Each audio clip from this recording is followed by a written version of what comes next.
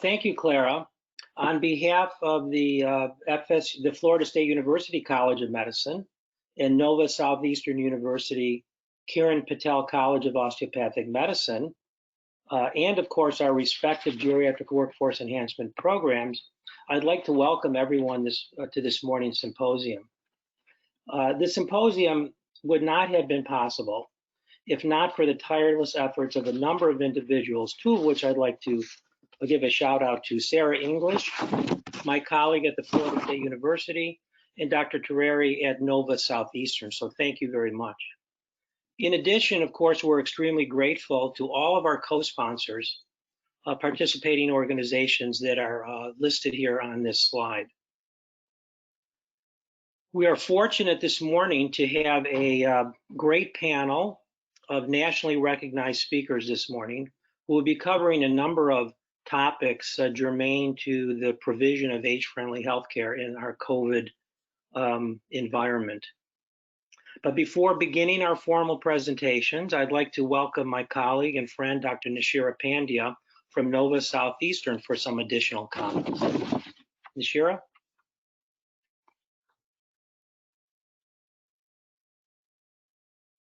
Thank you so much, Paul. And it's wonderful to be here this morning, and I thank everybody who's already up and early. We're so delighted to present this symposium jointly with the Florida State University Geriatrics Workforce Enhancement Program. It's really been a great collaboration. And our theme today is age-friendly healthcare in a COVID-19 world. We are living in unprecedented times, and we've gotten used to doing many things differently, and we are taking care of people that we didn't think we would be taking care of. We're practicing medicine in a way we didn't think we would be doing, and we don't really have an end in sight, but we're still plugging on with our educational efforts, with our interventions in the community. And so the focus today is age-friendly healthcare, and the framework of that is the 4 M's: mobility, medication, mentation, and what matters most to older adults. And the sessions today will have key lectures on these 4 areas, and then we're going to have a keynote address on age-friendly public health systems, followed by 2 panels, discussion panels with invited panelists.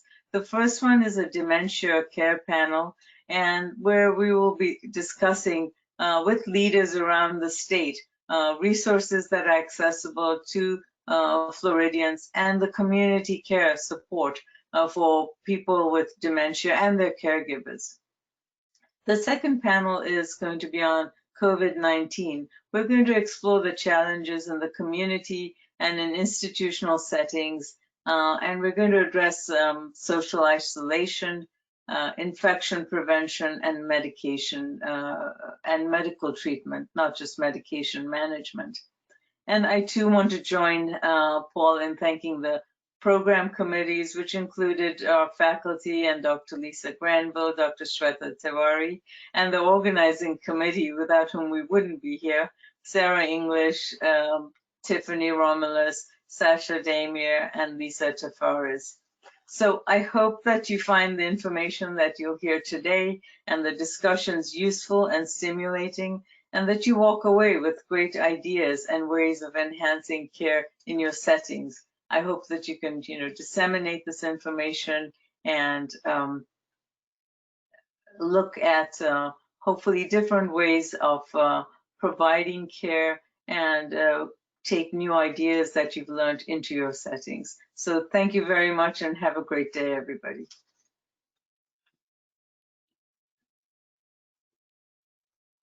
So thank you, Nishira, and we're going to start a little different this morning. The sequence is going to be a little different. If Dr. Raymond Ownby will allow us, we're going to go with his presentation first. Oh, hold on. Dr. Papineau is joining now. Okay. Even on these sorts of symposiums, we have technical difficulties. But Clara, is Dr. P joining now? Should I wait a minute?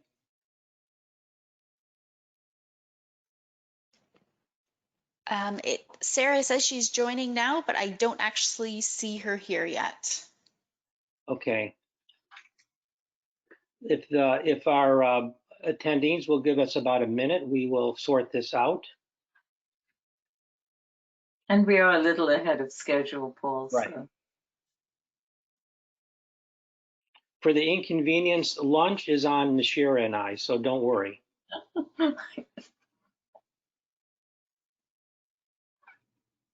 Hopefully that will happen in a year or so. Yeah, exactly.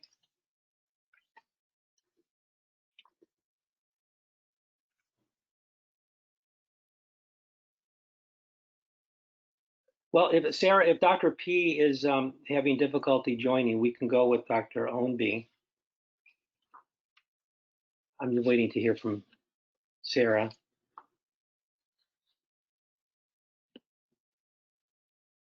Ray, let's well, now she's joining. Okay. If Dr. P isn't able to join next minute, we will go to Dr. Ownby.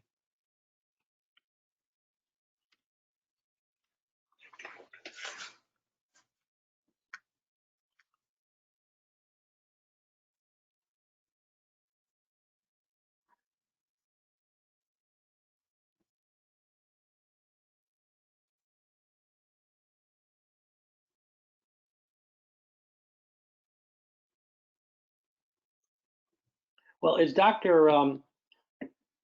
Papineau is joining us, let me do her introduction. Dr. Alexandra Papineau is a professor in the Department of Medicine at McMaster University in Ontario, Canada, and a geriatrician at Hamilton Health Sciences. She is also the executive director of the GERAS Center for Aging Research at Hamilton Health Sciences. Dr. P is ranked in the top 5% of faculty in the Department of Medicine at McMaster University for research productivity and mentorship with over 340 peer-reviewed publications, 16 book chapters, and 425 published abstracts. As a past chair of the Scientific Advisory Council of Osteoporosis Canada and past chair of the board, Dr. P was lead author on the Osteoporosis Canada guidelines, published in the Canadian Medical Association Journal, both in October 2010 and 2015. She's the project lead for the Ontario Osteoporosis Strategy for fracture prevention in long-term care and lead for the Frailty Interest Group for the Canadian Geriatric Society. I've had the good fortune when I was up in Toronto of working with Alex and really got a real understanding of the incredible work she and her group have been doing. So now, Clara, is she on? I still don't actually see her yet. Sorry. Okay. Well. Oh, it looks like she is just in the process of joining us, actually. So let's just give her a second to get on to audio. Okay, great. Can you hear me? Your audio is very distorted, actually. Is it possible to switch over to the phone call option and dial in? Yeah. Okay. Let me do speakers. Is it still distorted? It is quite distorted on my end. Are you hearing that as well, Paul? Yes. Okay, let me then mute it.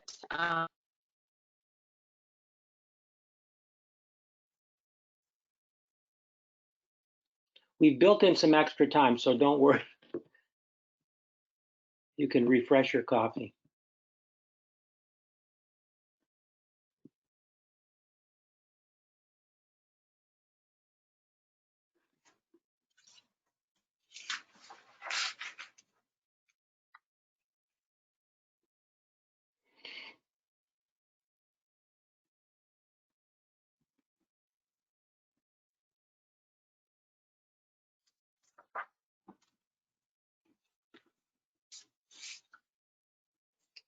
it's the United States Access 1914-614-3221.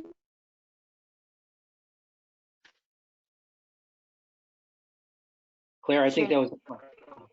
Yes, here, let me send you the information, but if you go to the audio section of your control panel and just switch over to the phone call option, all the dial-in information will be displayed there for you.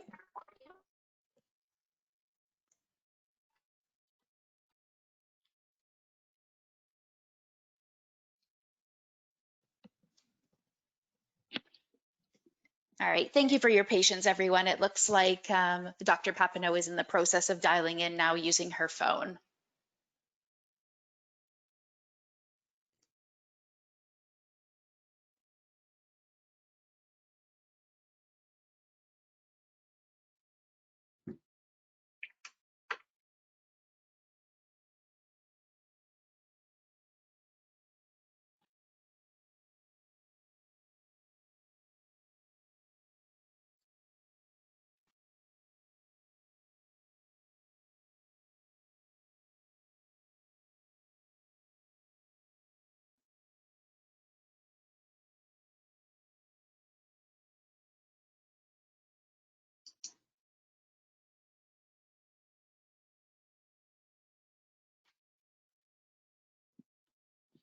Hello.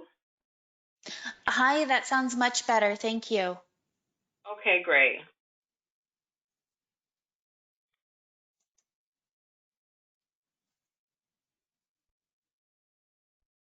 Alex, you've already been introduced, so you can go anytime. Okay, perfect, Paul. Thank you. So welcome, everybody. I'm delighted to be presenting from Canada. So I'm going to be speaking to you this morning on mobility and osteoporosis. Whoops.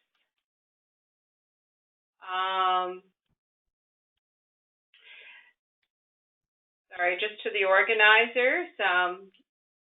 Is that still showing all right?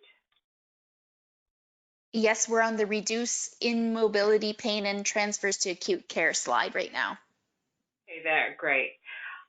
So really the goal, when I was a lead in developing recommendations for long-term care to reduce fractures. And when we met with the stakeholders, this is a group called the Women in Red Hats, what they identified for osteoporosis prevention, their goal was to prevent immobility, pain, and transfers to acute care, and maintain or improve their quality of life. And that was really critical. It looks like I'm breaking up here.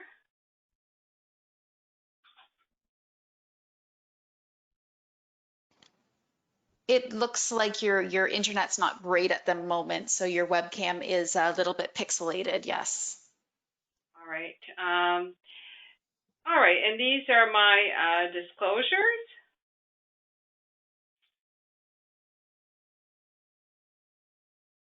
And we'll be using only pharmacological therapy we'll present it in the generic form. So how is mobility defined? Mobility is defined, oh, I apologize. I'm going to have to redial in. Oh, your audio is just fine, Dr. Papineau. But are the slides, I've lost the slide. Okay. The audio's fine? Okay, there we go. Apologize.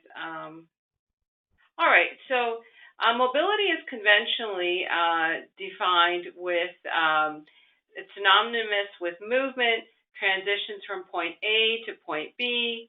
However, we did some focus groups with older adults, and we were trying to understand immobility in frail older adults. And immobility is really a strong determinant of physical, mental, and social well-being. What we found is what we perceive as important aspects of mobility was very different from older adults. So participant quote in some of our research has been, movement to me is very different. Turning from side to the other in bed, that's movement. So that was really important to older adults. Their life space may be maintaining an independence to move around in bed.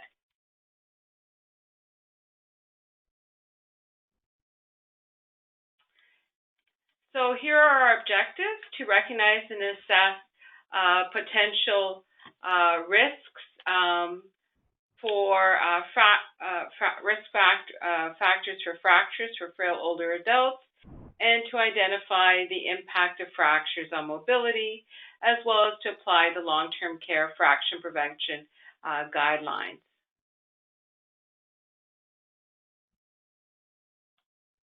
So what do we know about fractures in older adults? Fractures in older adults this is the fracture triangle. It is composed of falls, osteoporosis, and fragility of the older adult leading to fracture. And in order to reduce fractures and injuries from falls, we need to consider all aspects. So how often do fractures happen in long-term care homes? This is some research by one of our postdoctoral candidates, who's a new faculty member here in Canada, that she looked using MDS-RI data that in 1 year, 5% of long-term care residents will experience a hip fracture, wrist, spine, humerus, and pelvis, and this is double what's the age-matched control in the community. 3% will experience a hip fracture, very similar numbers in the U.S., but what we found was very interesting is our frail older adults who are receiving home care or home care services, they'll also be very high risk, much more higher risk than their community cohorts. So how do we assess for those who are at risk for fracture? Typically, we have a 10-year model that's been developed internationally that includes a bone mineral density. So anybody can do this. You just have to Google FRAX and put in the U.S. flag because the data is adjusted to countries. It includes your age, your sex, your weight, your height. Prior fracture is a real driver in this model after the age of 50, a parental hip fracture, current smoking, steroids, rheumatoid arthritis, or really any inflammatory disease is the secondary causes, alcohol, more than 3 units per day, and your femoral neck bone density. You can do this with and without bone density. One of the challenges for our frailer older populations is many of our older individuals may experience a fracture and they may not live to 10 years. So I'll talk a little later on about a model we've developed.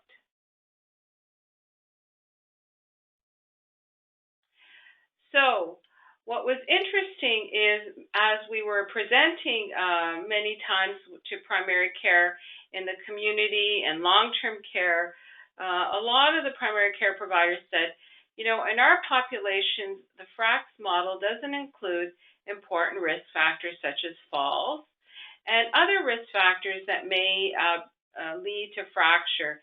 And indeed, that's what we found when we looked at home care data. We found that other risk factors, other than what's been developed, really predict your risk of fracturing. So these include cognitive impairment, difficulties with activities of daily living, difficulty with stair climbing, unsteady gait and wandering, Parkinson's disease, and of course, a prior fall predicts a new fall, and any psychotropic drug use such as antidepressants, antipsychotics, anxiolytics, and hypnotics. And so what's really important with this information as we think about preventing fractures in the home care population, if your older adults have these risk factors, it's really important. These are the individuals that are going to be fracturing, and we can identify these and prevent any impact on their mobility.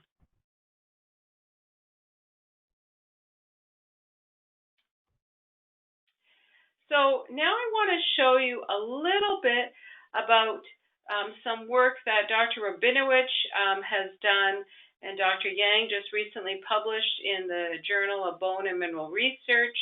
It really shows the biomechanics of falls.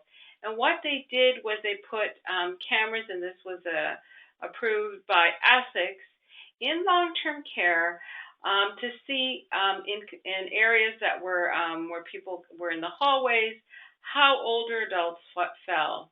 Because in order to reduce those risks, we need to understand better. So I think you are going to show the video.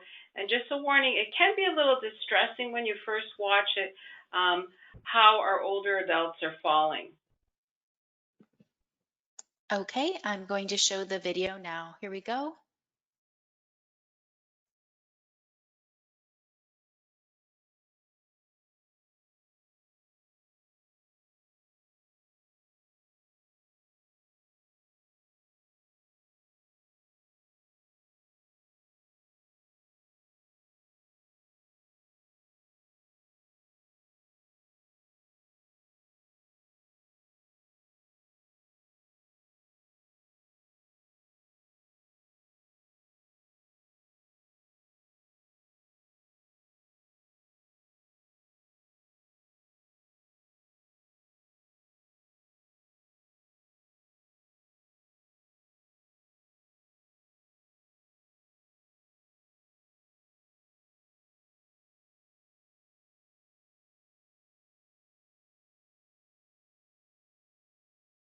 And I think you'll all agree that that was very distressing to watch, but you can see that a lot of frail older adults don't have the mechanisms in terms of their balance to protect themselves.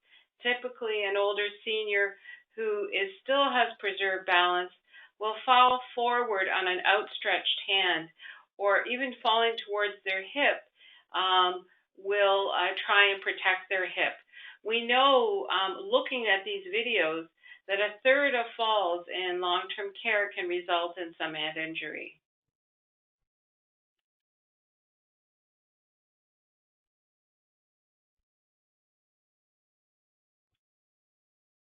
So what is the impact of fractures?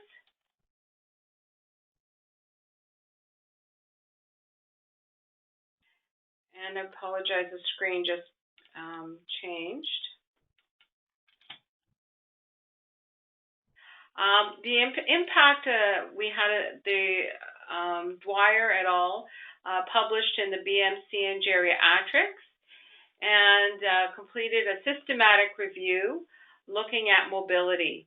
And we know that very few people become fully independent, but what they found was mobility in the first 1 to 2 years is significantly worse than those of age-matched controls with similar comorbidities. And what was interesting is not only did it affect walking, it affected people's ability to do bed transfers. And as you saw from the prior quote at the beginning, that's still very important to individuals, and they consider that part of their mobility. And people who experience a hip fracture were 4 times more having difficulties with their mobility.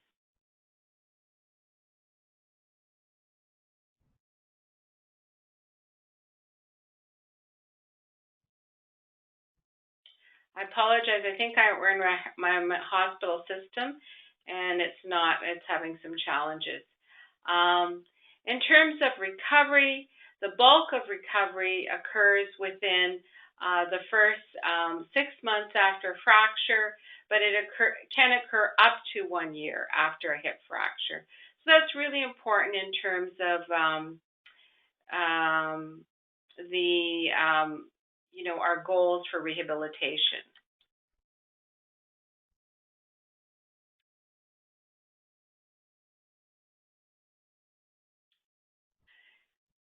In terms of recovery, only 40 to 60% of individuals recover their pre-fracture level of mobility. Why that's so important is today, currently with the osteoporosis therapies that are available, we know even with a fracture due to a fall, we can reduce those fractures by 40 to 60%. Next slide. So what's also concerning is hip fractures survivors are more likely to be functionally dependent and have difficulty with ADLs. And 20 to 60% of people who are independent with self-care require assistance. So I think people, even if people are in assisted living or long-term care and nursing homes, this really changes their care needs, it changes their quality of life, and we've all seen the very distressing impact of hip fractures. And the good news is that despite those falls, we can prevent it, but I think what's very interesting is as we understand further how people fall that are frail, that we'll have to look at newer interventions with technology to prevent those fractures from happening. Next slide. And again, we know hip fractures, you have a 20% overall risk of dying from a hip fracture. But if you're from long-term care, and we did this research 10 years ago in Canada, and then this is more recently by Newman and JAMA, 36% of individuals had died within the first 188 days. And close to 30% were totally dependent in mobility. So we really convert somebody who is having a relatively good quality of life to being immobile when a fracture happens. Next slide. And I think this is really important to know in terms of planning care. Who are the individuals? Because a hip fracture, if you're residing in long-term care, can have a different prognosis depending on your risk factors. And it may change your planning, the discussion that you have with the individual and their families. So those who are of male sex, over 90, white race, have a high Charlson comorbidity index, cognitive impairment, ADL dependence, or had non-operative or are more likely to die. Next slide. What's very important is that when they studied the impact of hip fractures, there is reduced quality of life, and it never comes back to the pre-fracture level. So we need to do our best to prevent a fracture from occurring because it has enormous impacts on mobility, ADL, activities of daily living, and quality of life. Next slide, please. So what tools are available to support fracture prevention in long-term care? And indeed, these same tools can be used for frail older adults living in their homes or in assisted living, and they're freely available. Next slide. These tools were based on the long-term care guidelines that we developed using the GRADE approach. What was unique about these guidelines is that this type of approach not just looks at the evidence, whether the trial was a randomized controlled trial, but it looks at balance and harms. It looks at what are the values and preferences of the families and the individuals themselves that these guidelines are directed. So you can imagine this is a real shift from most guidelines when it's just a bunch of experts looking at the evidence. We had to actually ask residents, family councils, residents' councils what their goals were for care. And you also have to look at the resources, the costs. These are freely available through the Canadian Medical Association Journal and were highlighted internationally, being first of their kind. Next slide. So the recommendations were geared to interprofessional teams in long-term care, but many also applied to the frail older adult in the community. We looked at pharmacological therapies for those at high risk for fracture, hip protectors, what's the impact of exercise, multifactorial interventions to reduce falls, calcium, and D. And what's most important is you can see there's no goal of maintaining my bone density. It's really reducing the pain, immobility, and hospital transfer to improve quality of life. Next. So these recommendations are a bit different when you look at them for most people. So a strong recommendation remains that most individuals would receive this intervention. And for suggest, clinicians recognize that these choices, some families will pick them, some residents will pick them, but many will not. Next slide. And this is a strong and suggest. Okay, next slide. Here are some of our tools. Safe administration tools that can be downloaded for the medications. We know that there's challenges when there's multiple medications, and some of these have very specific dosing instructions, such as for the bisphosphonates, having to take them once weekly, sitting upright, waiting an hour prior to eating with a full glass of water. And for some drugs, bisphosphonates may be a challenge in that they can affect your, you need intact swallowing, and 40% of residents, say in long-term care, may have challenges with swallowing, so they may need either an intravenous medication or a subcutaneous medication option instead. Next slide. We also developed order sets that are freely downloadable and then can be implemented at any site. Next slide. Or adapted as you see fit. There's also algorithms that help clinicians look at both fall risk factors and bone risk factors, as well as adjusting medications for individuals who have kidney problems, as in 30% of frail older adults may need adjustment. Next slide. What's very interesting is on our website, and you can also Google them on YouTube, is they're available on the Jarrah Center and the Osteoporosis Canada's website, is videos tailored specifically for long-term care and the frail elderly. They're both for personal support workers, physiotherapists, there's group exercises, and many are based on functional exercises, such as getting out of the chair for many seniors is an example of a functional exercise.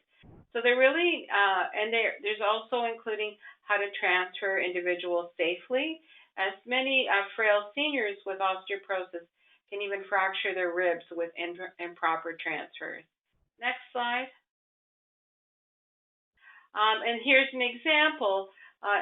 People often ask about exercise. What is functional training? Here's an example of sit to stand. Next slide. So people often ask, do exercise reduce fractures? And it's yet, here's an example of a study. We don't actually have evidence at this point that it reduces the rate of fractures. It did reduce the rate of falls. And so you need to have, the caveat is these individuals are fairly cognitive intact. So there's increasing research and interest in long-term care to ensure that balance and resistance training is included. We know from meta-analysis in the community that you need 180, this is Sherrington's work, 180 minutes a week of balanced exercises and walking's not enough to reduce falls by 20%. But that's a huge impact and has been one of the most effective interventions to date. Next. So how is fracture risk assessed? Next slide. Here's an example of Mrs. Andrews, 87-year-old lady, who was admitted to her new home after she was unable to function at home. Next slide. Moderate dementia, had a wrist fracture, was an antidepressant and a PPI, proton pump inhibitor, had a prior fall, had lost height, and she had an X-ray ordered, and it was noted that she had spine fractures. And many of these are often silent, but it's important when somebody is kyphotic to consider do they have may have osteoporosis. Next. In long-term care, there was no dysphagia but noted by staff. She wanders frequently, but she's independent and has a BMI less than 18. Next slide. So you could use the FRAX in long-term care. Many without BMD, over 95% of residents would be considered high risk. With the new model using MDS-RI, next slide please, it's called the fracture risk scale. It was developed and validated with MDS-RI 2.0, but it also can be used with 3.0. And it's also been developed for home care. Next slide please. And it's a fracture risk scale where low risk is 55% of residents, high risk is 45%. And what's next? Can you press next, please? So what's interesting with this is it includes not only bone risk factors, but it includes falls risk factors to predict fracture. Next. Next. So you can see our individual would fall in high risk with the prior fall, prior fracture, cognitive impairment, tendency to wander. Next slide. So the fracture risk scale, what's unique about it is it predicts fracture within a year. And the risks are much higher than just what's in the community using this tool. And it really allows us to target appropriate care to prevent that fracture and to prevent that immobilization. Next slide. And in the U.S., Sarah Berry has also produced another type of scale that she's validated. So I think we're shifting to include risk factors geared to the frail older adult. Next slide, please. Back to Mrs. Andrews. Next slide. And you can see that she's at the highest risk. Next slide. So what are the interventions we would consider for Mrs. Andrews? For all individuals at high risk, we look at the multifactorial individuals, including tailoring medication review, the environment, use of hazard, use of devices. We say suggest because despite this making sense, the evidence is not as strong as we would like it to be. But these are the interventions that have been shown with a frail older adult to reduce falls. But again, the highest benefit has been those the balance exercises, 180 minutes a week. Next. And this is a summary of the evidence. If we do these interventions, there may be 660 fewer falls, which is very substantial. 55 fewer residents would fall, 10 fewer hip fractures. So despite we suggested this because of the potential impact, but you can see that there's a range in terms of evidence because of the research not being as strong. Next slide.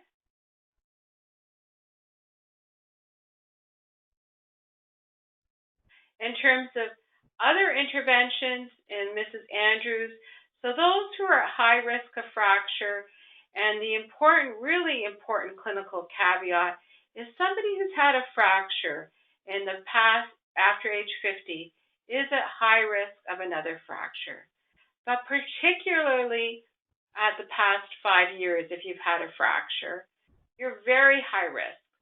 Anybody you're seeing or assessing with a fracture, that's like having, if somebody's had a heart attack or a stroke, their risk is highest within the first 2 years of events.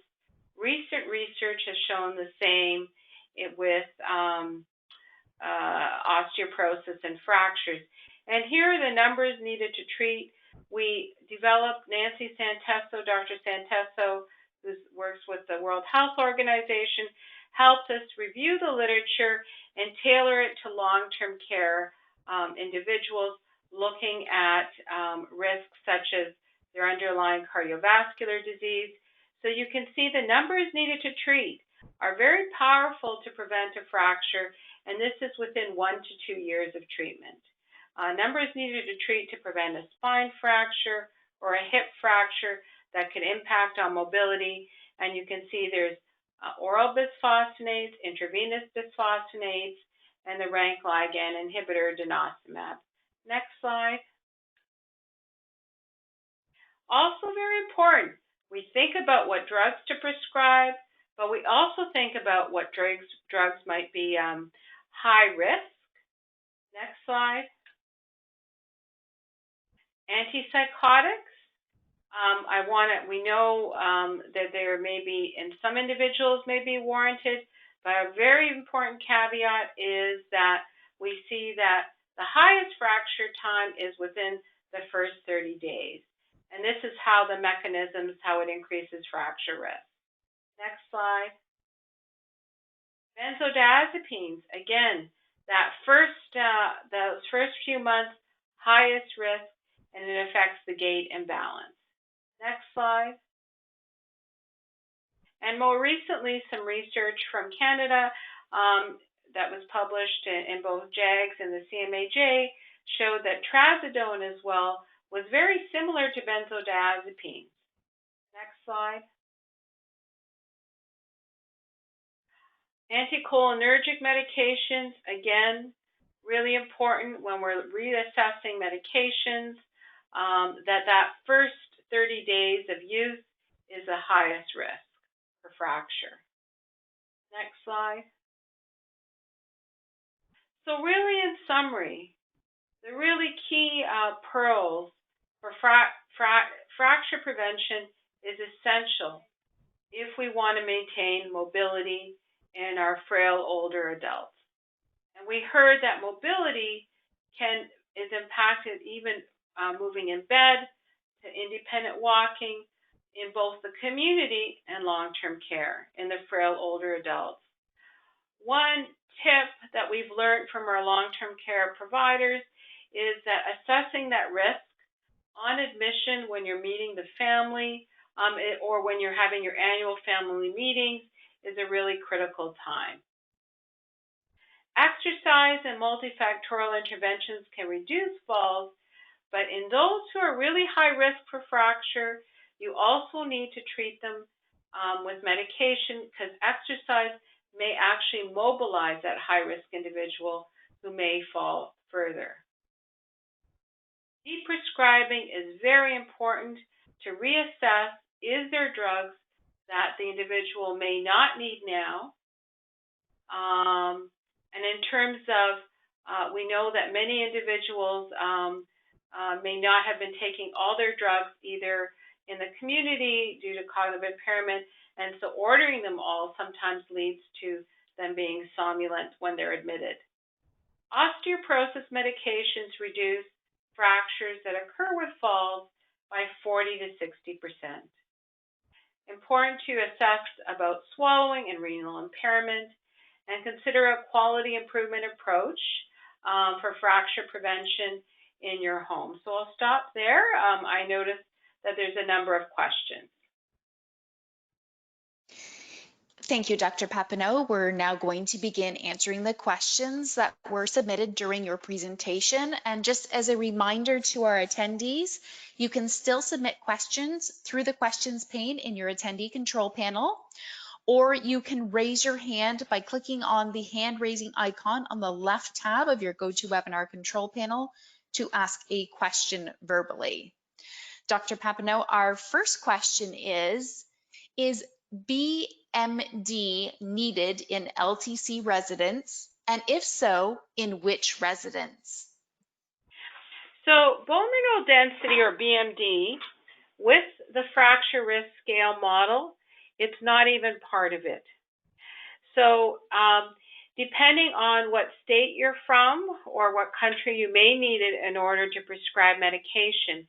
But in fact, in long-term care, Dr. Susan Greenspan has done research, even using BMD, everybody would be high risk. So using a fracture risk scale, you are more targeted. The individuals who are still cognitively intact, who had a prior BMD, who would like one, I think it's still very feasible if they're able to leave the home. But for the frail or older adult, that may not be feasible. Okay, thank you so much for your response.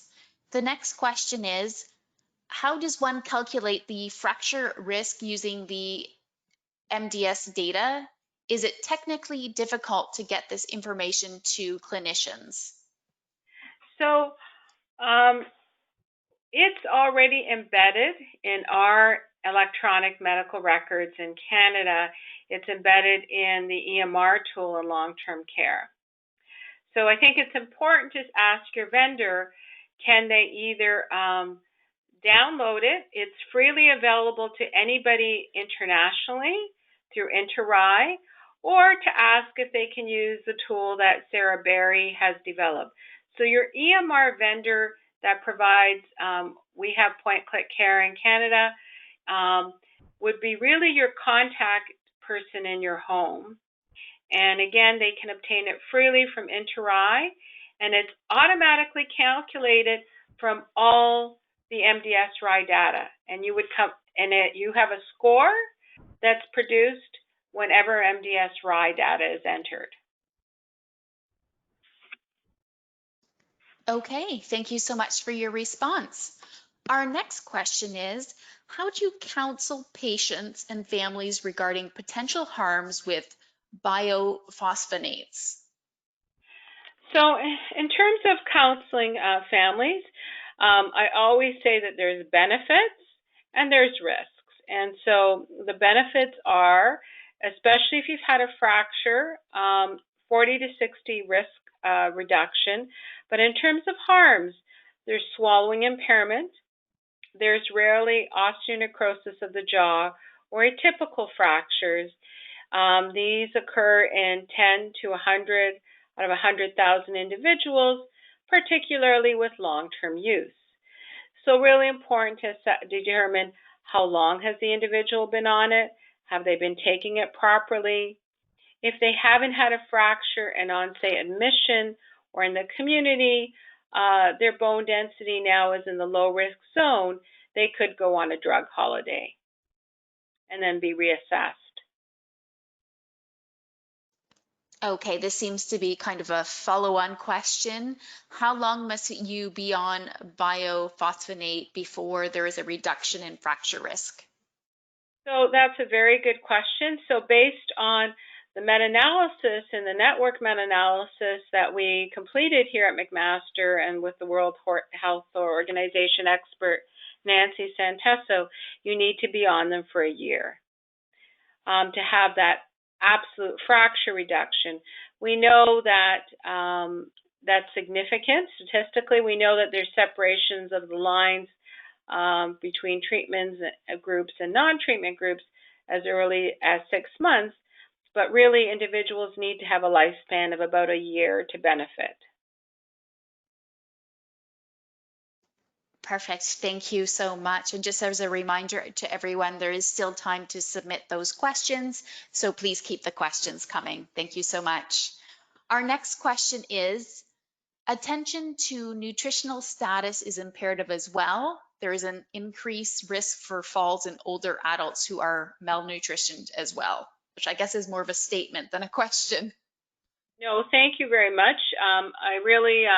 It was a quick overview for that comment that I didn't review in this presentation, calcium and D and protein, and that's essential. That's one of the essential interventions of anybody who's frail, but particularly those with osteoporosis.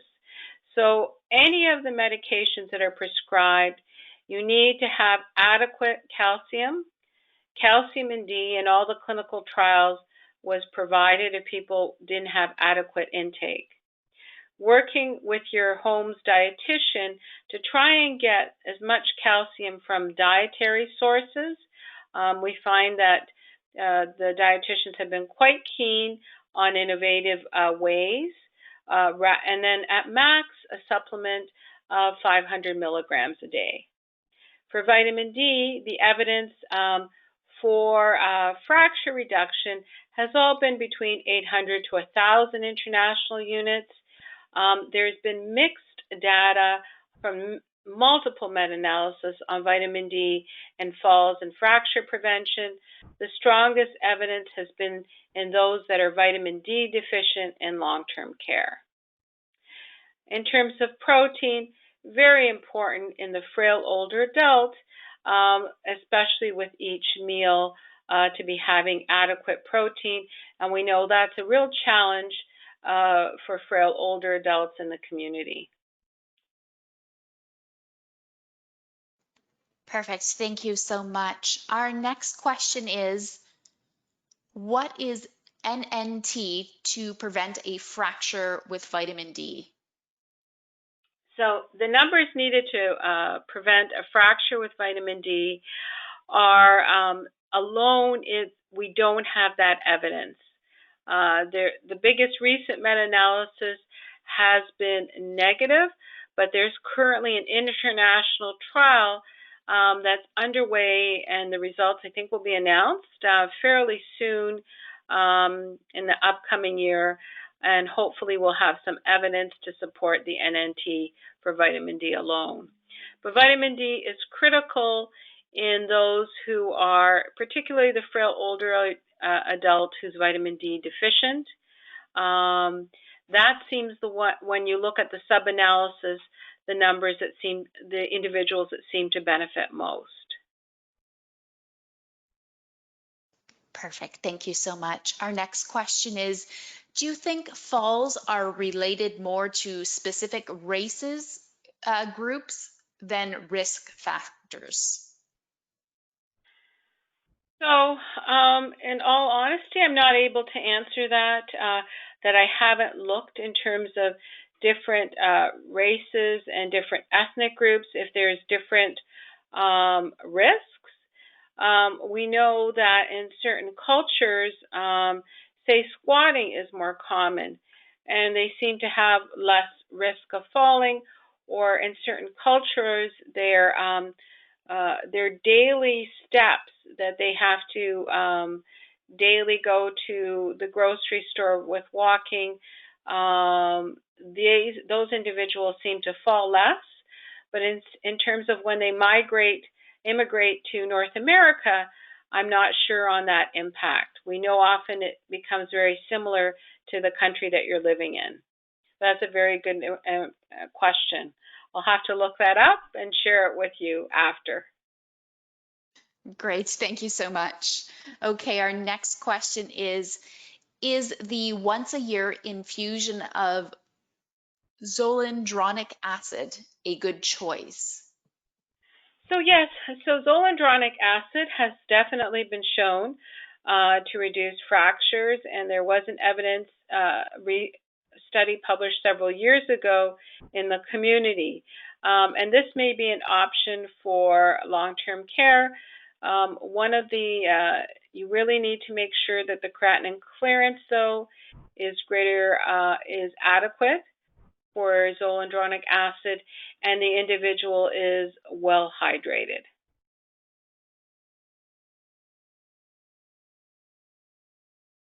Okay, thank you so much for your response.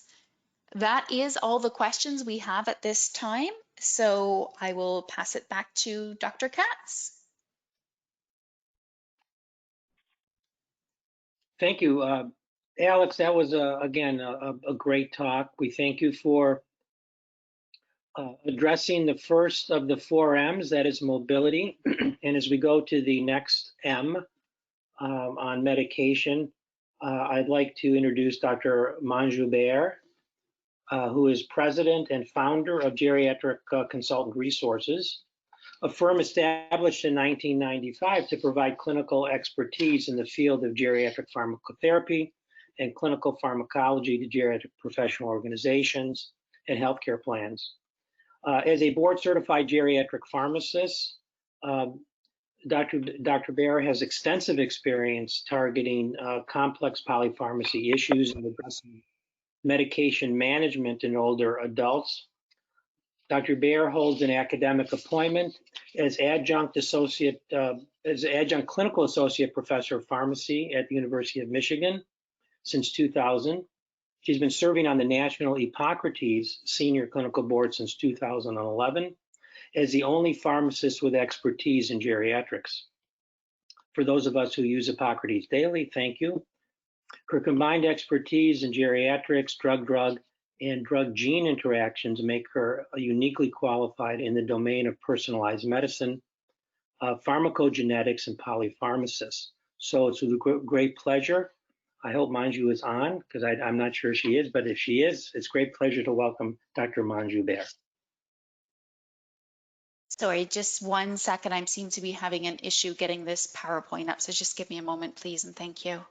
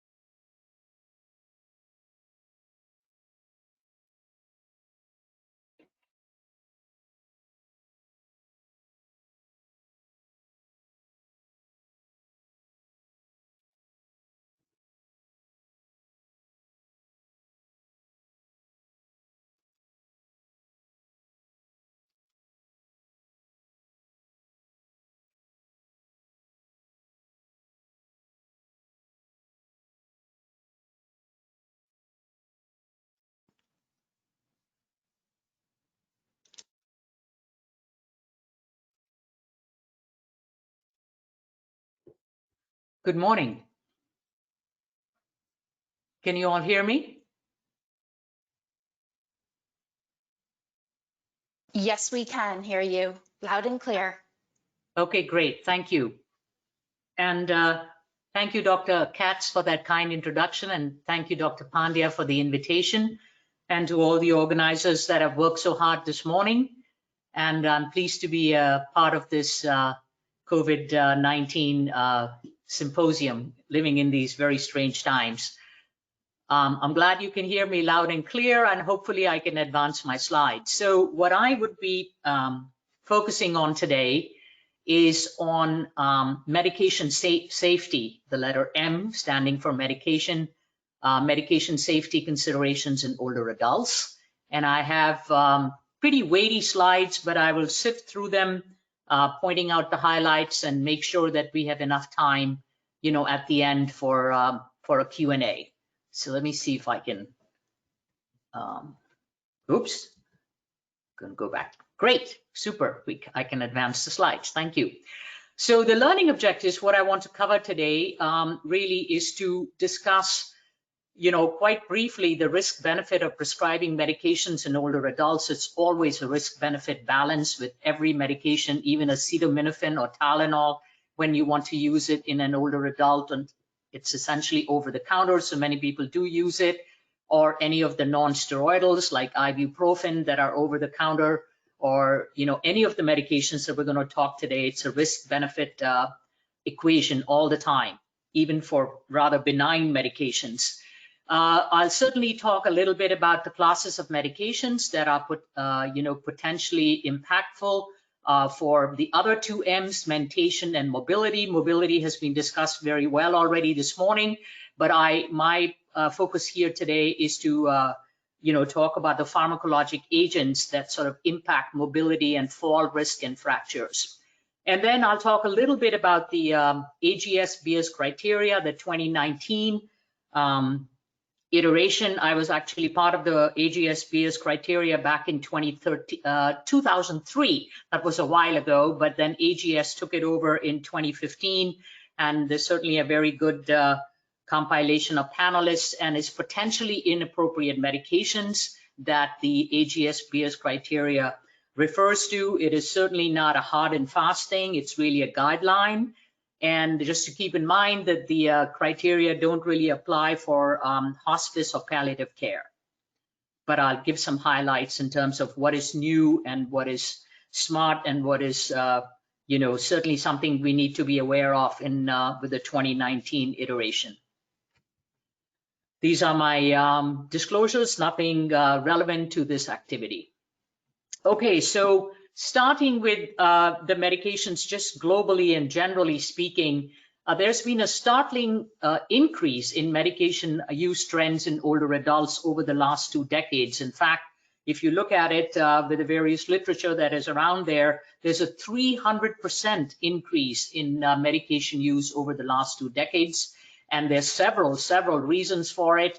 We certainly have many more therapeutic agents within a certain therapeutic class. We have many medications in general, and that's why there is so much emphasis on polypharmacy, which really implies the very high number of medications. It doesn't really talk about appropriateness or inappropriateness, but polypharmacy really just refers to the number of medications that a patient or a resident might be using. There is a nice report published by the Lown Institute, LOWN. You can Google it.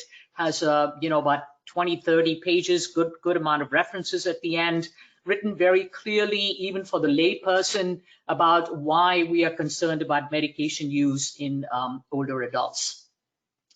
So reckoning with this medication use, some of the highlights from this Lown report, and even reproduced in other literature that is published for medication use in the elderly, at the moment or within the last year, 42%, that's 4 out of 10, take 5 or more prescription medications a day. 20%, that's a pretty large number, 1 out of 5, take 10 drugs or more. And those of us that practice in long-term care, certainly doing medication management reviews, know that this is indeed the case. We come across residents on 10, 11 or 12 medications sometimes. The average is around 7 in long-term care.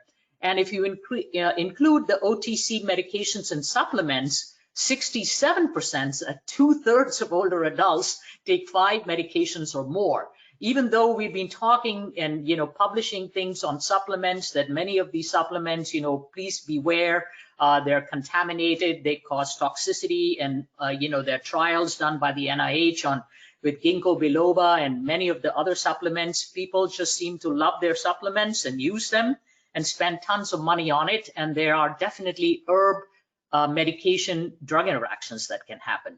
So in 2004, 40% of the nursing home residents were using greater than 9 meds. And as I mentioned, medication use is a two-edged sword, meaning, medications are very beneficial for many of the conditions that afflict older adults and just, population at large in general. But because of the complexity and the polypharmacy of the regimens and, the drug-drug interactions, which is I've spent a lot of my life, my professional life, I should say, I'm getting older as well, and applying these principles to myself as well on drug interactions and drug disease interactions. There was a nice editorial published by, written by Michael Steinman out of UCSF in JAMA Internal Medicine, and it was called Less is More, Polypharmacy, Time to Get Beyond the Numbers. Because we've been focused so much on numbers, as I showed in the previous slide, so many patients on so many medications, we forget about the appropriateness and the inappropriateness of medication. Sometimes you actually want to initiate medication on somebody that is not on that particular medication because it is very impactful, like for example, the presentation that just finished on bisphosphonates for osteoporosis. They're certainly very very useful and have made a big impact in terms of the numbers needed to treat. So numbers are not the enemy. Unnecessary, ineffective, and harmful prescribing is. And I even just wrote a guest editorial recently in our Journal of the American Society of Consultant Pharmacists, the official journal, the senior care pharmacist, on vigilance of drug-drug interactions to mitigate ADRs. And this is like really sort of the kitchen sink, so to speak, risk factors in older adults. It is pervasive, as we've mentioned. There are many, many reasons for it. And we know that, there can be multiple prescribers. You have a primary care or the gatekeeper, or, certainly in nursing facilities, you have the medical director and the attending physician and the nurse practitioners many times with collaborative practice and prescriptive authority. And you have at least the record in one place. But when you're out there in the community as an older adult, you can certainly have many prescribers, and the record is not in one place. Multiple pharmacies, fragmented care. I talked about, many therapeutic options that are out there, which is a good and a bad thing because of therapeutic drug duplication. I can tell you all kinds of horror stories where I've seen 3 non-steroidal anti-inflammatory drugs for the same patient, because 2 of them were generic and 1 was a branded drug, and it sort of, fell through the cracks that, indeed, that patient even had chronic kidney disease that they shouldn't be on an NSAID to begin with. So, and of course, the special populations are the critically ill, older, complex patients, especially in long-term care, nursing facility patients, patients on psychiatric and pain medications. And of course, the vulnerable points are during transitions of care. And that's why the whole emphasis on medication reconciliation, pharmacists across the country are involved in medication reconciliation when a patient is moving from one setting to another. This is actually a slide I sort of put together a couple of years ago because people said, well, just give me the top 5 or 6 things you think about as red flags, if you will, for increased, risk of adverse drug events and adverse drug reactions from medication. So these are some, just from the last 30 years of practicing in geriatrics and scouring the literature and being part of presentations as well as clinical trials. If the patient is on 6 or more concurrent chronic medications, 12 or more doses of drugs per day, 9 or more medications, at one time that was even a quality measure a while ago, and then there was a big sort of to-do about it, and it was taken away. But 9 or more medications is a lot. And with every medication that is added on board, there's an exponential rise in adverse drug events. Adverse drug events, by the way, is an umbrella term, and it encompasses what we call ADRs, or adverse drug reactions. But adverse drug events also includes medication errors and allergy reactions and overdoses and even death. So age 85 or older, low body weight or low BMI, Estimated creatinine clearance less than 50 mils per minute. And we, I want to just make a point about that, which I've been making for the last 30 years that I've been practicing and teaching, is that, when you get the estimated GFR, as a lab value, you shouldn't really rely on that on drug dosage modification. You should really estimate the creatinine clearance, which is more accurate for dosage modification. And of course, we have online calculators. You don't even have to remember the formula anymore, but ask any pharmacist and hopefully they have it in their head. So these are some of the red flags that one should, if you don't remember anything, kind of as a reinforcing point, this is kind of something to remember as an important slide. The prescribing cascade, I'm sure that many of you are familiar with this term. It's been around since 1997 when it was coined, and it is more relevant than ever because of the many medications within a therapeutic class and new therapeutic classes of drugs. And basically what it implies is that if you take a drug and there's an adverse drug event, it may be misinterpreted as a new medical condition and another drug is added on board. And I can give you examples, for example, like, calcium channel blockers like amlodipine. They do cause fluid retention, and adding a diuretic as furosemide or a thiazide diuretic to counteract the edema is really a prescriber's cascade. Maybe the thing is to decrease the dose or switch to a different class of drug for hypertension if that happens with amlodipine. Cholinesterase inhibitors like donepezil and rivastigmine and so on, they can cause incontinence. So instead of really evaluating the incontinence, you add what is called the OAB drug, the overactive bladder drug, which is anticholinergic, antimuscarinic, and one should be certainly very careful about that. So the prescribing cascade is really important. Now, I just decided that, for this presentation, since we're talking about the 4 M's, I would have a couple of slides that talk about medications that affect mentation and medications that affect mobility, which some of that was covered earlier on this morning. But, again, this is a very, I can talk about this slide for the next 30 minutes, and I don't think the organizers or even the attendees would appreciate that. So, but anticholinergics, I mean, they are so ubiquitous. They're all over the place. They are in over-the-counter drugs. And anytime you go into a pharmacy, and I've encountered this myself many times, where I see an older adult, little old lady, or somebody that is certainly looking older to me, and they're wanting to get a drug for insomnia as a sleep aid, anything that has PM on it, Tylenol PM, for example, has an antihistamine. And antihistamines are anticholinergic, and we certainly want to avoid them in the older adult. And, we have all kinds of calculators to calculate the anticholinergic burden and anticholinergic load. So antihistamines, the second generation antihistamines are not that anticholinergic, and they can be used. In fact, I'm taking one myself. And, for the last 5-6 months, things like cetirizine and loratadine, which I think is Claritin, and fexofenadine, which is Allegra.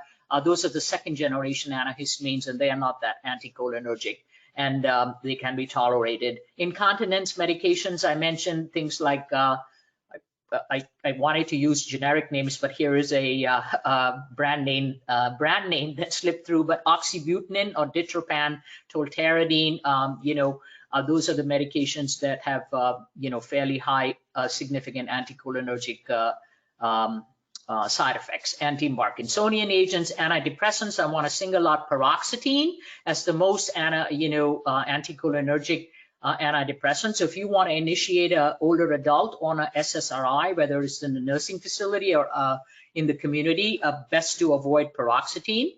Antipsychotics, many of them first generation as well as second generation, like quetiapine and olanzapine. Opioids certainly have anticholinergic effects as well. Antihistaminic, they actually cause histaminic release, but they do have effects that have anticholinergic side effects. Tramadol, I'll talk a little bit more about that in a second. That is a drug that has gained an immense popularity because of the opioid crisis in this country over the last 10 years. Many prescriptions for tramadol have really skyrocketed, but I'll talk about this in a second. Gabapentin and pregabalin, their prescription use has also increased dramatically, again, because of the opioid crisis. It's really shifting prescribing from opioids to other medications, because certainly you want to manage the pain for that individual, and you want to, again, do a risk-benefit calculation. Some of the benzodiazepines have anticholinergic effects as well, and the anti-epileptic drugs or drugs for epilepsy can certainly have things that affect mentation in terms of decrease in memory and cognitive impairment and executive function. And what I wanted to say with opioids, I want to take a second here. This is too early in the morning. I've had a very rough week, but what I wanted to say with opioids was it's not so much the anticholinergic effects at all. It is really their effect on memory and cognition. So this is a slide talking about drugs that affect mentation. And the next slide is medications affecting mobility. And some of these things have been mentioned already. And antidepressants, antipsychotics, increased fall risk. The Z drugs, as we call them, zolpidem drugs, are certainly on the Beier's criteria as well. Probably best to be not utilized that often. And of course, in the elderly, the dose of zolpidem is 5 milligrams. Oftentimes, I see older patients that are relatively frail and on like 10 milligrams, females on 10 milligrams. Opioids, of course, affecting mobility. Tramadol, as I mentioned, has gained popularity, but has effects on falls and fractures. There was a study in JAMA recently about actually increasing mortality with the use of tramadol in the use for osteoarthritis. Gabapentin, pregabalin, again, there's been some warnings that have come up recently for these drugs. The FDA advisories, if you will, FDA warnings about decrease in breathing as well, respiratory depression, and certainly they increase the risk of falls and fractures, and they require dosage modification in renal insufficiency. Benzodiazepines as a class, we know that, anti-epileptic drugs, and antihypertensives, again, it's a very multifactorial thing from a medication standpoint, to talk about drugs affecting mobility and impacting falls and fractures. But I think Trazodone is something that I do want to mention because of its ability to cause orthostasis, orthostatic hypotension. Falls and fractures are being increasingly recognized with even a small dose of Trazodone, which sometimes is used for sleep disturbances and insomnia to avoid the Z drugs. A couple of things about the Beier's criteria in terms of the 2019 highlights. One of the things is aspirin for primary prevention for cardiovascular disease. This is primary prevention when you haven't really had an event like a MI or a stroke, and you're using it for primary prevention of these kinds of things. The message is very clear from very large trials in 2018, about 50,000 patients, that the outcomes are really the same between the aspirin and the placebo group, but the bleeding increases with age. The anticoagulants, the newer anticoagulants, what we call DOACs, direct acting oral anticoagulants, which have taken sort of precedence over warfarin, which has a ton of, we know the drug warfarin for such a long time, for 60 years, we know how to deal with it, but still there are problems with INRs and things like that, and dosage modifications and drug-drug interactions. But Beier's has the criteria, has said that, and maybe rightfully so to a certain extent, that, there is an increase in bleeding risk with some of these DOACs, and perhaps apixaban might be a better choice in the elderly. And in the Beier's criteria, there's also a profiling of drug-drug interactions with warfarin. And then there is the thing with renal insufficiency that is listed in the Beier's criteria as well. So let's see. Chronic kidney disease. the reason I just mention it, that it is something that we forget, and 25% of individuals over the age of 65 have chronic kidney disease. That means you have to really keep an eye on the renal dysfunction and some of the diseases that are amplified in the presence of chronic kidney disease, and the drugs that need to be modified. Diabetes and hypertension are the two primary causes, if you will, of decrease in GFR. And like I mentioned, 25% of the individuals. So that, again, is something for, the frail nursing facility residents to keep an eye on their kidney function to see if there is any dosage modification required. And there are many, many drugs that where we required. And this, I kind of like this slide. It's called the triple whammy, if you will, for kidney damage. And this is really profiling the three medications, the non-steroidal anti-inflammatory drugs, the ACE inhibitors, and the diuretics. They work in concert, if you will, to really have a synergistic effect on increasing the kidney damage. So you want to be aware when you're doing a medication review, when you're adding a drug to the medication regimen, looking at the CKD and looking at the renal function about these three drugs causing problems in that individual. I'm just going to very rapidly go through these slides. If you look at the Beier's criteria, I'm just highlighting. One of the things I did want to highlight is nitrofurantoin. It's like one of the first-line drugs for acute uncomplicated cystitis, UTI, uncomplicated UTI in an elderly individual, and you can use it up till creatinine clearance of 30 mils per minute, and that is the reason I sort of highlighted here. It does have side effects and so on, but if you're just using it for 5 to 7 days, you minimize the propensity of these side effects. So, but it does need dosage modification. Digoxin's been around there forever, and of course there are caveats about it. Again, with decreased renal function, you want to avoid dosages of greater than 0.125 milligrams a day. And of course, it's the last resort drug to be used in heart failure patients. Trimethoprim sulfa, again, one of the first-line drugs for acute uncomplicated cystitis, but beware about the potential for increased risk of hyperkalemia or increased potassium levels in the presence of decreased creatinine clearance, and especially when you combine it with an ACE inhibitor or an angiotensin receptor blocker. Non-steroidals, as I was mentioning early on, they are certainly effective drugs for pain relief. They are really not first-line drugs, even in osteoarthritis. Paracetamol or acetaminophen is really the first-line drug for management of pain in osteoarthritis, and you really have to worry about decreasing the dose in the presence of renal insufficiency.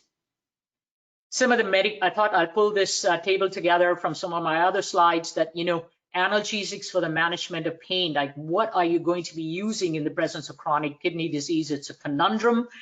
Do not use, look at that particular column, non-steroidals, codeine. It's really not a great drug in the elderly anyway. It needs to be converted to morphine. Morphine by itself is eliminated by the kidney, has an active metabolite, and you certainly need to decrease the dosage. And meperidine, again, is not a great drug to be used in the elderly. And of course, some of the ones with caution, like tramadol, and some of the ones that certainly can be recommended. Gabapentin and pregabalin can be recommended, but you certainly need to do a dosage modification in renal insufficiency.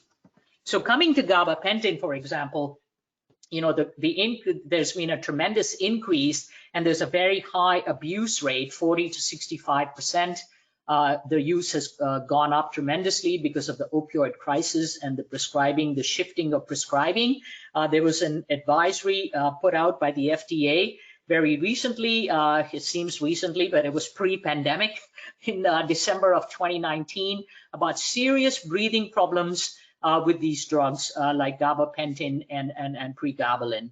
And there's a very high abuse rate. They are used off-label sometimes for many conditions as well, so keeping an eye on that. And of course, think about the pharmacodynamic increase in respiratory depression and cognition and mobility with other kinds of drugs that are CNS depressants like antipsychotics and antidepressants and benzodiazepines. So again, looking at the renal function for dosage modification. Benzodiazepines and opioids, there's an FDA advisory as well. And individuals co-prescribe these two things at a much higher risk of accidental overdose and death, and certainly bring them to the ER, very sedated and with lots of problems. So again, this is something we want to avoid. I mean, it's easy to say that if somebody's on benzodiazepines or even opioids for 2 weeks, you want to do a very gradual taper and a gradual reduction for many of these medications. Really, any medication that affects the central nervous system, I would highly suggest that you do a gradual taper and a de-escalation. Tramadol, as I was referring to, has lots of marks, sort of against it. It has gained in popularity tremendously. And there was, I'm actually going to look at this here. There was a recent account that there was a recent national study that older adults account for 33% of tramadol-associated ER visits. 33% of tramadol-associated ER visits are in older adults. Increased sedation, falls, serotonin syndrome because of its mechanism of action. It lowers the seizure threshold, risk of hypoglycemia, and even death. So it's really, I don't really like this drug at all. Have to do dosage modification and renal insufficiency. And, Dr. Katz was reading my bio and talked about the fact about drug-gene interactions and pharmacogenetics. Tramadol needs to be converted to an active compound by cytochrome P452D6. So if you are on a 2D6 inhibitor like paroxetine or fluoxetine or bupropion, you are not going to convert it, and you're not even going to get the analgesic effect for tramadol, and you may be continuing to increase the dose and keep getting side effects. So lots of problems with tramadol in the sense. So again, risk-benefit evaluation with this. In closing, I want to just finish a little bit with deprescribing. It's been mentioned, and it's probably going to be mentioned all day long because it's a very important concept. This is a little editorial from BMJ in 2011. Is your mom on drugs when deprescribing may be the best medicine? It has certainly caught on steam. There's a wonderful network from Canada, the Canadian Deprescribing Network, and they put out a great deal of wonderful materials that are patient-oriented as well as for the practitioner.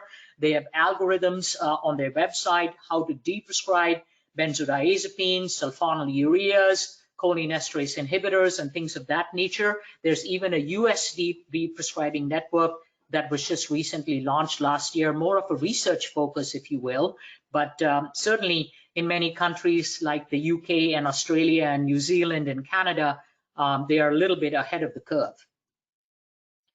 I'm not going to be able to talk about all these things, but it is a great concept. It's not just a concept, it's something that we should be practicing every time when we do a medication regimen review. And this is when to consider, when the course is complete, when it is not safe, when you see a prescribing cascade or a potentially inappropriate medications, there is a Beier's list. By the way, 30% of Medicare beneficiaries are on at least one Beier's list drug. That doesn't mean it's inappropriate for them, but just scouring the databases, you see that. And of course, if the drug is not effective, you want to look at and see, when to stop. I mean, I've been using this kind of adage for 30 years. All medications have a therapeutic and toxic endpoint, so you need to continually reevaluate these things. And the most important, of course, is not aligned with goals, personal goals, shared decision-making at the end of life, palliative care. It's especially important in our COVID-19 situation at this time, and personal preferences. This is just a feasibility study. I just want to give you an example. There are many of these studies out there now. This is from Australia. Published about 10 years ago, only about 80 patients, but the average age was 82, and they try to discontinue these drugs over, I think, about a year, and over half of the drugs they were, successful in discontinuing. 4 of the 5 didn't have to be restarted, and there was generally, increase in global improvement in health. So there's some positive signals out there to be mindful about deprescribing and do it in a mindful manner, one at a time. There are obviously barriers for deprescribing as well. One of the first ones really is don't want to stop meds started by someone else. That is a real toughie because, it takes a lot to think and figure out as to, why was the med started in the first place if you don't have the entire EMR, if the patient is all over the place and you don't have the entire record, especially during transitions of care. And many times physicians and prescribers and providers don't really want to initiate this conversation. It's a little bit hard to talk about when you want to discontinue and if you want to discontinue with the patient and the family. And they can be hard conversations because they may think that they're getting abandoned and you're withdrawing the care because they're at the end of life. But these are certainly conversations very worth having. Potential, the emphasis is potential on deprescribing benefits, going back to our 4 M's: mobility, less falls, mentation, improvement, less delirium. By the way, I want to mention kind of late breaking thing that I saw in terms of, we're talking about all the bad things that can happen with cognition and mentation. A study just published in Diabetes Care, the ADA's journal, with metformin, which is the gold standard for diabetes, the first-line drug, that they followed about 1,000 patients prospectively, and it actually decreased the rate of cognitive decline in the patients that were on metformin and those that were not. So certainly not a disease-modifying drug for cognition, but it is something to consider. If a patient can be on metformin, of course, the renal insufficiency part is important there as well. You don't want to use metformin if the creatinine clearance is less than 30 and maybe not even initiated if it's less than 45 mils per minute. This is a kind of a nice article that I came across in BMC Geriatrics called the Deprescribing Rainbow. I even sort of like the pictorial representation. The patient is at the center of the deprescribing rainbow, and you want to think about the various domains, if you will, physical, financial, social, psychological, and clinical that need to be considered. They have a nice patient case, and they talk about how to consider these various domains when you want to initiate conversations with deprescribing. I want to finish with the Choosing Wisely campaign that I know that AMDA is very familiar with and AGS is very familiar with, and they've certainly presented their recommendations to the Choosing Wisely campaign in the US. There's Choosing Wisely Canada, there's Choosing Wisely Australia, as well as in the UK. And these are recommendations from various professional societies about, do not do certain things or avoid certain things in a certain demographic group. I want to tell you that I want to share this with a great deal of pride that I am chairing the ASCAP Choosing Wisely Statements Task Force for 2 years now. It's been a lot of work. We have people internationally. We have people from Australia and even from Canada, from the Deprescribing Initiative group from Canada. And we have actually come to the end of the road.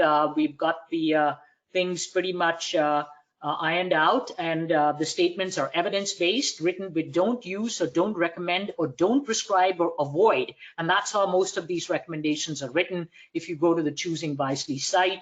Our emphasis as pharmacists obviously have been on the prescribing cascade, the goals of care, time to benefit for medications. A major focus has been on drug-drug interactions because we looked at the many guidelines that are out there, and none of them really focus on drug-drug interactions, so we made that a focus. We talk about risk-benefit of tramadol, statement on anticholinergic burden. Of course, they're well-researched with references and rationale and statements. They'll be getting released pretty soon, and I'm pretty proud of that. So in the end, clinical pearls for medication safety, medication adherence is important. Before you decide to switch or change anything or increase or decrease anything, you want to make sure that the patient is indeed taking the medication as prescribed, because drugs don't work in people that don't take them was mentioned by our Surgeon General many, many years ago at that time, C. Everett Koop, and that certainly makes sense. Reconciliation of medications is important, consolidating, streamlining, enhanced vigilance for ADRs, ADEs, prescribing cascade, drug-drug interactions, and obviously when we consider deprescribing, what matters most is really sort of the center focus in older adults. Long and winding road, like the song. I myself have been 30 plus years in the field of geriatrics and pharmacotherapy and med management and contributing to the literature as well. And, we've made a great deal of strides, but a lot of work still needs to be done. In our fragmented system of healthcare, we just all need to come together to make sure that we're doing the right thing for the patient, stopping or tapering if that is required for all the CNS medications, switching to a sort of a less toxic drug, if you will, adjusting the dosages, and certainly monitoring for what needs to be done for that particular medication. And I think this is my last slide. And on that note, I think I'm on time as well, and so that's really great. Thank you very much for attending and being a part of this National Symposium this morning, or I guess I don't know if the attendees are just from Florida, but certainly has a big focus. I want to thank the organizers and Dr. Katz and Dr. Pandya for inviting me, and I'm open to Q&A. Thank you. Thank you so much, Dr. Beier.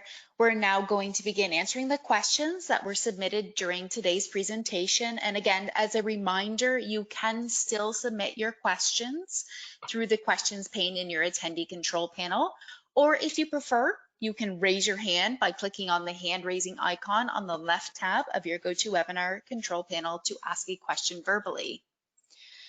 Okay, our first question is, how does one calculate total anticholinergic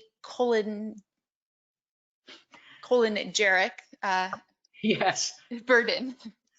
Yeah, thanks, Sarah. That's a tongue twister, all right. Anticholinergic burden. Yeah, so there are many calculators out there to calculate the anticholinergic burden. There's anticholinergic burden index.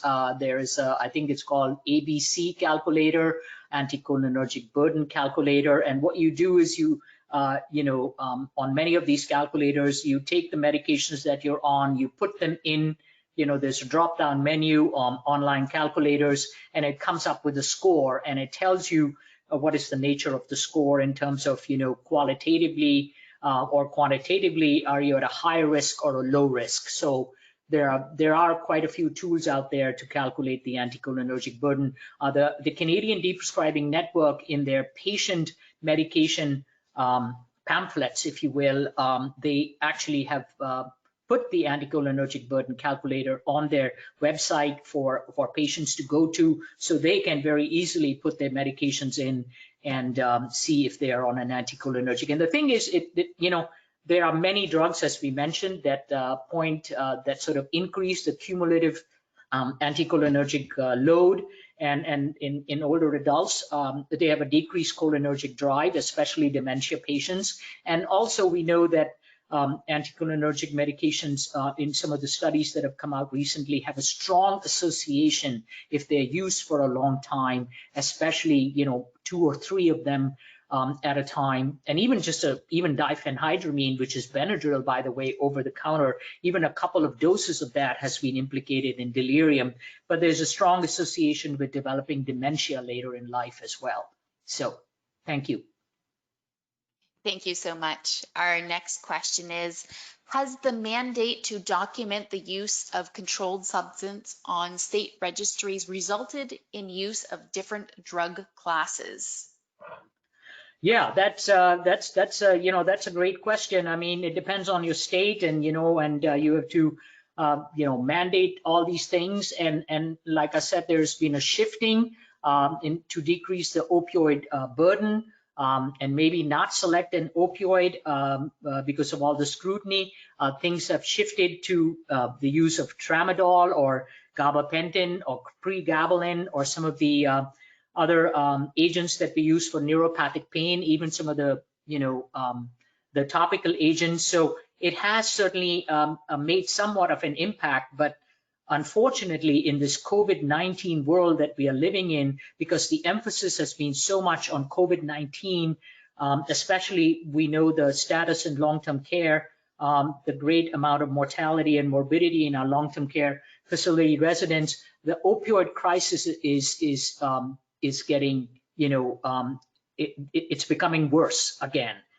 We had kind of a good handle on it with all kinds of tracking tools and in different states and everything, but it is getting worse again because the emphasis has shifted.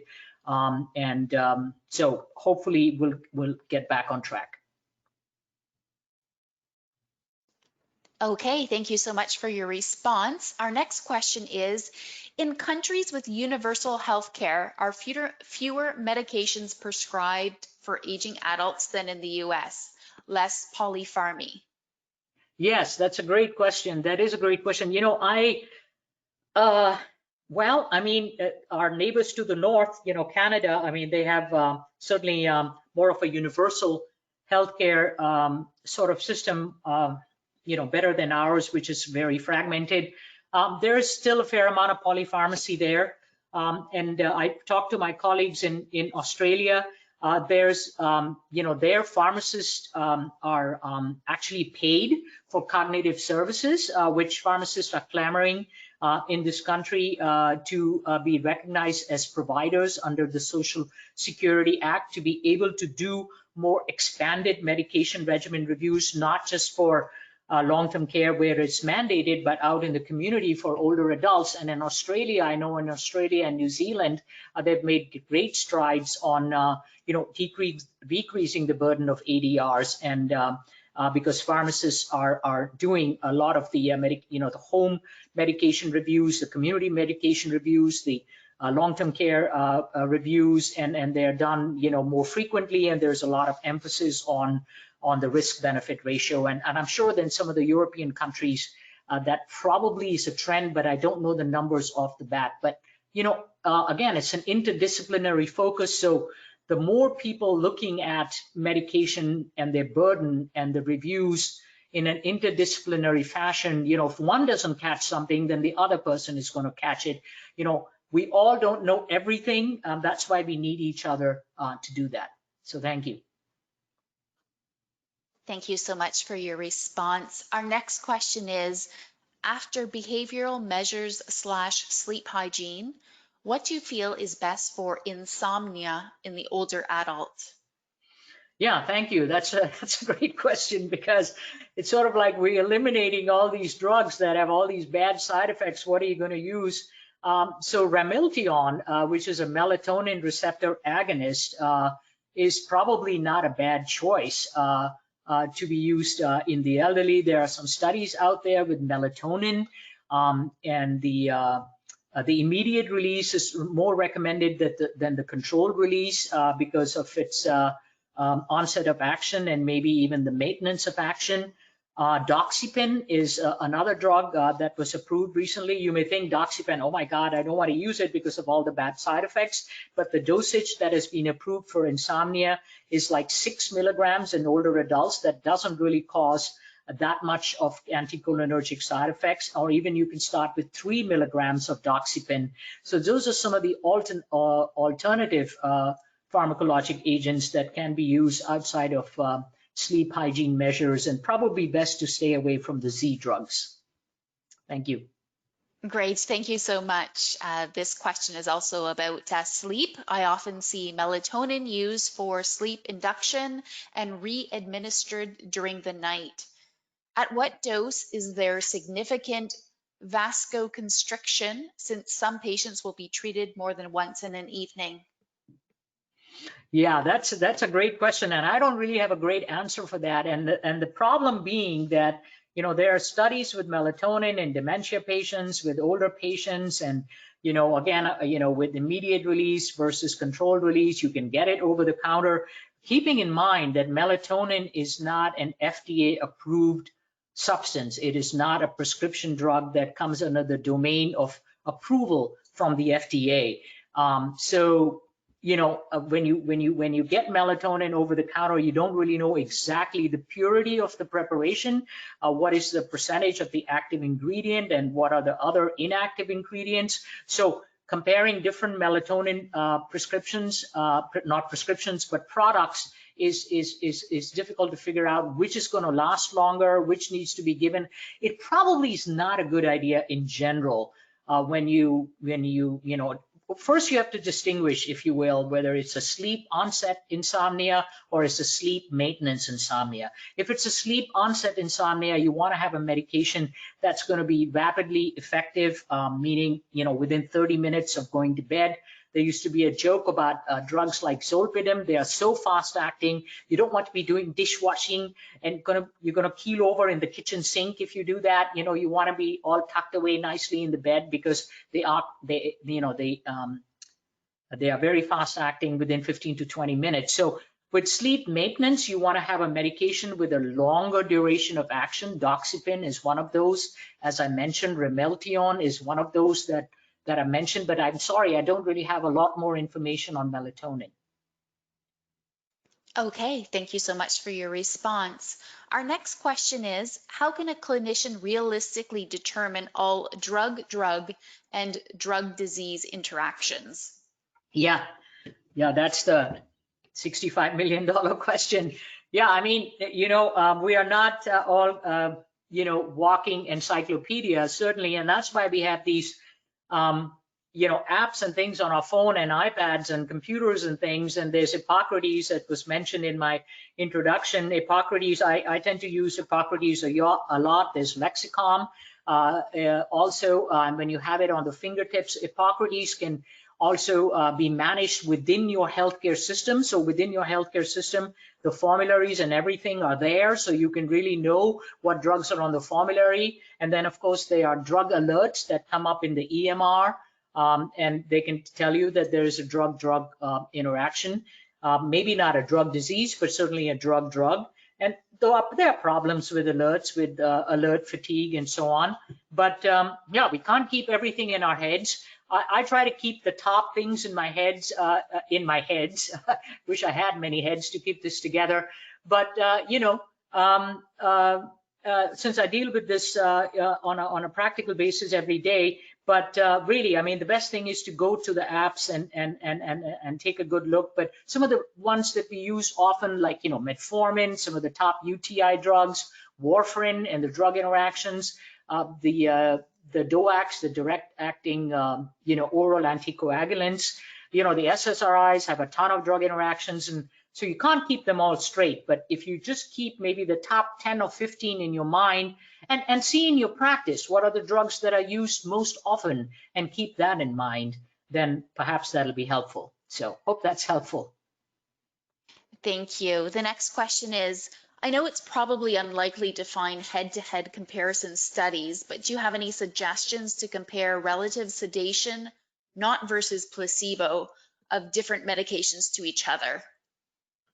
Yeah, boy, that's a tough one too, because there really are not a whole lot of head-to-head studies in terms of sedation and somnolence from medications, and also it depends on the individual. We forget that each individual is different. Their sensitivity indeed is different. For example, tramadol. You can give somebody 50 milligrams of tramadol and they may not wake up. They give them at 6 p.m. and they may not wake up till 9 a.m. the next day, and maybe it's because of renal insufficiency or maybe because of the sensitivity and so on. But there are so many. There are really not a whole lot of active control trials, head-to-head trials, but again, to keep in mind, the most important thing is you want to avoid too many medications that have sedation as a side effect. So antihistamines, anticholinergics, opioids, antidepressants, antipsychotics, the Z drugs.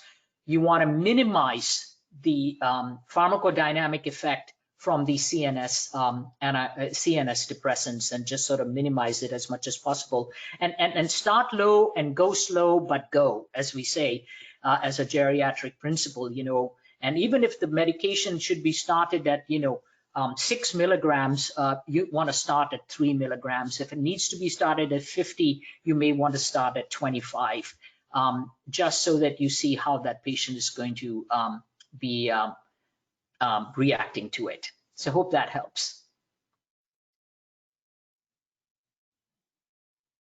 Okay, we're going to just take one more question before we go on break, and that question is,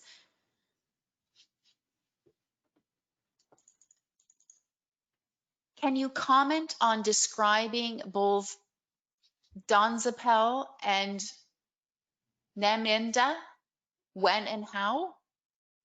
Sorry, de-describing both of those drugs.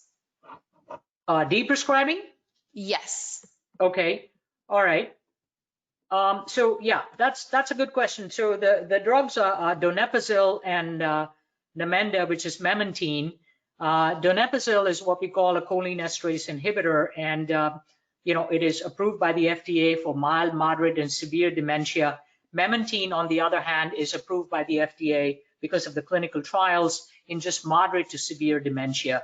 And after a person has been on a cholinesterase inhibitor like donepezil or rivastigmine, for about, let's say, 6 months, and they have not really shown any benefit, if you will, from a cognitive standpoint, from a functional standpoint, then it probably is not a bad idea to think about de-escalating very, very slowly. Because when you de-escalate slowly, so if they're on 10 milligrams a day, which is the target dose of donepezil, then you want to de-escalate slowly, maybe, 3 times a week, then 2, and maybe even, for a couple of weeks, and then go down further.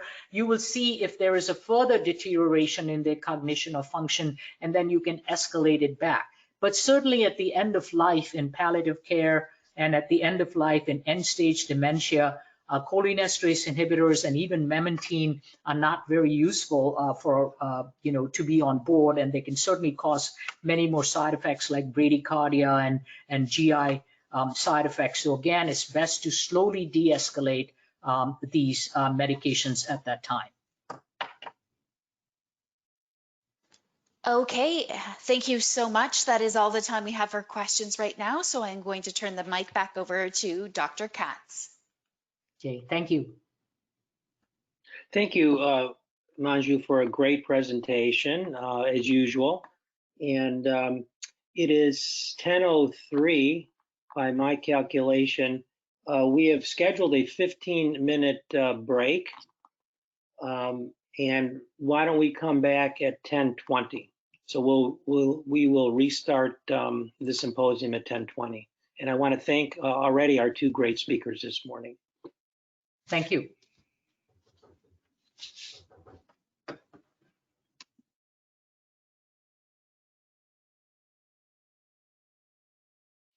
Welcome back, everyone. We can now continue the symposium. We've already had 2 great talks on 2 of the M's, mobility and medication. Now we'll switch to mentation. And for this, I'd like to introduce our next guest speaker, Dr. Raymond Ownby. Dr. Ownby is professor and chair of the Department of Psychiatry and Behavioral Medicine at Nova Southeastern University, where he is also a professor in the Public Health and Biomedical Informatics program. He is board certified in adult psychiatry, psychosomatic medicine, clinical neuropsychology, and neuropsychiatry, and has published more than 200 research articles. His current research includes 2 projects funded by the National Institutes of Health. The first involves the development of a mobile app targeting older individuals with low health literacy, and is designed to help them improve their ability to manage chronic health conditions. The second project investigates whether the use of transcranial direct current stimulation in combination with computer-based cognitive training can improve cognitive problems in persons 50 years of age and older with HIV infection. Please welcome Dr. Ray Ownby. Ray?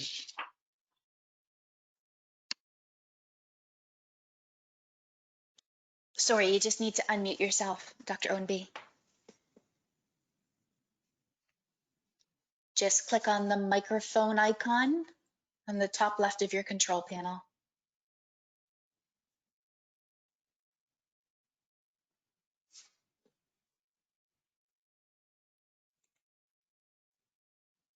Okay, try one more time clicking on that little icon.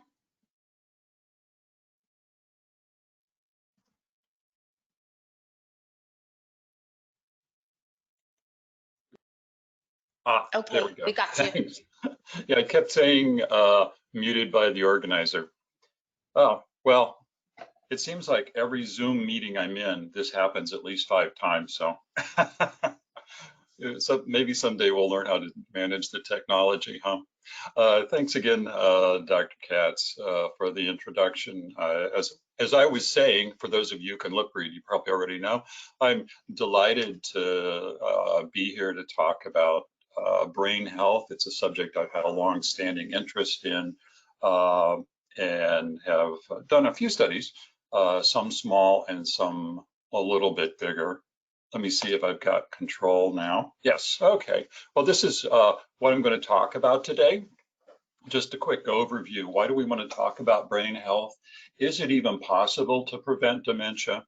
I want to talk a little bit about the evidence on risk factors. Of course, there's a large number of risk factors for dementia, and it's impossible to go over all of them in a short time. I do want to talk a little bit about what I think are likely interventions, and then talk about what I've called the Cogtrastim model for brain health, which I think can be used with patients and clients to develop brain health programs. This graphic, don't worry if you can't read it. I know the type's quite small. I just use it because this is from a review article of all the drug trials going on about 2017, 2018 in seeking treatments for dementia. A large number of them focus on amyloid and neuropathology and Alzheimer's disease. But I think the point of this slide, from my point of view, is that what we have is a really stunning lack of success in developing drug treatments for Alzheimer's disease.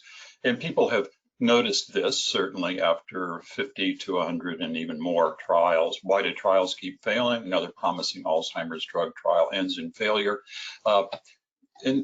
Most of these drug trials, the majority of them have focused on this protein called amyloid beta that starts out as a normal protein in the brain, but in Alzheimer's disease and some other conditions, abnormal processing leads to the formation of plaques and tangles, which kill off brain cells. So it's always been a logical target, but we haven't been very successful at developing treatments based on the amyloid hypothesis.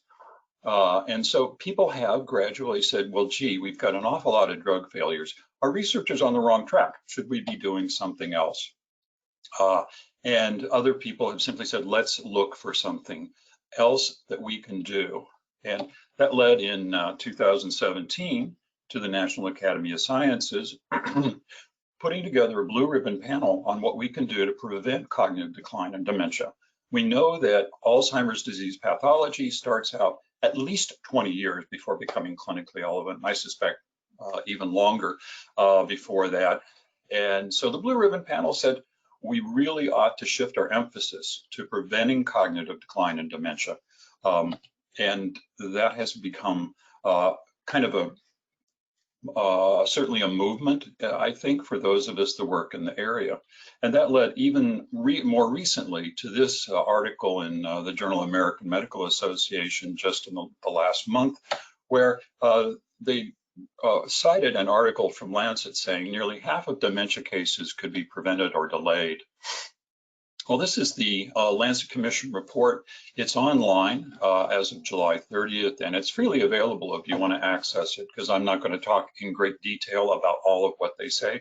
It turns out they actually said 40%, so the person writing for JAMA had a little rounding error there, but it made a better headline, I guess. They argue that there's 20 risk factors that might prevent or delay up to 40% of dementias. Well, and if you think about that, that's an awful lot of dementia that could be stopped. And it wouldn't have just clinical significance. If you think about the cost of Alzheimer's disease care to Medicare and Medicaid, where most of the care costs are placed, even today, it's at $200 billion, and by 2050, it's supposed to be projected to be as much as $700 billion. So that would be an enormous cost saving to the healthcare system if we could prevent or at least delay the onset of dementing conditions. So how would we go about that? Well, an influential group in Europe has suggested that brain maintenance is what we should be doing. Admittedly, genes are important, but lifestyle is also key. And at least there are many things about lifestyle that are potentially modifiable. And this group says we have interventions that can promote structure and function with increasing age. And I emphasize that because we really need to find something like this in the absence of effective treatments. So logically enough, you'd say, what interventions? I give this talk to community, a similar talk to community organizations all the time. And really the first question people ask is, well, what can I do to maintain my cognitive functioning? And the thing you can take to the bank is exercise. This is an older study, a meta-analysis, but it's been shown over and over again. I would not be surprised to know that there are 50 studies showing that aerobic exercise improves cognition in older adults.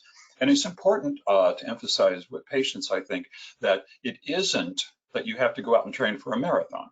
Many of these studies are, walking 30 minutes a day, 3 times a week, and still show significant effects of exercise interventions. And why is that? Well, I suspect it's because this group has shown that exercise training can actually increase the size of the hippocampus. The hippocampus being a key structure in learning and memory, and one of the areas of the brain affected most early in Alzheimer's disease pathology. And here's what they're showing. There's the hippocampus on this MRI slice, and the blue group, the blue line over to the right, where the blue arrow is the exercise group. The red group is the control group, which was stretching. What you see is over a period of a year, in the exercise group, the hippocampi got bigger, while in the stretching group, they got smaller. Another thing that's been associated with resistance to cognitive decline is diet. Mediterranean diet, many of you are probably familiar with it. If you aren't, at least the last time I was at Barnes & Noble, which was quite a while ago now, of course, I think there were 5 bookshelves of Mediterranean diet cookbooks, books about the Mediterranean diet, so forth. So it's really easy for people to access information on this. Emphasizes things like olive oil, fish as a protein source, cheese and yogurt, as well as a lot of fresh fruits, vegetables, and grains. And it's been shown to be associated, as you can see in that first quote here. Sorry, it took me a second to get that cursor up there. Adherence was associated with less brain atrophy, an effective equivalent of about 5 years of aging. And other people have included that these that the Mediterranean diet may protect against cognitive decline. That article, the last quote comes from a Journal of Alzheimer's Disease. There they were looking at polyphenols specifically to see if they could elucidate the mechanism of Mediterranean diet, and polyphenols did turn out to be protective to cognitive decline. Certainly, all of us like to sleep at least part of the time, and that's been shown recently, just in the last few years, been very interesting studies to show that poor sleep is not only linked to increased dementia risk, but that slow wave sleep, specifically, that's that deep sleep stage that people go into throughout the night. That disruption of that is actually linked to increases in amyloid beta in cerebrospinal fluid. So that has led people to talk about slow wave sleep as a promising intervention, particularly in light of this study. This group published in Science, I believe last year, showed that not only was beta amyloid in the cerebrospinal fluid, but that during slow wave sleep, there was actually retrograde movement of the cerebrospinal fluid in such a way that it may actually be leaching out the amyloid beta, leaving a possible mechanism for why sleep is linked to dementing conditions. Neuroinflammation is one of the keys, I think, to the progression of a lot of cognitive pathology, neuropathologies. We looked at depression and risk for Alzheimer's disease back in 2006 in a meta-analysis. This meta-analysis included data from more than 100,000 people. And what we showed was that a history of depression was associated with an increased risk for developing Alzheimer's disease. And in the discussion to this article, back in 2006, we were speculating that, gee, maybe the link is neuroinflammation, because both Alzheimer's and depression are linked to neuroinflammation. At the time of this article's publication, I was interviewed on a talk radio show in Miami, and the person interviewing me asked what was to her, I'm sure, a perfectly logical question, which was, gee, why would a psychological problem like depression have anything to do with a real disease? I don't think she used the word real, but that was what she intended, a real disease like Alzheimer's.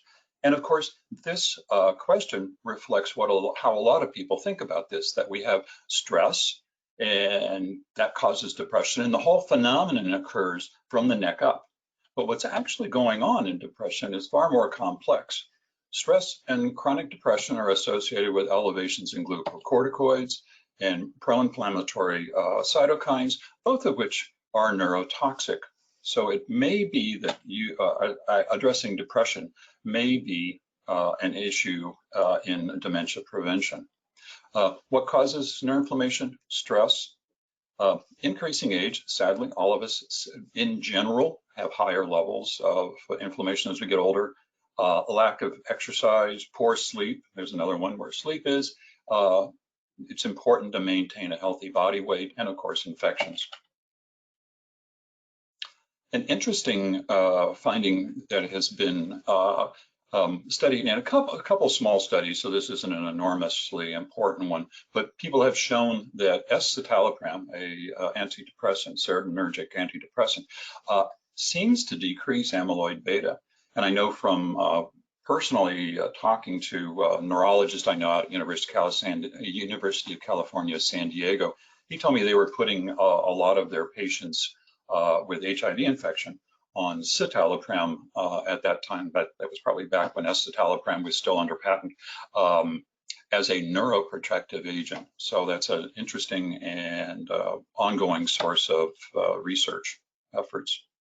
Well, one of the things that people have shown, it was actually one of the three major conclusions from that National Academy of Sciences report, was that we should focus on cognitive training. And I always include this, as Ferris Bueller says, life moves pretty fast, and that's important.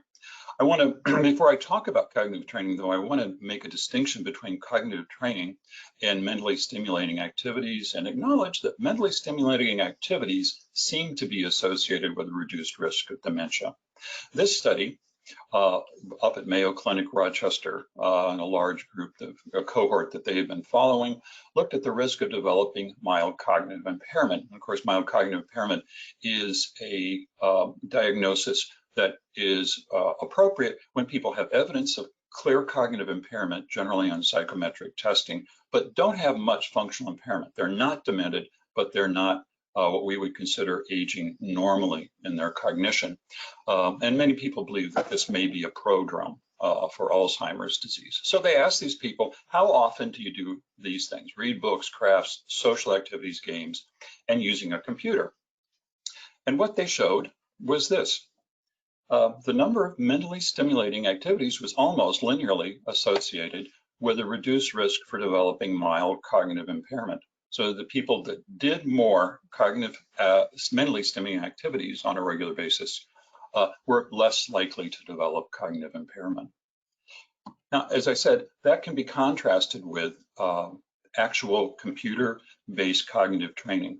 And of the many studies that have been done, and there's, I think, probably literally hundreds, probably one of the most influential and most important was the Advanced Cognitive Training for Independent and Vital Elderly, called the ACTIVE study, because it had 6 sites, 2,800 people. It was funded by the National Institute on Aging, and it included 4 groups. People were randomly assigned to memory training, reasoning training, speed of processing, and there was a control group. They did 10 sessions over 6 weeks, and the intervention for speed of processing was something called useful field of view.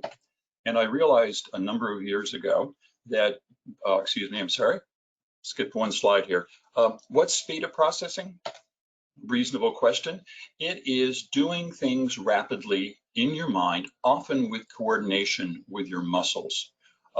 So up there in that right corner, those speed of processing, the things under the word speed of processing are psychometric measures of this ability. But in day-to-day life, the thing that we often do, most of us do pretty regularly, is drive an automobile, where you have to pay attention, make judgments, coordinate driving with a steering wheel, using pedals, perhaps other things in the car or distractors. And all of us tend to slow down. If you look at these, let's see if I can get the cursor to show up. Yeah, you can see that there's almost a linear decline in the speed of processing ability, starting in your 20s, I like to remind the medical students, and continuing into later life. I learned a long time ago when I gave this talk, if I tried to describe what speed of processing in the useful field of view was, it was pretty much impossible. This is a brief video that shows what it is. If we can get it to run. Yes, it just takes a quick second here. Here we go. Okay, great. Thank you, Clara.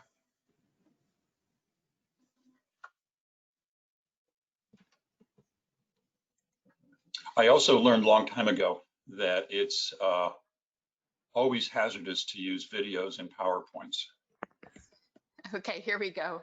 This is the exercise Double Decision, the current online version of the speed of processing training exercise used in the ACTIVE study. It targets fundamental cognitive skills that typically slow with age. In the exercise, one of 2 objects, in this case a car or a truck, briefly flashes in the middle of the screen. At the same time, a road sign appears somewhere on the periphery.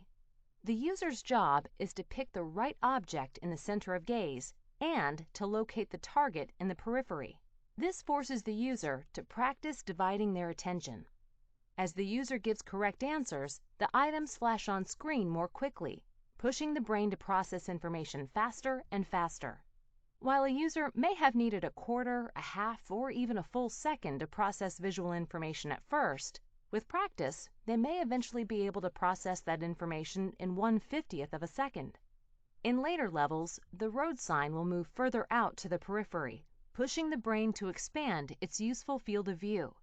And with more progress, additional distractor signs appear, putting additional demands on selective attention.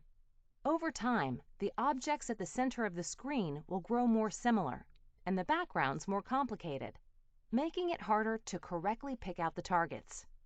This intensive, repetitive, and progressively challenging exercise places increasing demands on visual attention and pushes the brain to increase its speed of processing. Being quicker and more accurate has widespread effects on brain function and physiology.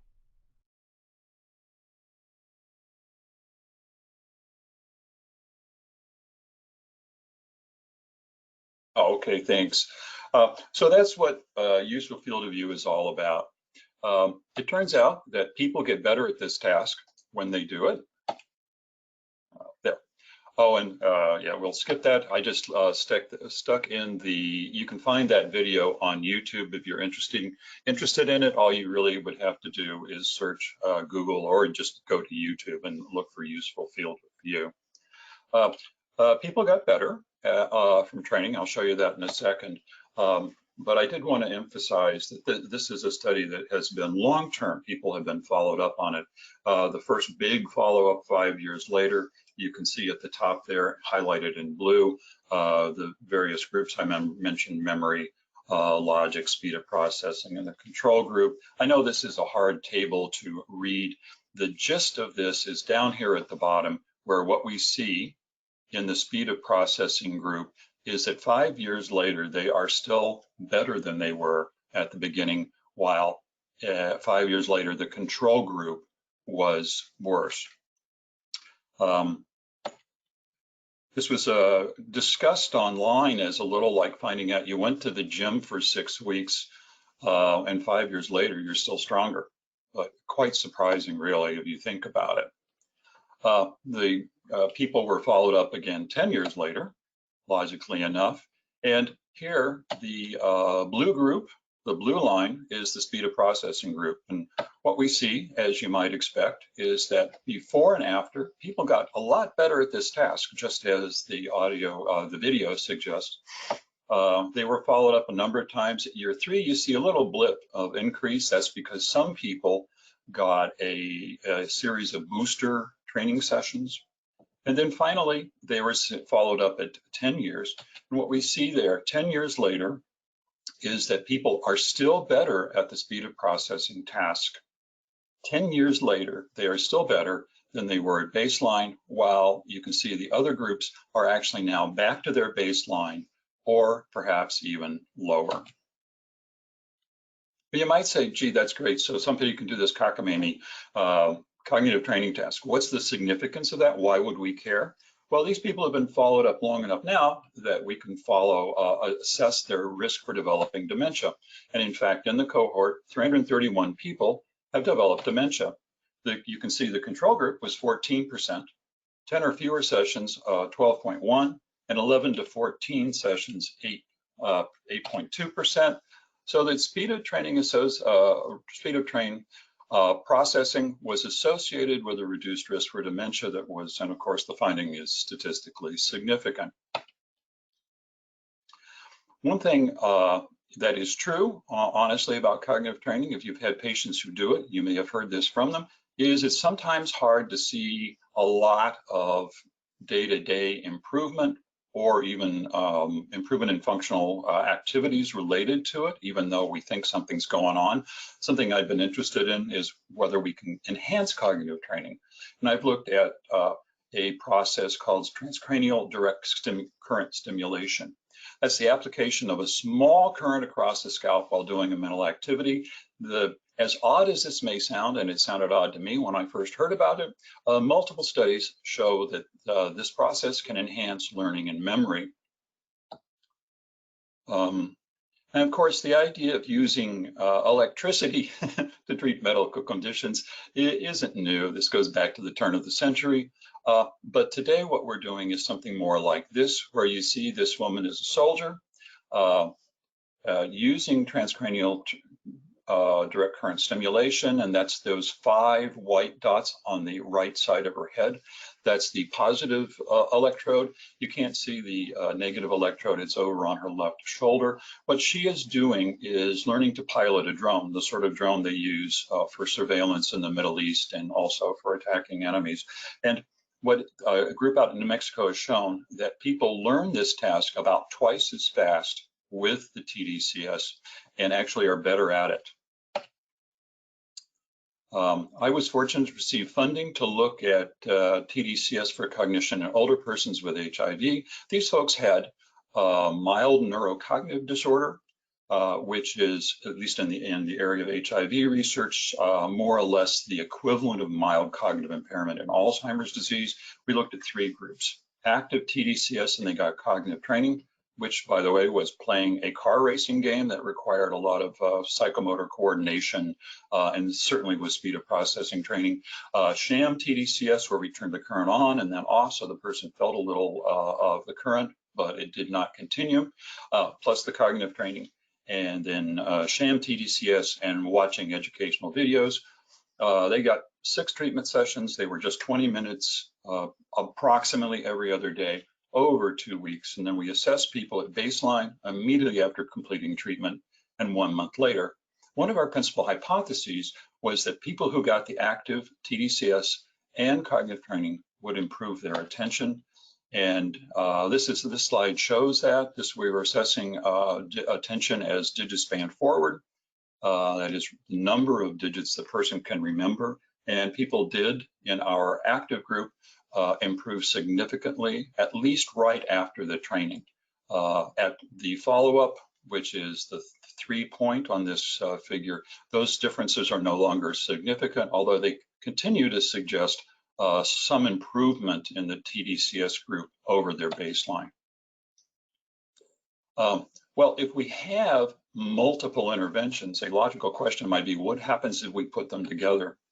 And this is a slide of an observational study, admittedly, but one that suggests 2 modifiable risk factors may be combined, may be more important than any single one. The study was done a while back ago. It's what's called a survival analysis. So at the beginning of the study, you'll see up there at the right, the lines are all at 1. That means nobody has Alzheimer's disease. And over the period of 10 to 12 years that these folks were followed, some of them developed Alzheimer's disease. And what we look at here is 2 groups. I'm just going to talk about the 2 most extreme groups. One is a group with little or no physical activity and very low adherence to the Mediterranean diet, while this group had high levels of physical activity and high adherence to the Mediterranean diet. And the way you can read this kind of study is you look over to the left to see where people are at roughly, what do I got there, maybe 10 years. And roughly 84% of those people have survived over 10 years and not developed Alzheimer's disease. The flip side of that, of course, is about 16% did. That can be contrasted to the group that doesn't have much physical activity and didn't follow the Mediterranean diet. And there we see about 60% survived. Conversely, 40% did. Now, as I emphasize, this is an observational study, not an interventional one. It's hard to know what other confounders might be there, but it's certainly suggestive, and it is consistent with other studies of diet and exercise. For example, this study has combined exercise, diet, the cognitive training, and vascular risk factor monitoring. That's generally monitoring blood pressure and serum lipids. And you can see over a period of the study that people got better in cognitive functions. Here's another study of people who actually had mild cognitive impairment. Remember, that's where we know that people have actual cognitive impairment. They haven't developed something we would think is frank dementia, but they may have mild functional impairments. And there, what we're looking at in these figures is regional cerebral blood flow around the hippocampus and the parahippocampal region. And we see that people that got the training seem to have increased blood flow, suggesting greater metabolic activity associated with the training intervention. So how do we put all this together? Well, I've only scratched the surface of all the things that have been associated with brain health and brain fitness. We've talked about it. There's cognitive training, crossword puzzles, all those mentally stimulating activities, physical exercise, diet, transcranial electric stimulation. I haven't touched on social interaction. That's one that has been discussed a great deal. There are a lot of supplements. People make a lot of claims for those. And there are a number of psychosocial variables that have been associated with risk for dementia, things like optimism, sense of purpose, and so forth. So how would you put all this together? What would you tell a patient? Well, some people have come up with various models. Rudolph Tanzi is a neurologist. He says you should sleep, handle stress, interact with others, exercise, learn new things, diet. That's 6 things. I think if you tell a patient to do 6 things, they're likely to do none of them. Just me. There's Belmont's Village Senior Living, which is a senior living center in a number of places in the country, has a brain fitness, mental fitness program built in. And these are the things they say. Again, 6 things. Barcelona, the group in Barcelona has a fairly long list of things that they think we should do. And the Lancet Commission, I mentioned 12 things. By the way, these 12 things don't include anything about cognitive training. They just say you should attain a high level of education. That's great, but then if you're 80 years old, exactly what are you supposed to do, I guess? And they don't include cognitive training, and they don't include diet. So what I've struggled with is, what should patients be told? I think it's hard for them to do everything. I think they need a structure. Telling them to do all kinds of things is just going to make them less likely to do anything. And I think we should provide them something simple that can be easily followed and then revised. So I organized all this by what I believe, this has not been proven, but I think there's a reasonable evidence base for it, that there are really 3 mechanisms underlying the things that are good, the things that help with dementia prevention, the things that promote brain health. One is stuff that maintains cognitive functioning, that's training, mentally stimulating activities. Haven't mentioned meditation, very important. Again, things that stimulate the brain. And all of these have been shown to increase a substance in the brain called brain-derived neurotrophic growth factor, or BDNF, and that is associated with increased neuroplasticity, even neurogenesis, helps to maintain cognition. And then we got to do things to reduce inflammation, get rid of a lot of the bad things, hopefully decrease bad cytokines, reduce oxidative stress that would result in less neuropathology, whether it's amyloid, tau, vascular, or inflammatory.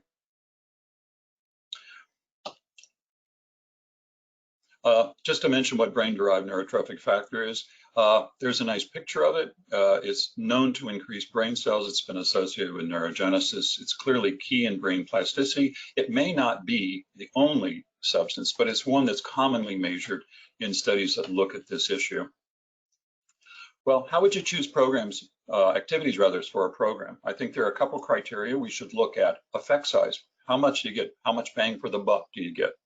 Consistent findings. How many studies are there? For example, exercise, as I said, it would not surprise me if there are 50 studies showing that aerobic exercise improves cognition in older adults, the elderly, and even in mild cognitive impairment.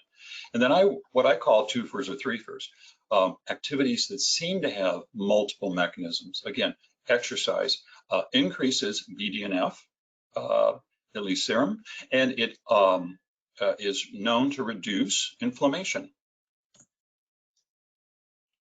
So what do I mean by cognitive training? What can people do today? Well, there are a number of brain training activities on the internet.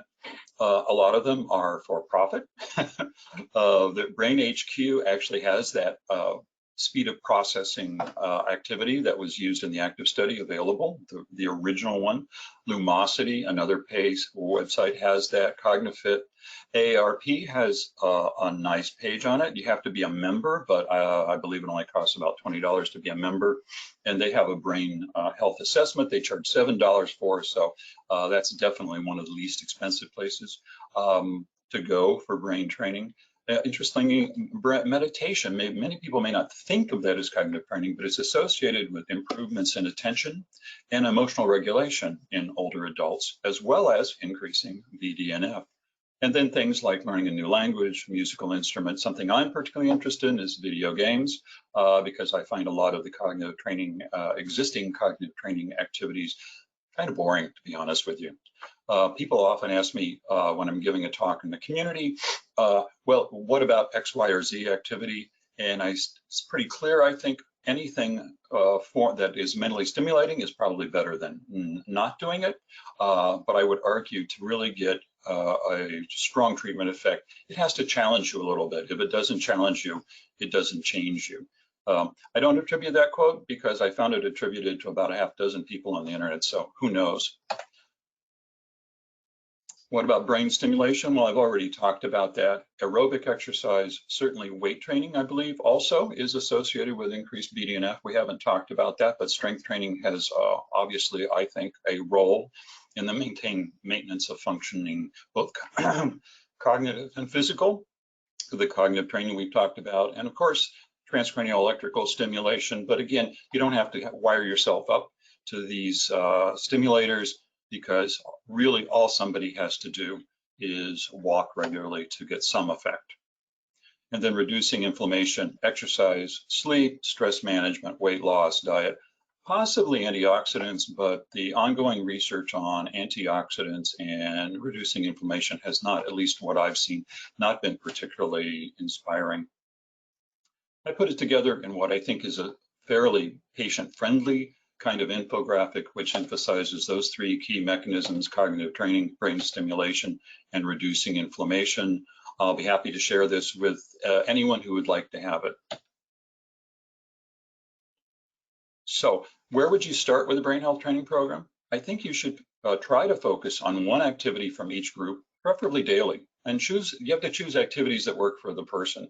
You know, not everybody wants to walk. Some people want to swim. Not everybody likes meditation. Some people like working with computers. For some people, suggesting that they work with a computer you might as well tell them to fly to the moon. Here's what I think you should do daily. You may notice here I've got 5 things, and I was already just criticizing people for having 6. I think these I've put in order. I think what people should do is choose one, let it become a habit: improving sleep, following a diet, meditating, and then go on to it, so that these all become part of somebody's daily life.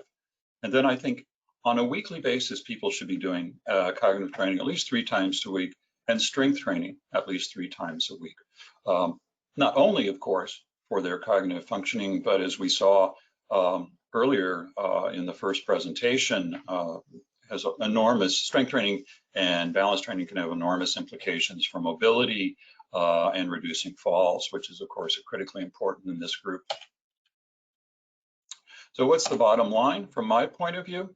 Dementia prevention is possible through promoting brain health. I think there's plenty of evidence to support that. Specific types of cognitive training, exercise, and diet can slow cognitive aging and reduce the incidence of dementia. And I would argue that a brain health plan should be part of a comprehensive strategy for senior health. That's it. Thanks very much. I have a blog at Cogtrastim.com, rather neglected at the moment, but I'll be happy to take any questions. Thank you so much, Dr. Ownby. We're now going to begin answering the questions that were submitted during today's presentation. And again, as a reminder, you can still submit your questions through the questions pane in your attendee control panel, or you can raise your hand by clicking on the hand raising icon on the left tab of your GoToWebinar control panel to ask a question verbally. Now, it does look like we actually do have someone with their hand raised. So Stanley, I'm going to go ahead and unmute you and you can ask your question. So Stanley, it looks like you are self-muted at the moment. There you go. Go ahead, Stanley. I'm sorry, I accidentally matched that. Okay, no worries. All righty. Okay, our first question that was typed in is, any benefit of coenzyme Q10 and ginkgo biloba or any other dietary or herbal supplements in dementia prevention? Well, as I mentioned, there's a host of those out there. Ginkgo, of course, at one point, I think a lot of people were taking it, I would say about 15 years ago. The studies really didn't support its use. Coenzyme Q, of course, a lot of people are on statins, and some people believe, and I don't know how, perhaps Dr. Beier, if she's still here, could tell us, but I know many people believe that HMG-CoA reductase inhibitors, aka statins, actually inhibit the synthesis of coenzyme Q, so I know a lot of people are advised to take it. I do not know that that has much in the way of cognitive effects. Generally, when I give a community talk, at least 2 or 3 people raise their hand and say they swear by X, Y, or Z, and rarely does that involve anything that's been studied extensively. So I wish there were. Everybody wants a magic pill, and I wish I had it, because then I'd be extremely wealthy. Thank you so much. Juan, it looks like your hand has been raised. I have unmuted you, so you can go ahead and unmute yourself. Go ahead and ask your question. Hello, Dr. Ownby. How are you today? Good, thank you. The question I have for you for the cognitive training, the computer games or the computer training, how is it friendly user for our seniors to be able to use, or are these practices be done at an office or like in a set location? The answer is yes. Things like Brain HQ and Lumosity, Brain HQ and CogniFit are the best researched, I think.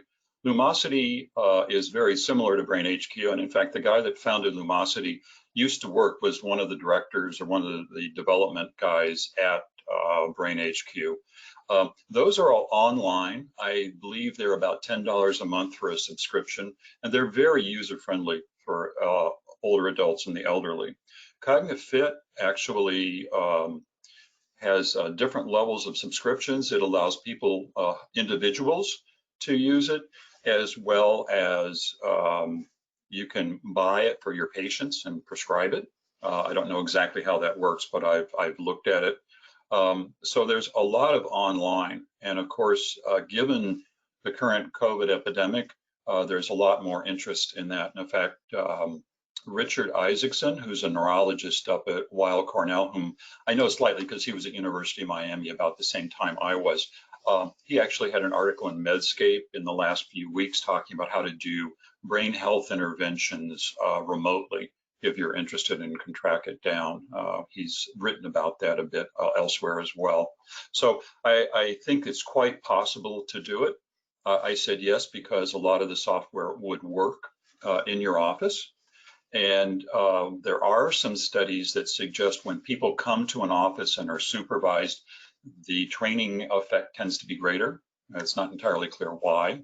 But there's certainly less robust evidence for the effectiveness of cognitive training done at home. All right, thank you so much. Sure. Okay, our next question is, I'm curious what you think about the potential of just-in-time adaptive interventions in dementia prevention. Well, I think the idea of just-in-time and related rapid development of behavioral interventions, of course, is a very hot area in behavioral medicine.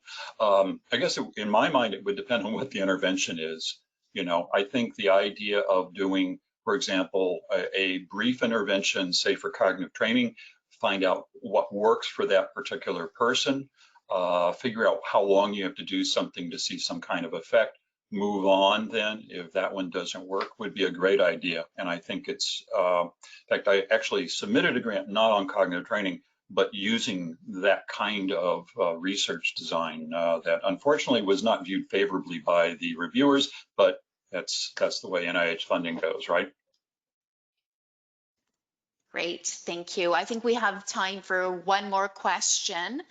And the question is, Active Study and others reviewed by Boot et al. Did an extensive analysis of cognitive training programs, including those used in Active, and found that they improved tasks within the program, but did not have any impacts on actual real-life daily performance.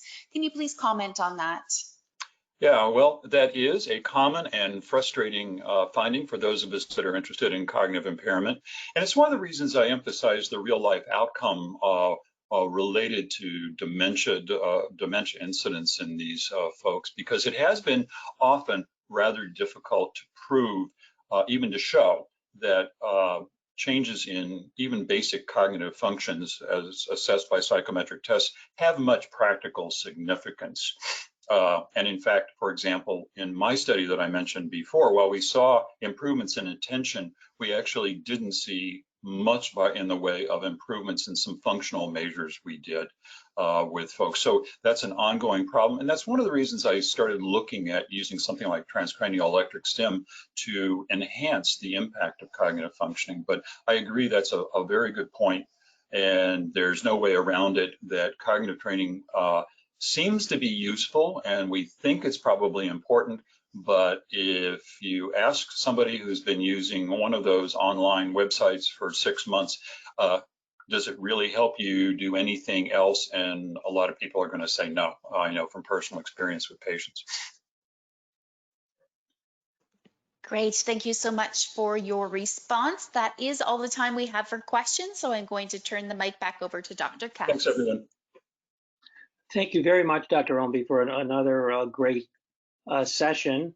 We're going to switch now to the final of the 4 M's, what matters.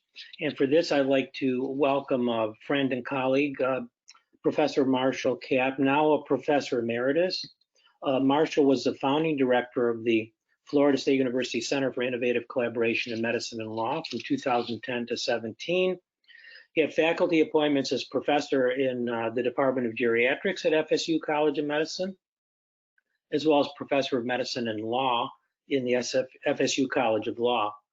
Marshall currently serves as an adjunct professor in the Stetson University College of Law and at the FSU College of Law. Professor Kapp is a professor emeritus as well from the School of Medicine at Wright State University, where he was from 1980 through 2003, both in the departments of community health and psychiatry, and taught courses on the legal and ethical aspects of healthcare. Marshall is a co-author or author of a substantial number of published articles. He's been very modest, book chapters and reviews, including being the founding editor of the Ethics, Law, and Aging Review and of the Springer's book series on ethics, law, and aging. It gives me great pleasure to welcome Marshall to the symposium. Thanks very much, Paul, and good morning, everybody. I'm glad to be with you. The COVID-19 challenge has inspired a number of actions or interventions by government as well as by private actors, and a number of those actions or interventions have implicated a variety of ethical and legal issues. So that's what I'm going to be talking about today, at least setting the table regarding a few specific areas that are imbued with ethical and legal challenges related to the COVID-19 and older people. Before, let's see if we can get this to work. There we go. Before we talk about specific issues, I'd like to spend a very quick minute of introduction just talking about the authority of government in the public health arena, because of course the actions and interventions that have taken place or that have been contemplated in response to COVID-19 are based on a public health rationale. I thought it'd be good to spend just a minute on the authority of government in this arena, and as well as the limits of the governmental action, because the specific issues that we're going to talk about occur within the larger framework. So it's important to understand we have a federal system where power or authority is dispersed between the levels of the federal government, state governments, and local governments. And we've all seen that on display over the last several months, where there are arguments and misunderstandings about what level of government has the authority, the power to act in particular realms, and sometimes that disagreement and that confusion has had negative consequences. The idea of the federal system is that power is decentralized. It should be exercised at the level that's closest to the people, where there's greater knowledge of what the needs are. But sometimes that the federal system that's embodied in our Constitution can lead to confusion that has negative consequences.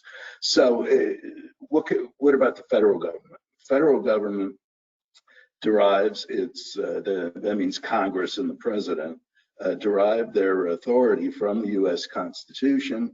And there are a number of provisions in the Constitution that might relate to public health authority, but the two most important are interstate commerce power. Congress has the power to regulate interstate and foreign commerce, and that's why the federal government, through its agencies such as the FDA, can tell us what drugs can and can't be prescribed, what tests can and can't be used, and many other areas that are imbued with interstate commerce.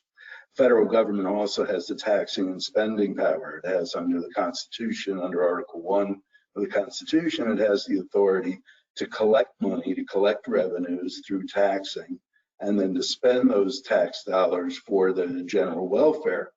And you know, the CARES Act and other stimulus proposals would be good examples of Congress exercising the taxing and spending power. However, when we talk about public health, usually most of the feet on the grounds action traditionally has occurred at the state level. And then the states, the individual states, delegate whatever power they want to local governments. And the state has a very broad authority regarding public health action, public health intervention, through two theories. One is the police power theory. The 10th Amendment of the United States Constitution says that any power that isn't specifically enumerated to the federal government is reserved for the state. So under that 10th Amendment, the state has what's called the traditional police power to act to protect and promote the general health, safety, and welfare of the community. It's very broad. It's not unlimited, as we'll see in a second, but the police power, the general power of states, and then the states can delegate whatever they want to the local level to intervene to protect and promote the general health, safety, welfare, and morals of the community. The mirror image of that, which the states have, which is also protected by the 10th Amendment, is what's called the parens patriae power. Parens patriae, father of the country. That's the power, the inherent power of a state to act to protect people who can't or won't protect themselves, to step in and protect people from themselves, if you will. So if my jurisdiction has a law that says everybody in certain circumstances has to wear a mask, and I say, well, that's okay, I don't want to wear a mask, I'll take my chances. You know, I'm willing to assume the risk. The state can say, no, under our police power, we're going to make you wear a mask to protect others, general health, safety, welfare, and morals of the community, but we're also going to make you wear a mask as an exercise of the parens patriae power to protect yourself. If you won't protect yourself, we'll make you protect yourself. So the state has very broad authority under the police power and the parens patriae power. However, okay, that's not working. Clara, would you give me the next slide, please? Thank you. Although the government's power is very broad, it's not unlimited. There are limits on government public health authority. We've seen a plethora of lawsuits that have tried to enforce those limits around the country. Some of those limits are imposed by federal constitutional rights, right to due process, to be assured that the government doesn't deprive me of life, liberty, or property without due process of law, the right to equal protection. Why is it that that guy can have his business open, but I can't? Equal protection. The right to freedom of assembly. You know, who is the government to tell me that I can't have an assemblage in a religious institution, for example, that has more than a certain number of people? So federal constitutional rights, every state, including the state of Florida, has its own constitution, and State constitutions may imbue their citizens with rights that go even beyond the rights that are guaranteed under the federal constitution. There are a variety of federal and state statutes and regulations that come into play that limit the authority of government authority, as well as common law doctrines like informed consent and confidentiality. So that's a very, very, very cursory overview of governmental authority and limits, but it's important because now we'll talk about some specific issues that arise within that framework. Clara, would you do the next slide, please? Okay, so there are many, many issues that obviously arise with legal and ethical implications generated by COVID-19 that are relevant to older people, but I've just picked 4 to sort of lay on the table for us this morning. And we're not going to have an opportunity to get into in-depth discussion of any of these, but hopefully there'll be a little bit of time for questions and answers at the end. And even if there isn't, or even if there is, I hope that at least this will give you some ideas for going back to your individual agencies and organizations and generating and inspiring and leading some discussions among your colleagues. So the specific issues that I thought would be good to get on the table that are particularly important and interesting are end-of-life planning and care in a pandemic, crisis standards of care for allocating scarce resources, the duties of long-term care providers to isolated or quarantined residents, particularly relating to access to visitors, and legal immunity legislation that has been proposed and in some states enacted to protect healthcare and long-term care providers. So the first issue that I want to at least say a few words about are end-of-life planning and care in pandemic. And I do have some polling questions. So Clara, if it's possible, can we do polling question number 1 to get everybody engaged? Absolutely. I've just launched the poll for you. Okay, so I gather that all the participants have an opportunity to answer this question. Is that correct? That is correct. So go ahead and make your selection and hit the submit button.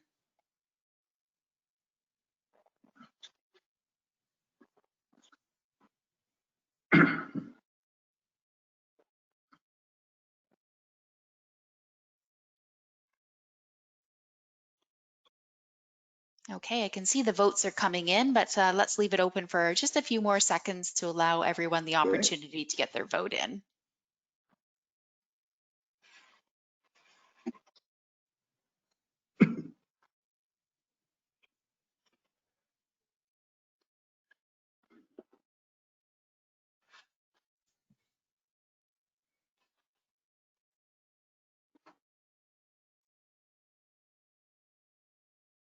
Okay, I'm going to go ahead and close the poll, and here are the results for you.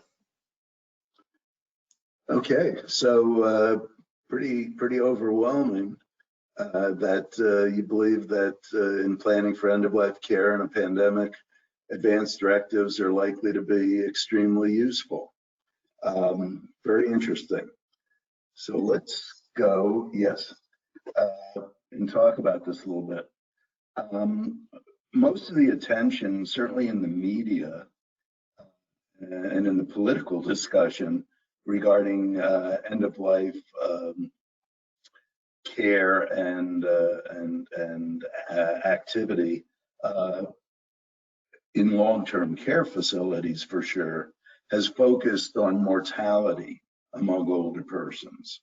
And that's understandable that would be where the focus would be because of concerns by long-term care providers about institutional reputation and legal or regulatory anxieties, fears of negative consequences because people die within those facilities. There's also the cultural factor that still too much in the healthcare system, death is equated with failure. There's that cultural bias. Certainly we should be concerned about mortality among older persons because of COVID, particularly within long-term care facilities. But I think, we also should ask whether we need to step back a little bit and ask whether all of these deaths, all of this mortality is an unalloyed evil. Are some of these deaths representative of the implementation of, or at least consistent with, resident or patient autonomy, values and wishes of residents, given the clinical situations that materialize? That presents us with the challenge of how do you protect individual autonomy within a public health crisis where we are legitimately and properly concerned about mortality. Some of the particular challenges in the COVID context are for older patients that are hospitalized.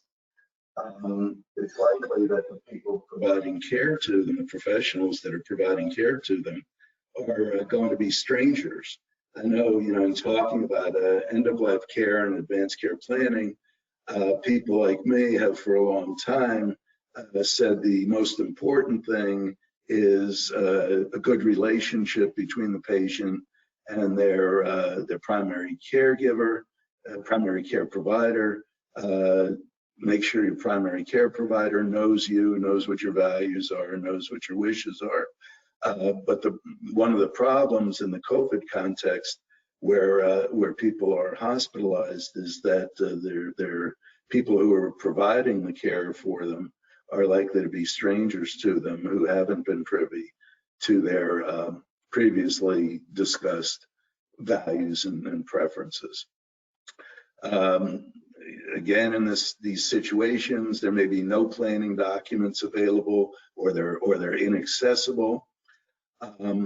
Some have raised questions about whether even where there are documented directives or other documentation, prior statements, whether there's sufficient specificity. Do we need more particularity to anticipate in the future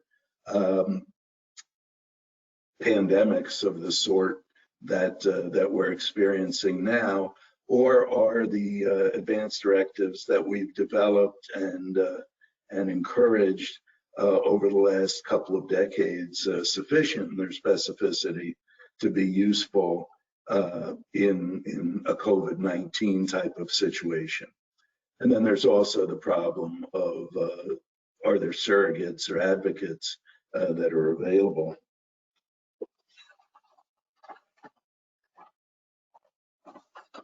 So the question for discussion is, and I'm giving you more questions for discussion than answers, obviously, but that's sort of what I do. How do we provide for a humane dying experience for a patient or a long-term care resident and their family while managing institutional risks, not just the legal risks of the institution, but the health risks to other patients or residents, as well as family members and healthcare staff. COVID-19 and end-of-life care presents some different kinds of challenges than caring for patients who are dying of cancer or heart disease or stroke because of the infectious nature of the disease that the patient has. So I'm going to give you some suggested meetings, and move on to the next issue that I think is very, very interesting. Crisis standards of care, allocating scarce resources. What do we do if there aren't enough ventilators? There was a big scare, if you remember back in March and April, about how are we going to allocate ventilators, particularly. That's what most of the discussion focused on, when there aren't going to be enough to provide to patients who need them and might be able to benefit from them. Of course, most of our energy has been devoted, and it has been and should be devoted to avoiding scarcity, to having sufficient resources. But what happens if we need to allocate those resources? If we don't avoid scarcity, we need to have an ethically and legally defensible way of triaging those resources. And triage doesn't always mean rationing. When I talk about rationing, we're talking about the conscious, purposeful withholding of intervention from somebody who might realistically benefit from that intervention. Not all triage involves that. There may be prioritization, even if there's not rationing, but the most difficult case is rationing, is intentionally and purposefully withholding intervention from somebody who might have a realistic chance to benefit from it. And so a lot of attention among ethicists and lawyers has been on coming up with plans to do that, if necessary, that avoid discrimination based on irrelevant factors, such as arguably chronological age, while still taking relevant factors, clinically relevant factors, such as likelihood to benefit, into account. So not all discrimination is bad if it's based on relevant factors, and particularly relevant clinical factors. But how do we come up with a way to if necessary, ration or allocate potentially beneficial resources in a way that takes into account clinically relevant factors, but doesn't discriminate based on irrelevant factors? Some potential criteria that have been suggested are first come, first served. There's not much support that I've seen for that, but some have suggested lottery may be the fairer way. Financial capacity, in reality, that's the way our healthcare system often works, but it's hard to mount an ethical or legal defense for using financial capacity as an important potential criteria for rationing resources. Most in need, who needs the intervention the most.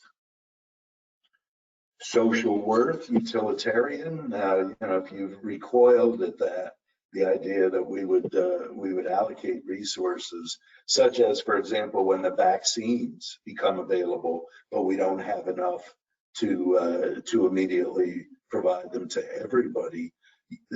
What about using social worth? Well, that utilitarianism, the greatest good for the greatest number. Some of you may recoil at that, but shouldn't we think about giving priority to, for example, healthcare workers, because keeping them healthy so that they can help keep others healthy, maybe from a social or utilitarian perspective, the most ethically justifiable course of action. There are other ways of measuring social worth, obviously. Who has a job, who's not addicted to illicit substances. But social worth is a broad category, and it's one of the things we ought to think about. If we have to decide, for example, who are going to be the first to get the vaccines once they're developed, but before we have enough for everybody. We could use as a criteria who's most likely to benefit, which is not necessarily the same as what I had on the previous slide, who's most likely, who needs it the most. Who needs it the most, who's the sickest, may not be the most likely to benefit. And I know in a lot of discussions about this topic recently, a number of people have suggested that SOFA scores, likelihood to survive scores, sequential organ failure assessment scores, that predict mortality of particular patients, ought to be given a lot of weight. Should we be taking into account life years saved, or not just life years saved, but quality adjusted life years, or qualities.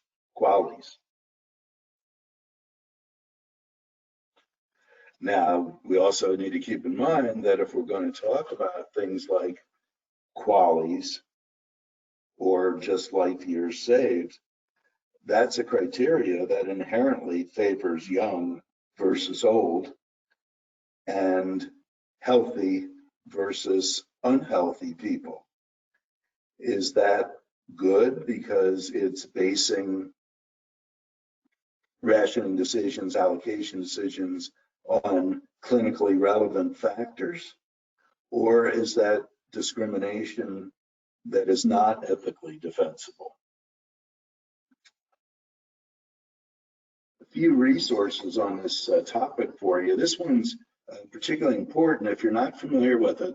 Florida Bioethics Network came out in May with a document, and I give you the link to it, on ethical guidelines for crisis standards of care in public health emergencies. It deals with exactly these issues, and those guidelines were endorsed by the Florida Hospital Association Board of Trustees in case individual hospitals have to justify allocation decisions.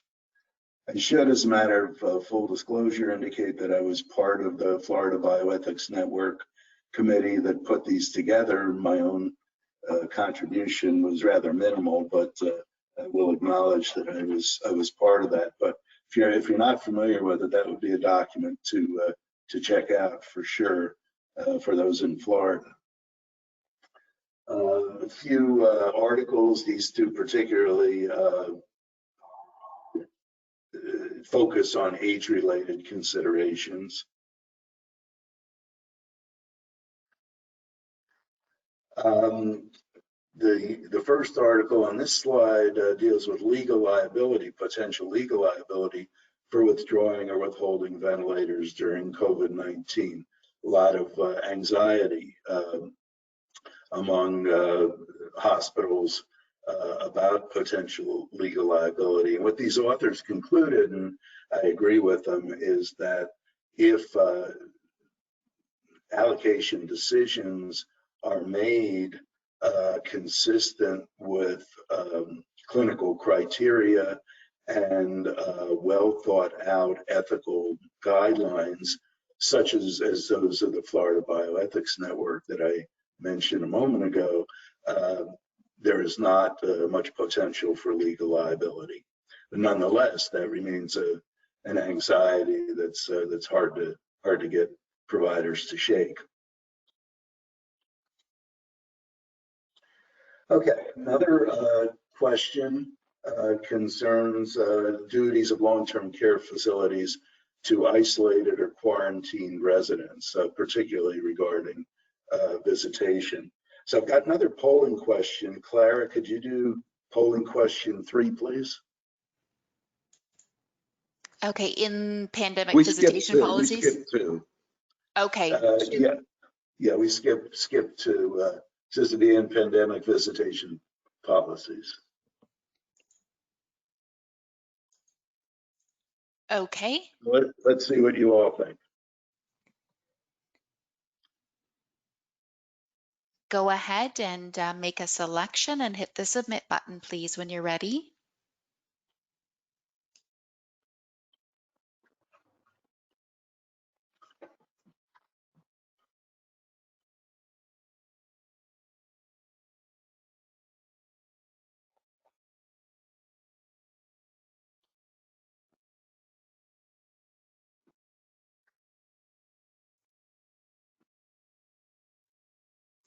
Okay, I can see the votes coming in. I'm just going to leave it open for 20 or so more seconds just to allow everyone the opportunity to get their selection made and submitted.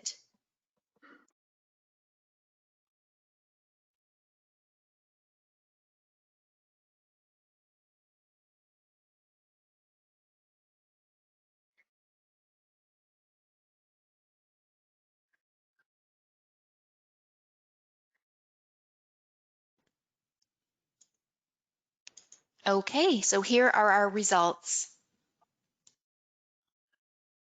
Okay, so a little more of a split decision, although still more than a majority voting for safety and quality of life have comparable weight. I agree with you. I agree with that answer myself. The question, of course, is how do you do it? How do you create and implement policies and procedures that appropriately balance those two considerations of safety and quality? So let's talk. Oops. Let's talk about that a little bit. I mean, the issue has arisen because, of course, for all of us, the public, long-term care providers, the media, public policy people, primary concerns when we talk about long-term care regarding COVID have been to avoid resident deaths, avoid other resident infections, and avoid staff and visitor infections as much as possible. However, if we didn't know it before, we've certainly learned over the last several months that there are deleterious physical and mental health ramifications of prolonged isolation for residents of long-term care facilities. I had the honor recently of serving as a member of the commission established by CMS, the Centers for Medicare and Medicaid Services, on coronavirus, the Coronavirus Commission on Nursing Home Safety and Quality. And I can tell you that this was one of the major issues that occupied the commission and that is addressed in the report of the commission, which is publicly available now, is how do you assist and empower long-term care facilities to minimize, if not avoid, resident deaths, other resident infections, staff and visitor infections, while at the same time minimizing or avoiding the deleterious physical and mental health ramifications of prolonged isolation. That is the challenge. How do you reconcile competing interests? Remember that it's not only the resident that's involved, but families have interests too. Families have interests, one in providing love and support to their relatives that are in the nursing home, but families also have interests in avoiding COVID infection. Should we allow family? One of the questions that has received a lot of attention is, should we allow families to assume the risks if they're willing to in the course of visiting their loved ones? To what extent will we allow families to assume risks? and even assuming families are willing to assume risks and document that, would the courts enforce that? In dealing with this issue, how you weigh the competing considerations, there are a number of different entities that have authority, and that's led to some confusion among both providers, long-term care providers, and families and residents, as well as observers. We have CDC guidelines, Centers for Disease Control and Prevention guidelines. CDC does not have any regulatory authority, so what they say is not law, but they are the providers of scientific guidelines. But we also have CMS rules, Center for Medicare and Medicaid Services rules, which CMS has authority to promulgate because Medicare and Medicaid pay for much of the care in nursing homes. We also have states under their police power and their parents patriae power. And I've given you the link as well as a handout in your handouts to the September 1 order of the governor in Florida. It's actually through the Department of Emergency Management regarding the reopening of nursing homes to visitors in a very planned and careful way. So that's the most up-to-date statement by the state in rule form relating to opening up facilities to visitation. And there's also the role of course, individual facility discretion.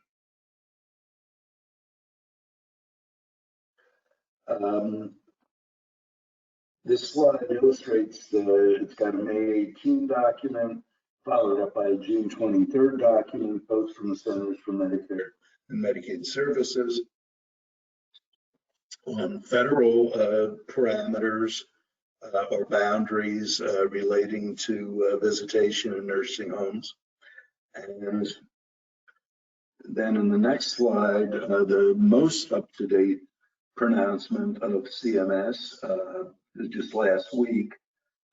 And again, this is in your handouts as well as is in the link that I provide, September 17 memo to state survey agency directors on nursing home visitation. And those three pronouncements and this slide and the previous slide from CMS show how guidance has changed from CMS over time as circumstances have changed and the science has changed as more and more is known.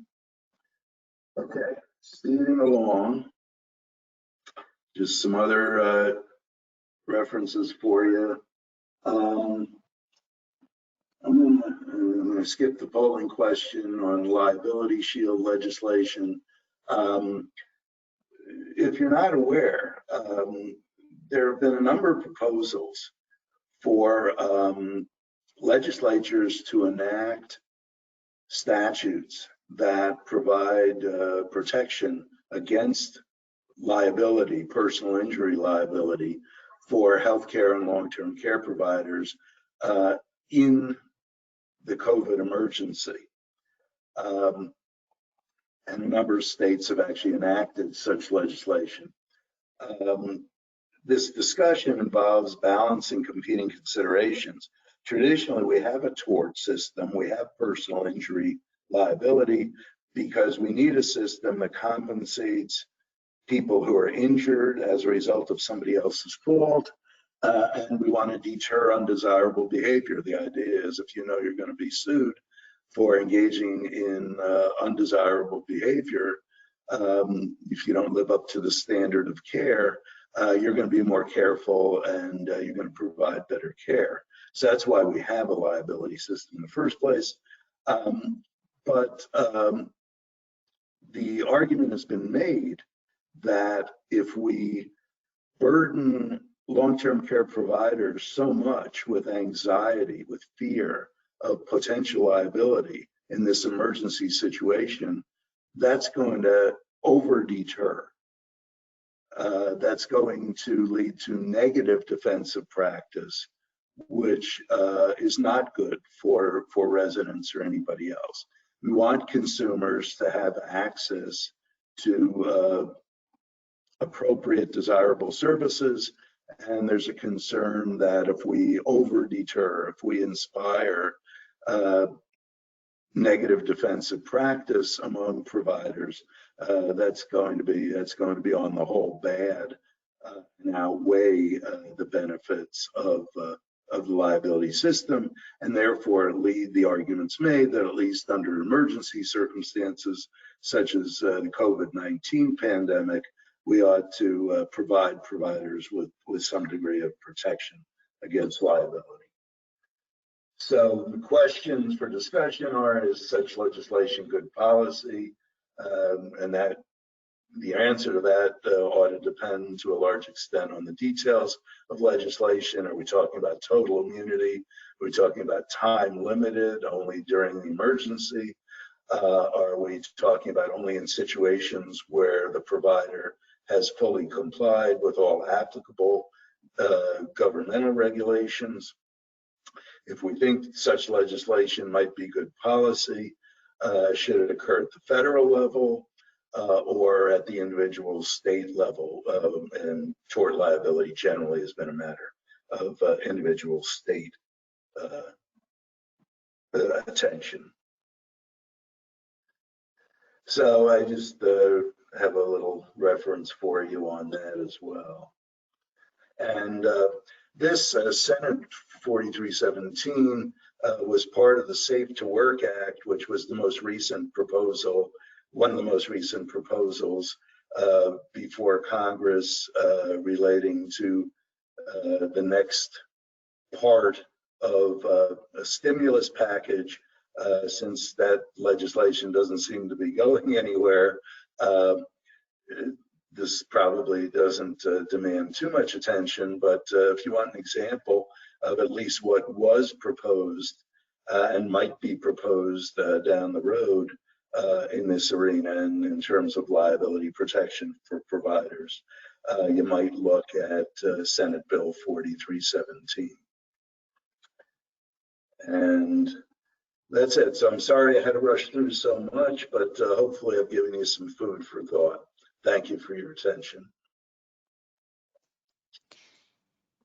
Thank you, Professor Kapp. We're now going to begin answering the questions that were submitted during your presentation. And just as a quick reminder, you can still submit your questions through the questions pane in your attendee control panel, or you can raise your hand by clicking on the hand raising icon on the left tab of your GoToWebinar control panel to ask a question verbally. Our first question is, have these questions come up in other emergency situations such as hurricanes or fires? And have we learned from these, and can they be applied?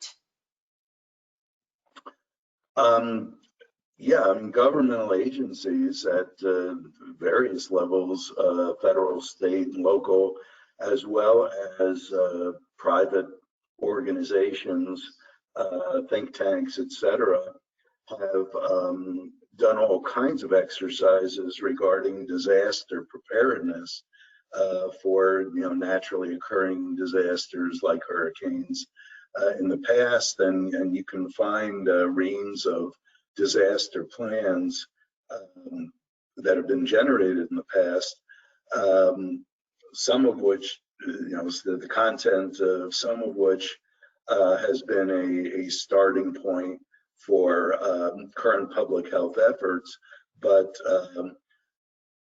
in many ways, the current situation has been unique. I mean, we've had public health challenges since the beginning of our country. You look over time, and the responses to those public health challenges have led to the creation of many public health tools. I mean, we have laws in place regarding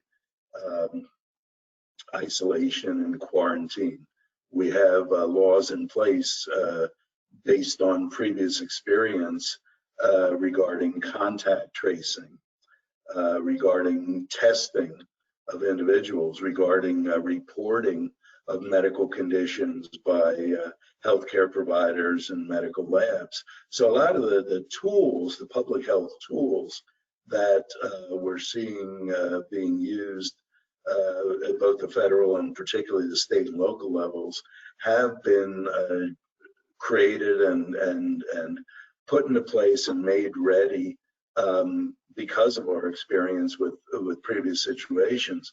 But in many ways, the COVID-19 is kind of unique because of its scale, because of the quickness with which it's arisen.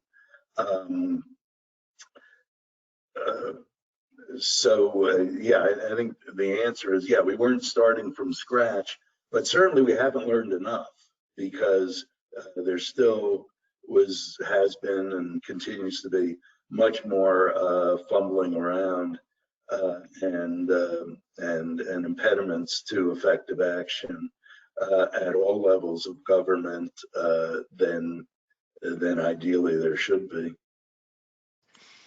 Great, thank you so much for your response. Our next question is, has there been any discussion or data showing increased rate of decubitus ulcers in long-term care residents during COVID?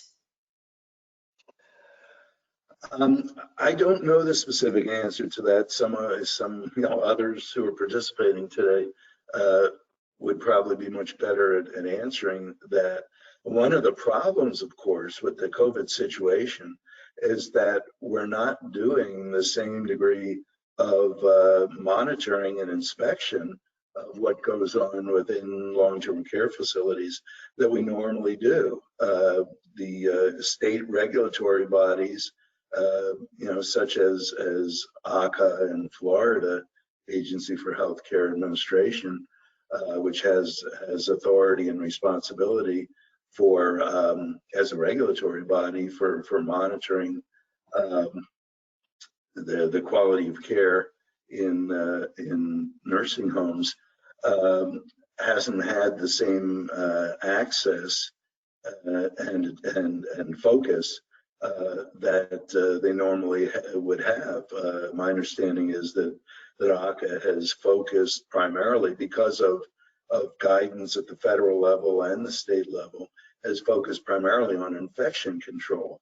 So we've placed so much attention on infection control relating to COVID that some of the other things that normally would be monitored for have not received as much attention. So we don't really know what's going on the way we should. I know I'm a volunteer with the Department of Elder Affairs Long-Term Care Ombudsman Program. I haven't been in any of the facilities I'm assigned to for the last 5 or 6 months, so I can't eyeball what's going on. So I've kind of danced around the question because I don't know a specific answer. I don't know if anybody's collected that data. Some others might, but I suspect that we don't really know, because one of the many ways in which the COVID situation has interfered with us has been to impair normal monitoring and inspection and oversight of quality in nursing homes. We've been, all COVID all the time, neglecting other important issues. Okay, I think that's all the time that we have for questions at this time. So Dr. Katz, I'll turn it back over to you. Thank you. Thank you, Marshall. I wish we had more time, because all of the issues that you brought up are clearly challenging today. Because we're a few minutes over, I would like to again thank the panelists this morning for a great morning, and remind everyone to come back at 12:50, not 12:45. We'll give you another 5 minutes. but not quite an hour for lunch. So 12:50, and we will resume with our keynote address. And we'll see you then. Have a nice and relaxing lunch.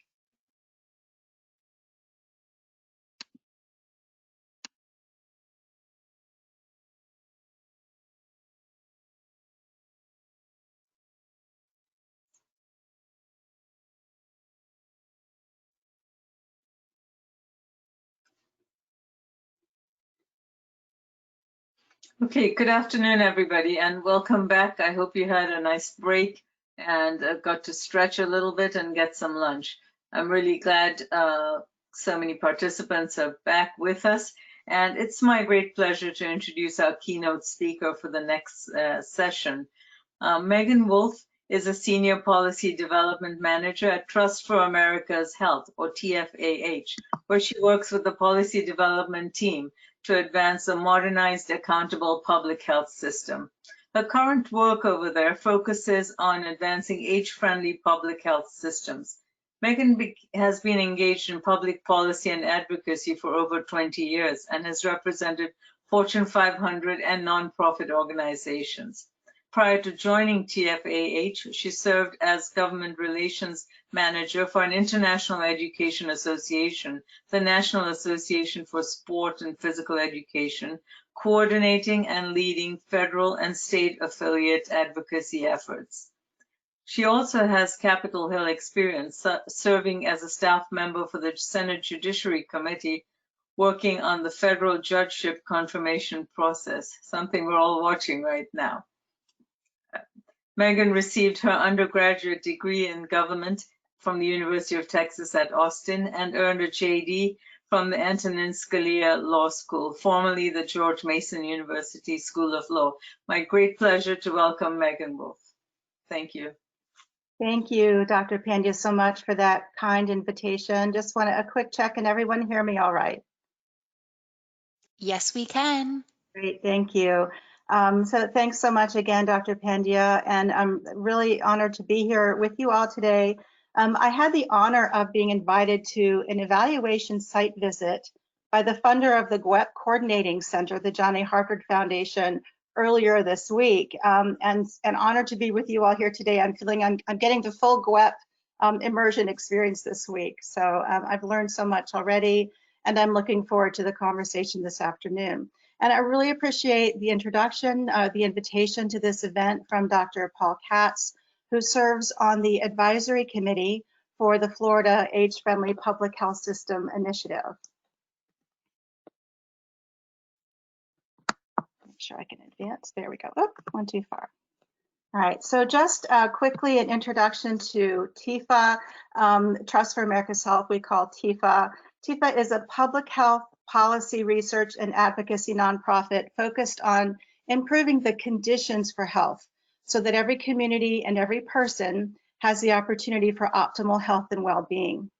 TIFA is not a membership organization, nor do we accept any federal funding, so this allows us to maintain an independent voice on all issues that we focus on. And these include, among many others, emergency preparedness, public health funding and infrastructure, obesity and nutrition, and I've put a screenshot of our most recent iteration of the State of Obesity Report 2020, which was just released last week, so I commend all of our reports to you, which can be found on our website. That we also develop reports and do a lot of research and advocacy around substance use and suicide, and we have a new issue area coming out with a report in a couple of months on the health impacts of climate change. So a broad array of issues that we work on. And healthy aging is a relatively new area for TIFA, but we've been so gratified with the response from public health across the country in embracing this work. Oh, wants to advance too much. So today I'm going to be describing for you the age-friendly public health systems framework and how it was developed, including the 5 categories of public health roles in healthy aging. I'm going to identify the connections between public health and other sectors in the COVID-19 response efforts. And hopefully this will help to increase your understanding of the value of age-friendly public health collaboration with other sectors to improve older adult health outcomes. So let's start with the definition of public health and a description, because most of you, I think, are providers and clinicians, and we so appreciate your work.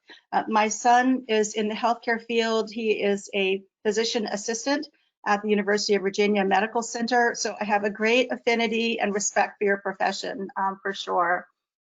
I love this definition of public health, that it is what we together as a society do collectively to assure the conditions in which all people can be healthy. This is the goal of public health, and I think that we can say it also is a goal of health systems. But in public health, the focus is on creating the conditions or the environments for good health, including upstream or preventative policies, programs, and systems. So what does that mean to be upstream? So I want to share an allegory with you that I think helps to explain what we mean by upstream. So bear with me for this little story. So suppose you're standing next to a river. You see someone drowning as she floats downstream. So you jump in the river and pull her ashore. And as soon as you've done that, you see another person in trouble, again floating downstream, and you rescue him as well. Every time you've saved one person, you see another and another. After you've dragged another drowning body out of the river, you're thoroughly exhausted and you know you don't have the energy to keep going and save one more person. So you decide you're going to go upstream and find out what's causing these people to end up in the river. You want to address this problem at its source. So you get upstream and you see a bridge. Upon careful inspection, you find that there is a well-concealed yet sizable hole in this bridge that is causing people to fall in. So what do? You do what makes the most sense. You work to repair the bridge. Primary prevention means that you're going upstream, you're repairing the bridge before more people fall in the hole. I think a lot of times and very often we focus on the tangible aftermath of a problem, but public health seeks population level interventions that can prevent problems from happening in the first place or to mitigate further damage. So what are these upstream activities, you may ask, that enable public health to address preventable illness and injury? So in public health circles in the profession, we describe these as the essential roles of public health.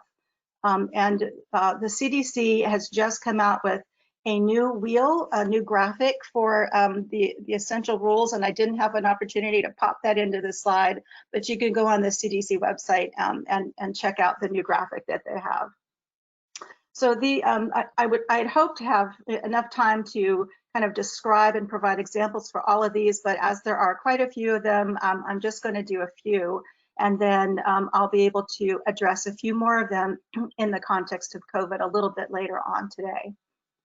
Of course, one of the most important roles of public health is gathering and analyzing data, creating data portals or data dashboards, and translating that data for use by both data geeks and those of us who are laypersons. But mostly the data is used to identify trends, both those that will lead to more innovative and deeper interventions, but also that those that can help point to public health and health system successes. Of course, during the pandemic response, data has become one of the most important and one of the most, unfortunately, controversial roles of public health. And COVID has also revealed just how under-resourced the public health infrastructure is across the board, and particularly around data and data sharing and opportunities to build new data systems and access new data in a variety of ways. But public health has been involved in this data business for decades and has the experience and expertise to continue to do so, and will. It's particularly at the local level. They're doing a really terrific job of trying to pull this information together and get it out to the places, the right places where it's needed in the right format. Disease prevention and control is another of public health's historic and most important roles. In fact, as I'm sure this audience is aware, public health is responsible for identifying and developing interventions for many of history's most devastating diseases and preventable illnesses. Public health also takes seriously its role of demonstrating the viability of new approaches to prevention. So within that category, we think about seatbelts and seatbelt campaigns, as well as hand washing. And when hand washing, those signs first started going up in schools, and regular flu vaccinations. And now with the COVID-19 vaccinations, public health is already working to identify areas of vaccine hesitancy and how to address that. How do we make sure that we can get into communities of color and make sure that the vaccine dissemination is equitable. So again, I'm going to discuss a few more of these roles in the context of aging in just a little bit. Oops, I keep going too far, sorry about that. So despite the many roles of public health and its many successful population level prevention strategies and policies, older adult health has really not been a focus or a priority at any level, particularly pre-COVID. Public health is best known for supporting improvements in maternal and child health, in nutrition and physical activity across all ages, and as I just mentioned, population level vaccination campaigns. But there is no CDC Healthy Aging program that addresses the whole person. CDC does facilitate programs that are disease specific, including the Healthy Brain Initiative that addresses Alzheimer's disease and related dementias. They have a falls prevention program.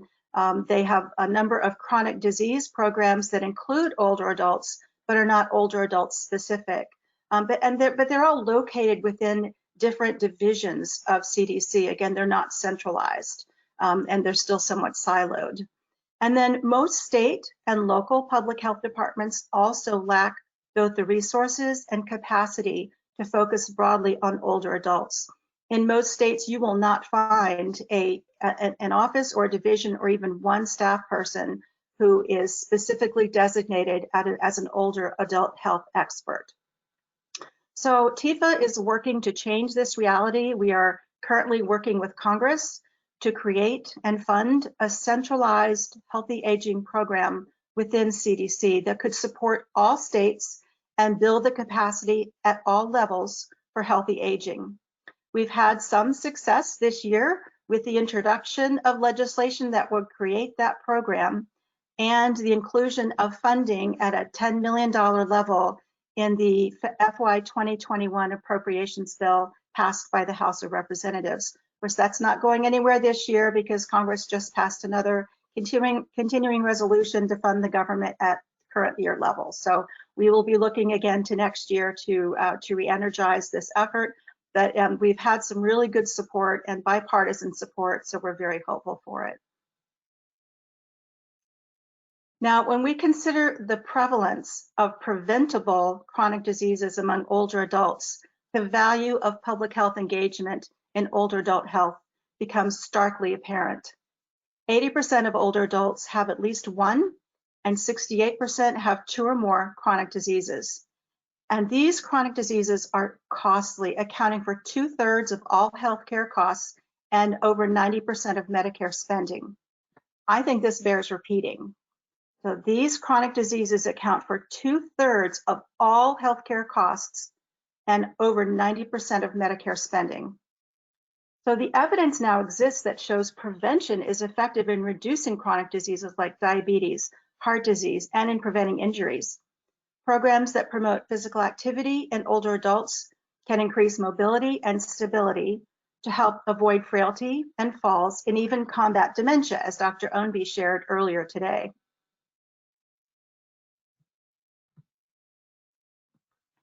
So TIFA set out to improve this situation, the lack of public health engagement in older adult health. We convened a group of professionals from the public health, aging, healthcare, and research sectors and posed two questions. Does public health have a role to play in healthy aging? And if so, would the aging sector and other stakeholders welcome public health engagement? Among the participants in this convening, which, by the way, took place in Tampa in 2017, there was a strong consensus in the affirmative. So the result of that convening became TIFA's framework for creating age-friendly public health systems. And it focuses on 5 key categories or roles for public health, which we call the 5 Cs. And you can see the graphic that we have in the center of the slide here. And I'll just mention each of these and talk a little bit more about what they mean in just a moment. So the first one is connecting. Connecting, that means connecting and convening multiple and various professional sectors and professions that provide all the support services and infrastructure to promote healthy aging. The convening role is one that public health has done for many years in many issue areas. The next one is coordinating existing supports and existing services to avoid duplication of efforts, identify gaps in those efforts, and increase access to services and supports. The third one, it's not necessarily third in importance, and none of these aren't ranked necessarily in importance. They're just how we have them arranged here. But the third one on this graphic is collecting data, of course, to assess community health status, including inequities and the aging population, what the aging population needs to develop, to help develop the interventions that are necessary. And then communicating.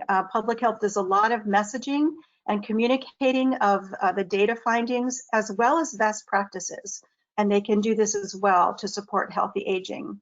And then finally, complementing and supplementing existing supports and services, particularly when we're looking at integrating the clinical and population health approaches. So that's our framework. So to test this framework and further explore the roles of public health, TIFA received funding from the John A. Hartford Foundation to conduct a pilot in Florida. In partnership with the Florida Departments of both Health and Elder Affairs, TIFA offered this opportunity to work locally with the county health departments. We had 37 of them sign up to participate and become our Florida Learning and Action Network. You can see from the map, the green highlighted counties. These are where we have county health department participating in our network. So part of this initiative and to help support the work at the county level was an initiative that the State Department of Health undertook to create Aging in Florida profiles on their Florida Health Charts data portal. And you can find that online, and that is available for all 67 counties and includes demographic data, economic data, as well as health data.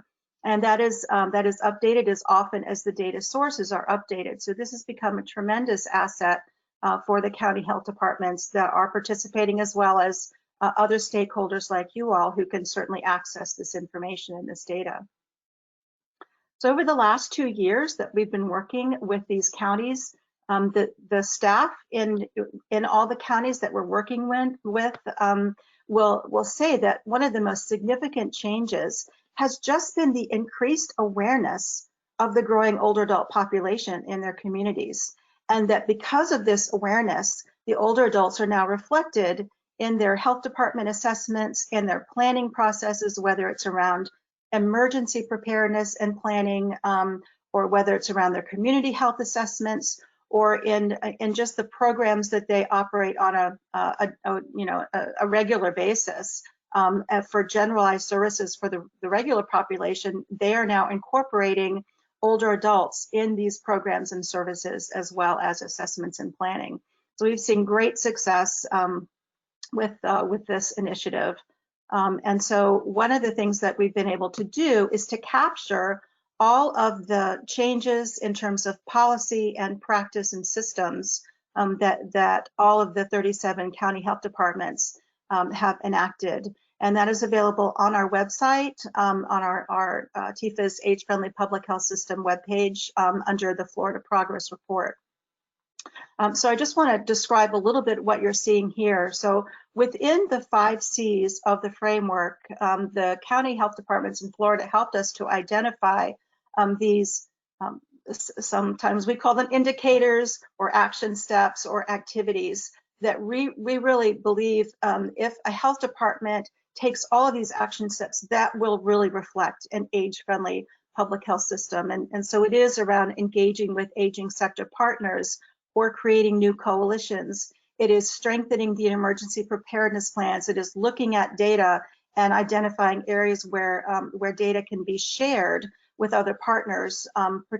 For example, with age-friendly community coalitions. And some of our counties in Florida have actually led the work to achieve age-friendly community designation by the AARP. So again, this is just a way of organizing the activities within the 5 Cs, but it also demonstrates and reflects what an age-friendly public health system can look like. So now to transition a little bit more to the impact of COVID. So we all know that the risks for older adults who are infected with COVID-19 are serious and significant. And we're aware already of a lot of these statistics on the risks. And I just want to share with you a report that came out yesterday from the Democratic leaders of the Senate Aging and Finance Committees, and it's entitled "The Costs of Inaction: 11 Deaths an Hour." So this report contains some disturbing information, including the ongoing and severe shortages of PPE for elder care facilities, the inadequate testing capacity for these facilities, and the high rate of deaths of elder care facility workers. So while public health and other stakeholders are addressing older adults within COVID, I think we know that the focus has really been on nursing homes and other elder care facilities. So we all need to attend to these crucial issues, right, and including public health engagement on an ongoing basis to protect older adults. For those that live both in the congregate settings where we know the risk is very high, but also those who live in the community. The statistics vary state to state, but we do know that the older adults who live in nursing homes, it's actually a relatively small population compared to the number of older adults who remain in the community at large. So there are multiple roles that public health can play and is playing in response to the pandemic. One of the most visible functions, and in line with our 5 Cs framework, of course, is translating that very often confusing information into messaging that's understandable by the public about data and best practices. And while this has not always been a success, public health does strive to ensure that the public and policymakers have the most accurate and recent information available. And sometimes there are some limitations on how much they can do that. Secondly, I've already mentioned the importance of collecting, tracking, and analyzing data to identify trends and inform interventions. And then contact tracing is another area that is solely within the purview of public health. And this effort over the last 6 months has completely consumed most local and many state public health departments across the country. And in many cases, especially early in the pandemic, when suppression and mitigation were the primary objectives, there was a transition to all hands on deck for contact tracing. And when that wasn't enough, and it often wasn't, public health engaged with other municipal agencies and workers in this area. Or in states like Massachusetts, they implemented a new program with broad outreach, providing training and even some funding to help supplement their contact tracing capacity. And in some states, public health either took on or was assigned nursing home safety. At a minimum, state public health departments are providing guidance on closing and safely reopening nursing homes, disseminating PPE, and providing hygiene education. And of course, in Florida, as Dr. Catt mentioned, Florida, the public health department does not have authority or primary responsibility for nursing home safety, that is ACA, but this allows public health then to be seen as a trusted partner to come in and help provide education on infection control and prevention, as well as other safety efforts. Social isolation has been recently defined as a public health issue, and so it has really garnered the attention of our sector. But finding solutions on a population level remains very challenging, even though the health implications of social isolation and loneliness are clear. But public health is taking on this role seriously and is working closely with the aging services sector to both mitigate the consequences of social isolation and hopefully to identify some possible solutions. So now I want to turn to some specific examples of the value of age-friendly public health systems during COVID-19. As I mentioned earlier, our Florida pilot involved working with 37 of Florida's 67 county health departments, including Seminole County. The Seminole County Health Department, led by Donna Walsh, the health officer there, has just been a shining star in our network. They've been terrific. One of the things they did early on was to develop relationships with the aging sector, that they also have been trying to take advantage of existing mechanisms for messaging within the county, including a video that they developed to just show and demonstrate all the various age-friendly and healthy aging activities that were available for older adults in the county. As a result of the connections that the Seminole County Health Department staff made with the aging sector, they already had an open channel for communication about so when COVID hit, they had that channel to quickly share hygiene messages and an additional kind of resource, an additional resource for the residents in the county. But they also were able to obtain the information about individual older adults and what they needed. And so from the very beginning of the stay-at-home orders, the Seminole County Health Department staff and volunteers were able to conduct home visits with every one of the older adults that were identified through their aging sector relationships. They brought them food, medicine, supplies, and they became a source of information as well as comfort for these older adults. And then another one of our counties in Nassau County up in the northern part of Florida had initiated, as a result of this initiative, of this project, they started relationships with the faith-based community organizations.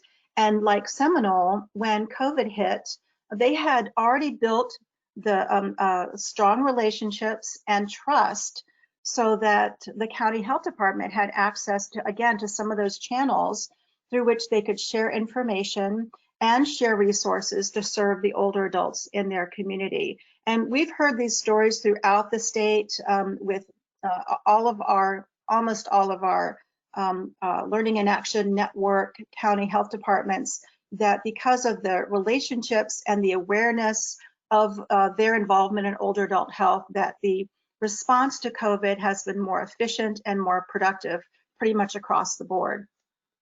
So again, we've heard a lot of these stories within Florida, but we also have been working with other states and are trying to collect some of these stories from around the country.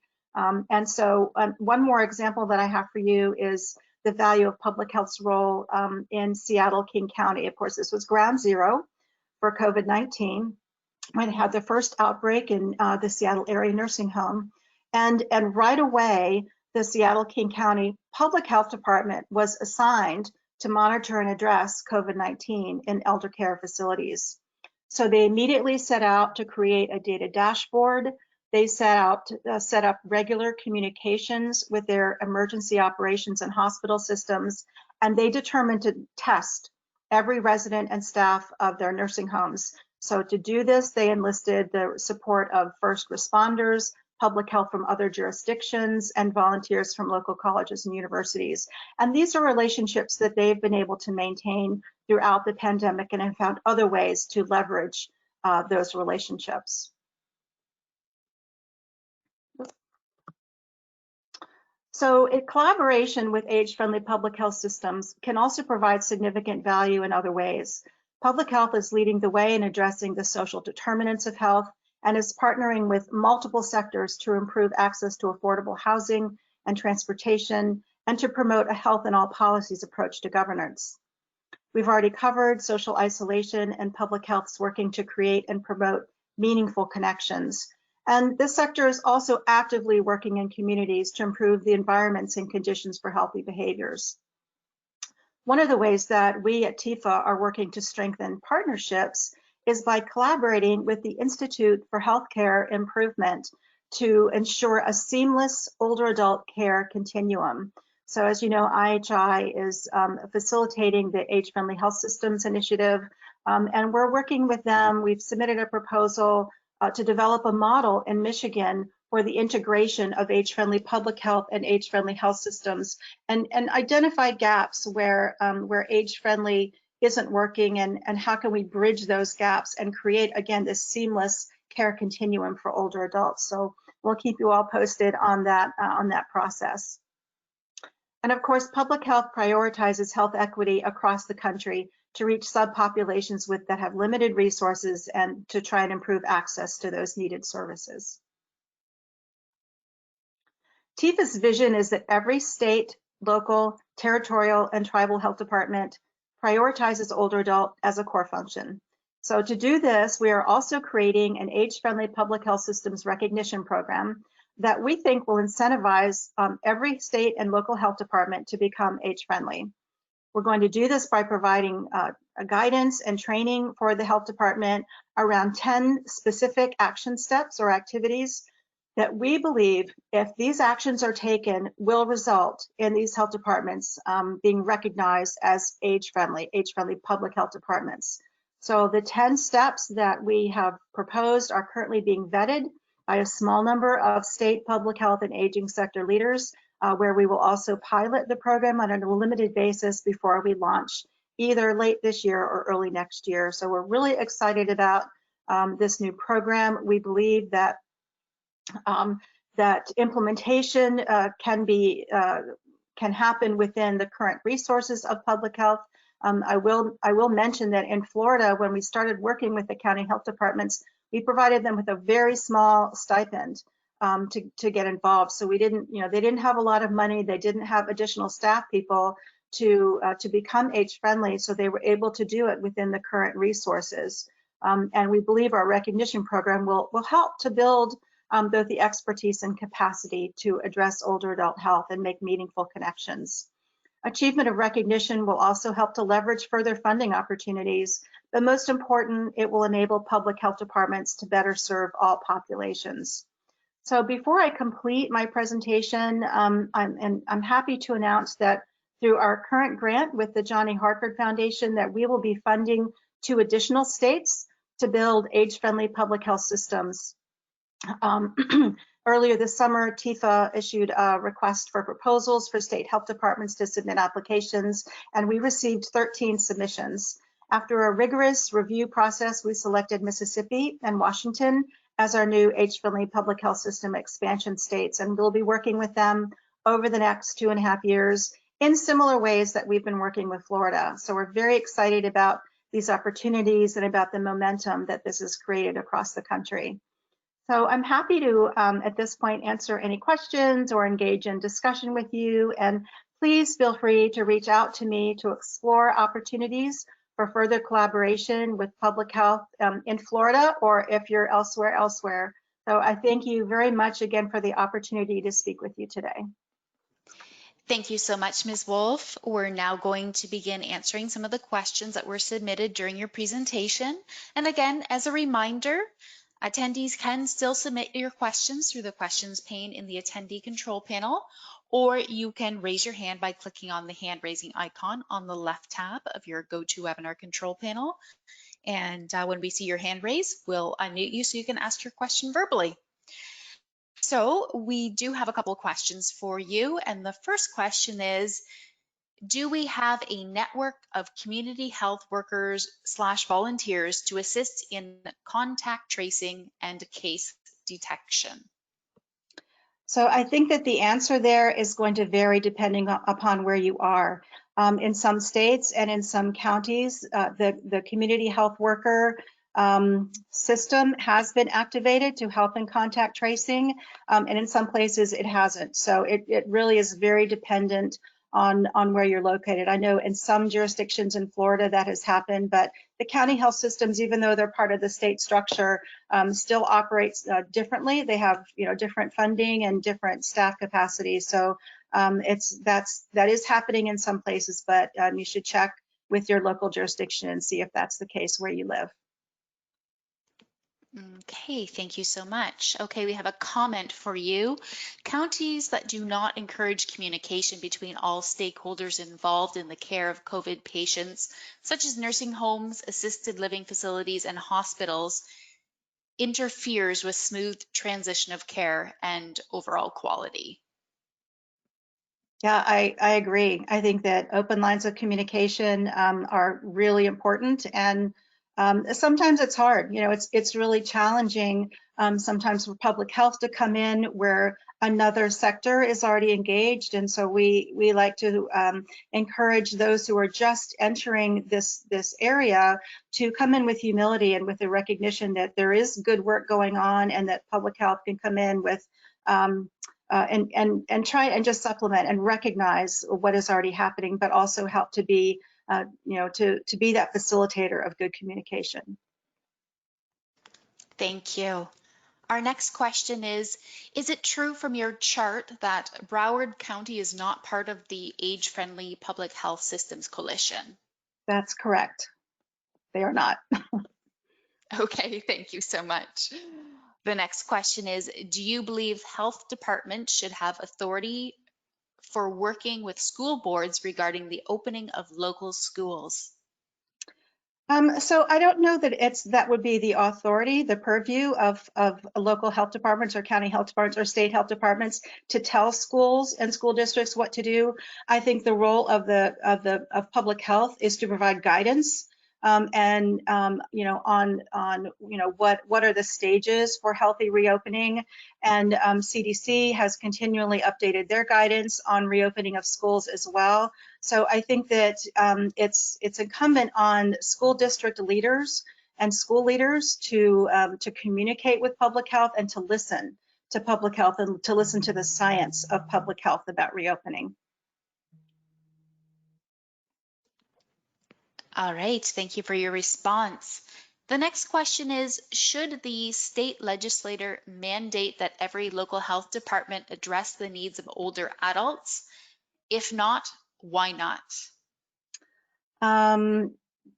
Yeah, I mean, I think that there are a couple of different there's a couple of different policy levels at play here.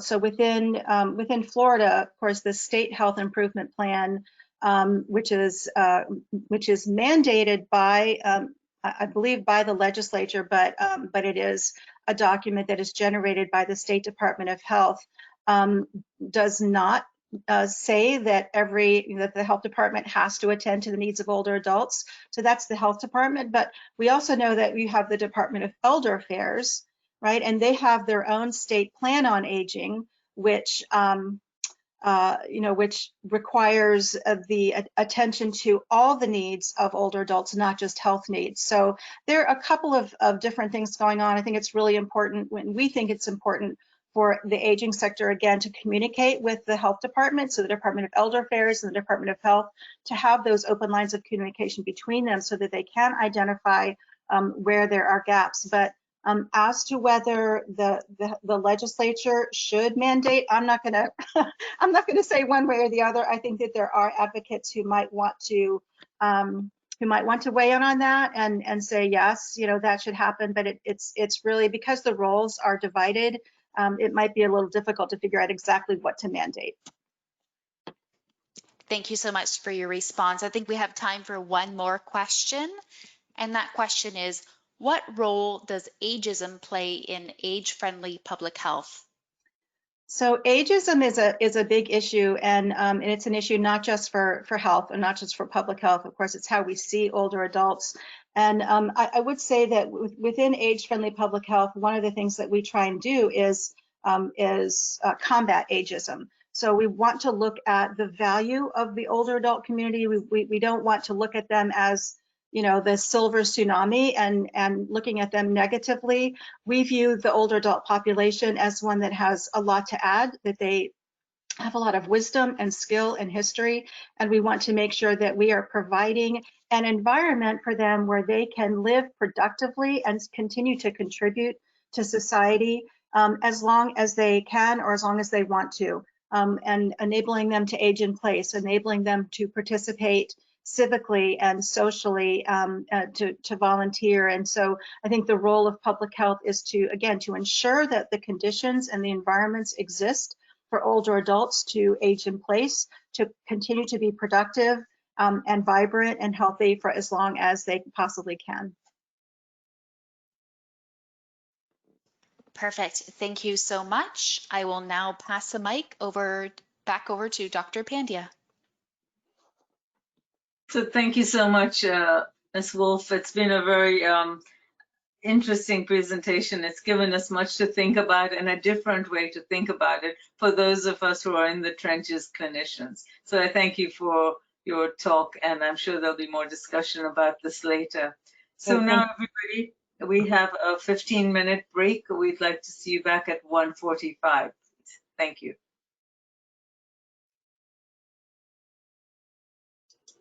Good afternoon, everybody. Good afternoon, everybody. Welcome back from the break. This is Dr. Pandya again, and I'm going to kick off the afternoon panels that we have. So I'd first like to introduce Ms. Nicolette Castagna, moderator of the Dementia Care Panel. Nicolette Castagna is the Community Engagement Lead for the FSU College of Medicine, Department of Geriatrics, where she serves on the leadership team for the federally funded Geriatrics Workforce Enhancement Program.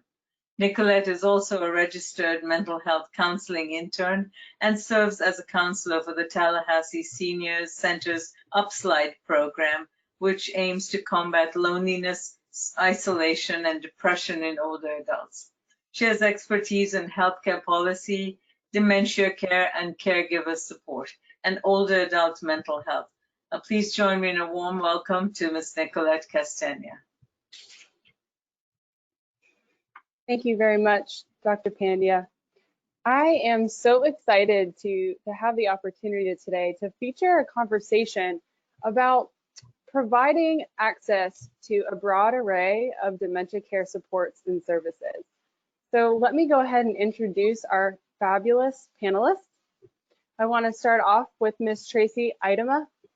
Tracey is the memory disorder specialist for the Florida Department of Elder Affairs.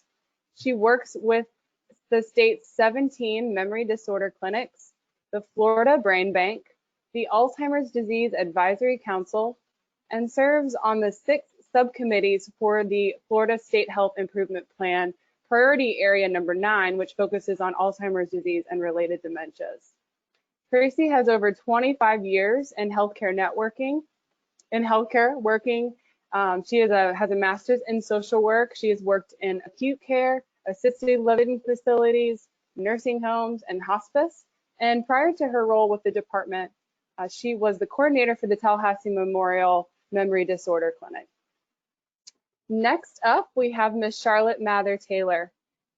Ms. Mather-Taylor serves as the executive director of the Area Agency on Aging of Broward County. The AAA of Broward County plans, develops, coordinates, and evaluates programs, funds services, and is the prime advocate for Broward County residents 60 years of age and older. Prior to joining the Area Agency on Aging, she served as the CEO of the Ann Stork Center, which cares for adults and children with disabilities, and she was the VP of Government Relations, Community and Public Affairs for the Broward Health Hospital System. A graduate of the University of Florida, she earned her BA in political science and served as the first female student body president for UF. She later received her MBA from Nova Southeastern University. Little shout out to Nova there. She graduated as a 2008 National Association of Public Hospitals Fellow. Throughout the years, she has volunteered her time for many organizations and is currently the co-chair of the Dementia Care and Cure Initiative Task Force in Broward County, is a member of and ambassador for the Broward County Suicide Prevention Task Force, member of the Center for Workforce Inclusion, which is a national board which is dedicated to assisting low-income workers over the age of 60, and is a member of countless other local committees and organizations. Last but not least, Deann Marasco. She carries an abundance of professional experience in both healthcare and marketing fields.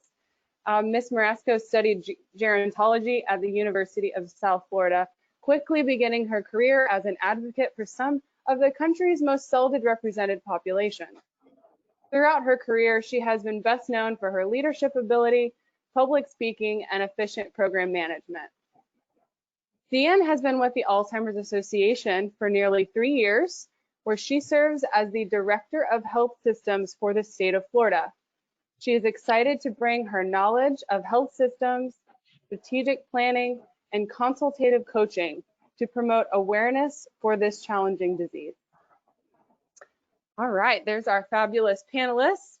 So we have a really diverse audience with us today, from physicians to healthcare administrators, case managers, social workers, and professionals that work in the Aging Network.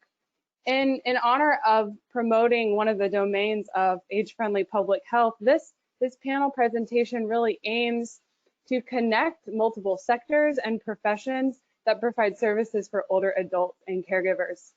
Over the next 45 minutes, you will hopefully learn, no pressure panelists, a ton of information about resources that are available to your patients and clients. And we're also going to do some brainstorming on solutions to providing accessible services that can really help overcome some of the challenges that persons with dementia and their caregivers face.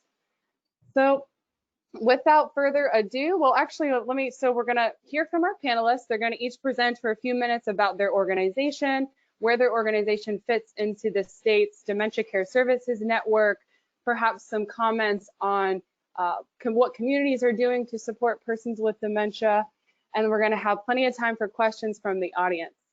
So without further ado, I'm going to turn it over to Ms. Aittama, who will get us started. Great, thank you, Nicolette. I just first want to thank you for the opportunity to present to you a little overview on what's happening at the Department of Elder Affairs with our Alzheimer's Disease Initiative, or commonly referred to as our ADI. Let me just advance the slides here.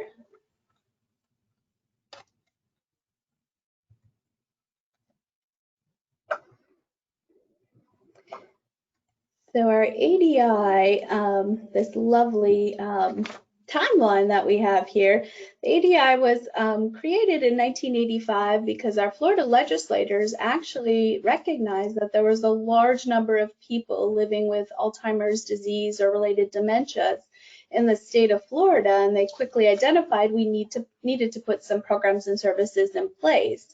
So because of that foresight, Florida actually has the infrastructure in place to provide clinical care and support services to people living with dementia and their caregivers.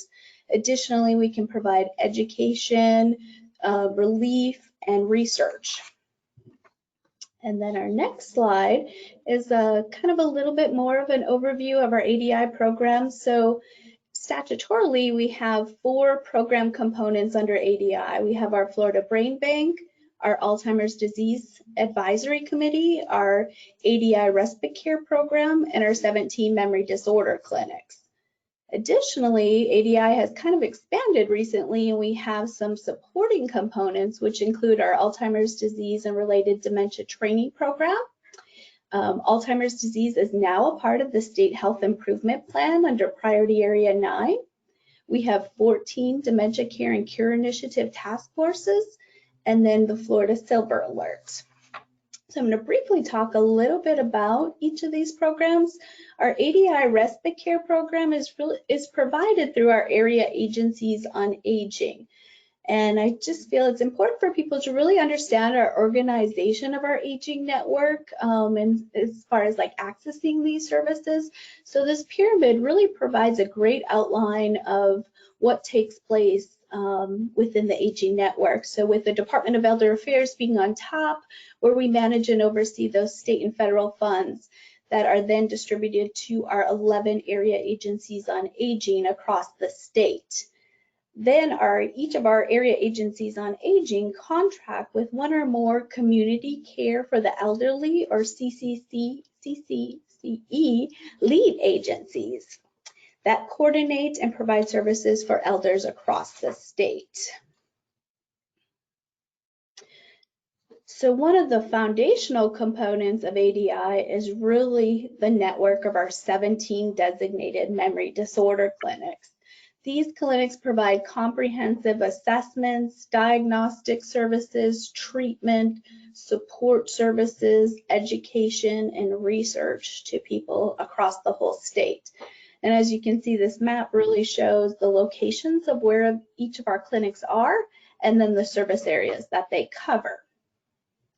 Additionally, we have the Florida Brain Bank that was established in 1985, and that is housed at the Mount Sinai Medical Center. And since the Brain Bank started, they have actually looked at over 3,000 brains have been studied at our brain bank. Our Alzheimer's Disease Advisory Committee, this committee was put into place to advise the Department of Elder Affairs on legislative, programmatic, and administrative matters concerning people living with ADRD and their caregivers. Recently, this committee was had a little revisement last year. It went from 10 to 15 members, and they are now required to complete an annual report. I am happy to announce that as of September 1st, they completed their first annual report, and you can find a copy of that on the department's website on our ADI page.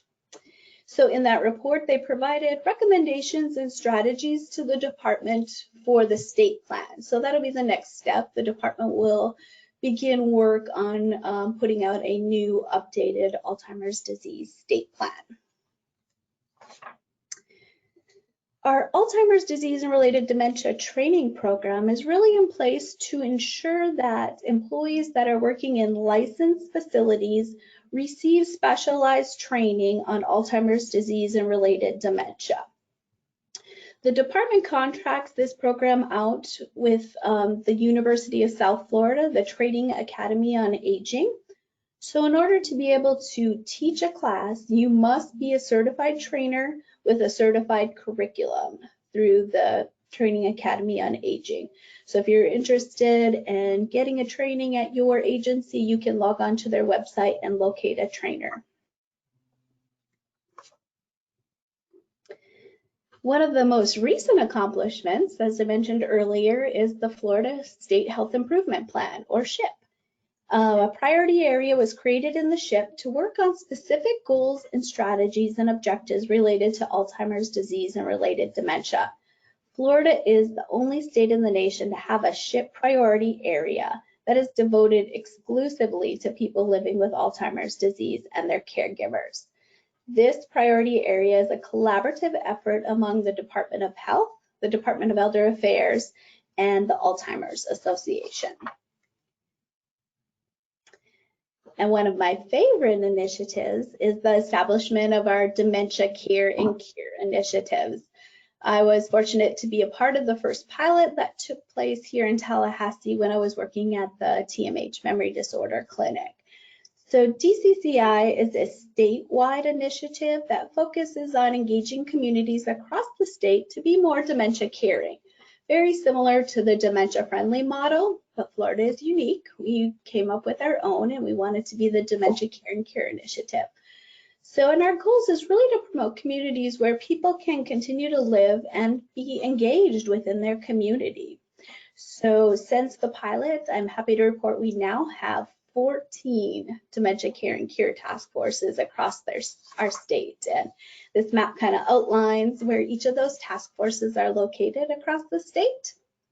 And with that, I'm going to turn it over to Charlotte Mather-Taylor, who is one of our executive directors at one of our area agencies on aging and serves on one of our dementia care and cure task forces. Well, thank you again for having me here today. As Tracey stated, we are part of the Department of Elder Affairs State Aging Network, which contains a total of 11 area agencies that each have their own planning and service area. Our service area is Broward County, and the good news is that for those of you who are located in other parts of the state, you have an area agency in your area that can help you and the families and caregivers of individuals with Alzheimer's and dementia. Also, as Tracey mentioned, as part of the Department of Elder Affairs Network, we operate a Dementia Care and Cure Initiative, DCCI task force, which is a group of experts and community advocates who are dedicated to coming up with community solutions to help seniors and caregivers of individuals with Alzheimer's and dementia. The task forces are open to anyone who wants to make a difference in helping. So I open it up to all of you who might be interested in getting involved. Reach out to your area agency because they really are a fantastic group of people and are making a difference. We also administer the Area and Aging and Disability Resource Center, which is the ADRC, that serves adults over 60, as well as individuals 18 years of age or older who have been diagnosed with dementia or live with a disability. The ADRC is part of this single coordinated system for information and access to services for all Floridians seeking information and assistance about state and federal benefits, as well as available local programs and services. A key number for all of you to write down is the statewide elder care helpline number, which is 1-800-963-5337. And I give you that number because it will connect you to any of your local ADRCs. We have our own specific number as well for those of you who live in Broward. I'll share that one directly.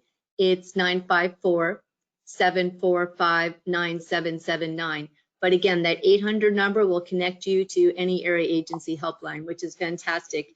And you can call and they'll direct you to the services you need.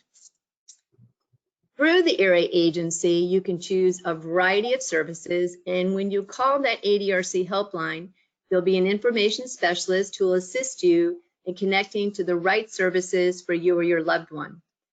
Some of the primary services available through your local area agency, either provided directly by the agency or by one of the providers that we contract with, are, first of all, like our information and referral services, which our ADRC helpline is providing.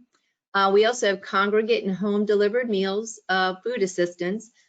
Of course, during COVID-19, some of the congregate sites have not, well, most of them have not been operating, but those are two great food programs that can assist you. And then during COVID-19, all of the area agencies started emergency meal delivery programs for those who were impacted directly by COVID-19. I know ours has been extremely involved, and we've had as many as 6,000 clients that we're serving at the same time. So you can see there's been a great need in communities. In addition to the meals, we have health and wellness classes, which previously were offered in person, but we're all trying to be creative and do things differently to deal with COVID-19. So now we are providing those health and wellness classes through Zoom so that we can reach people who are in their homes.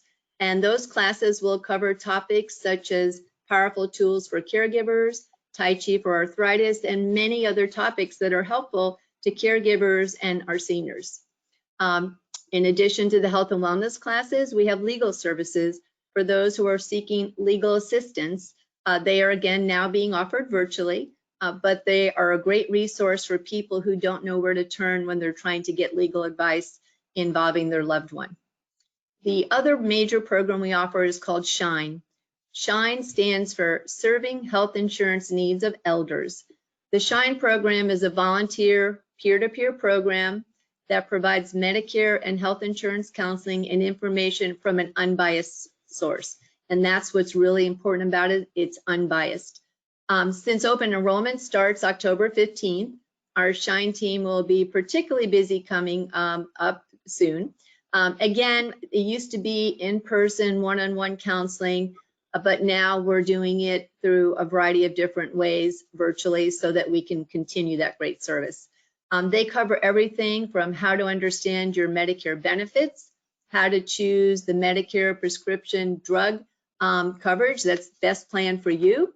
They also answer questions about Medigap, long-term care insurance policies, and really any other health insurance programs that seniors or individuals with disabilities might need.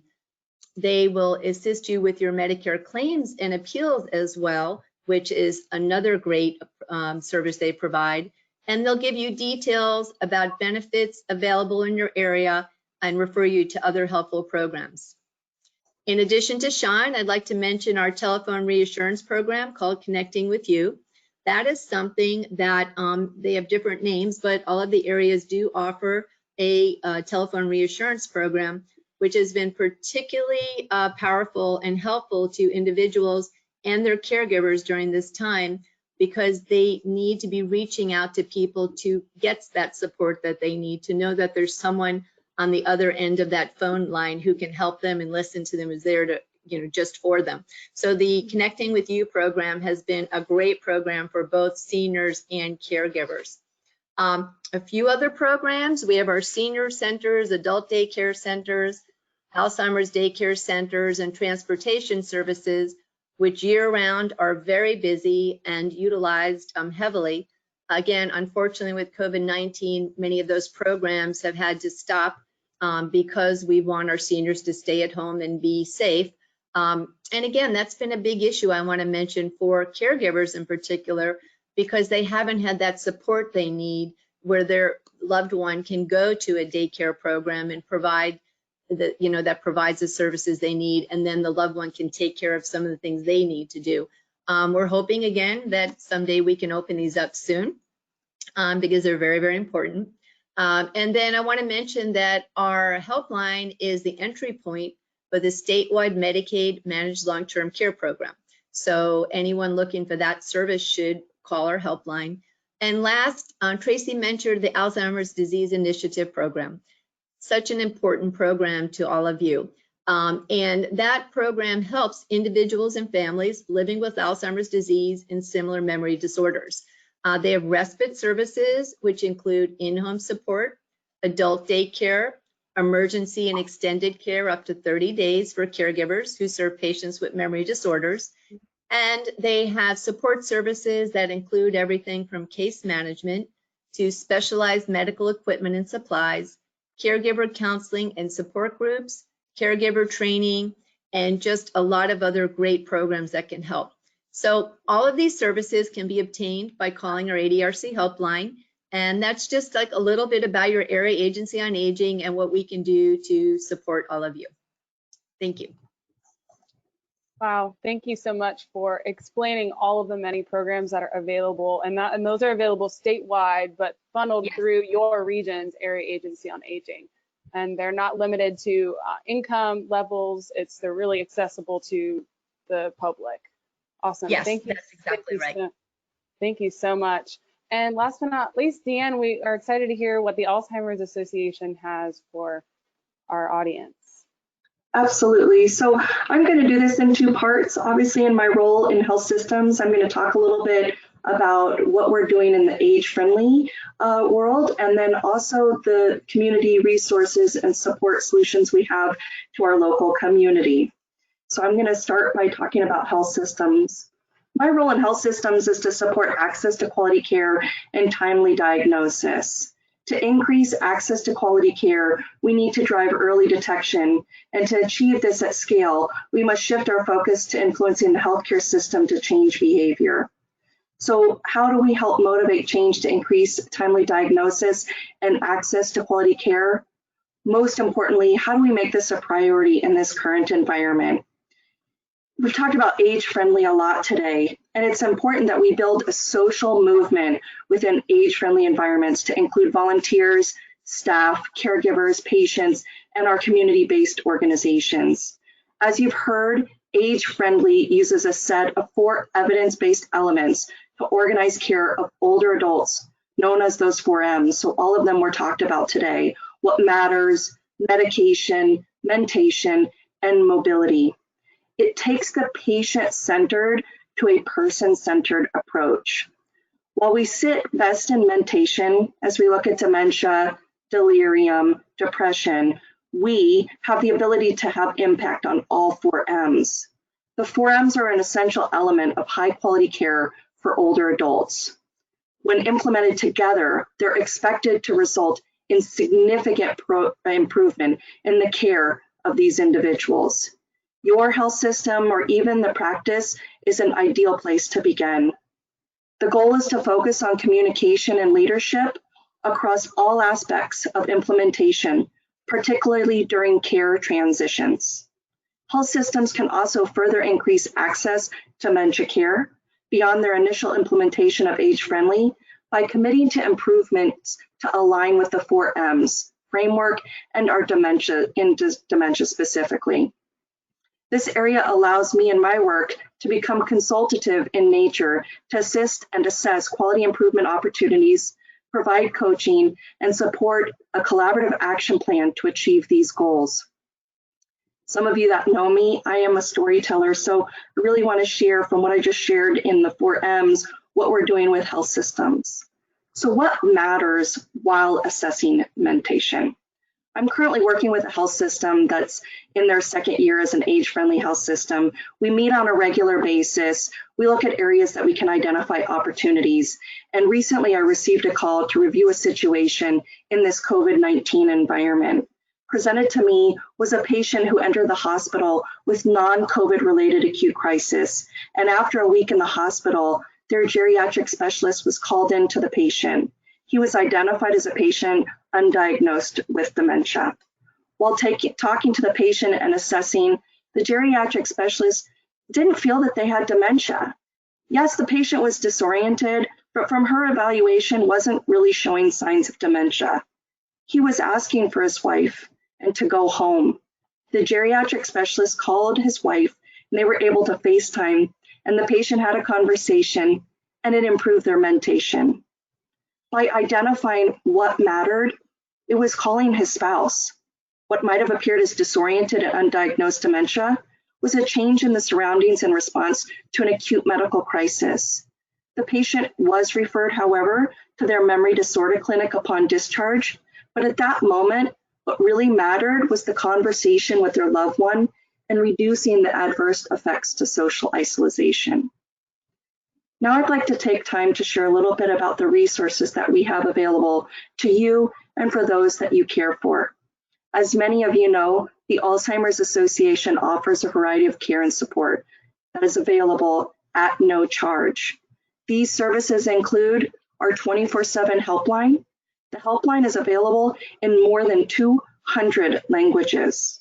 We provide support and care consultations, education, early stage social engagement programs, support groups, and information and referral. Many of these programs are offered in English and in Spanish. I do want to mention, like many other organizations, and as we sit on this virtual platform for what would have been an in-person symposium, COVID has changed the way we do business. As of March, we no longer offer in-person programming. Instead, all of the programming and services are offered either telephonically or virtually. This includes our innovative Brain Bus, a mobile community education program that offers information on early warnings of Alzheimer's, the need for early diagnosis, and the reducing your risk in dementia. So as we mentioned, this is our Brain Bus that was mobile, and right now we're doing everything virtually, and when that time occurs again, we will be back on the road with those 2 Brain Buses. Our programs will remain virtual and telephonic through the unforeseeable future. Even as communities reopen, the risk even for social distancing and good practice is just too great given the vulnerability of our constituents. I would encourage you to write down our website and our 24/7 helpline. It's alz.org, and I highly encourage you actually putting our helpline number into your cell phone. It's 800-272-3900. And I also challenge you, if you've not called our helpline, to call. And I'm so grateful to you sharing, Charlotte. The elder helpline also has the information. So if people are looking for resources, we work very closely and cohesively with one another. So the best description given to me by a health organization is that I really play a conduit to assist in breaking down barriers and identifying opportunities. Should we have the opportunity and a discussion in future, I can analyze gaps in care, share promising practices, and evidence-based interventions. My role allows me to be a viable resource in achieving improved outcomes. And again, please, if you haven't written it down, write down our helpline, 800-272-3900. Thank you for your time, and Nicolette, back to you. Thank you, Deann. I did put the helpline in the chat for everybody to have quick access to.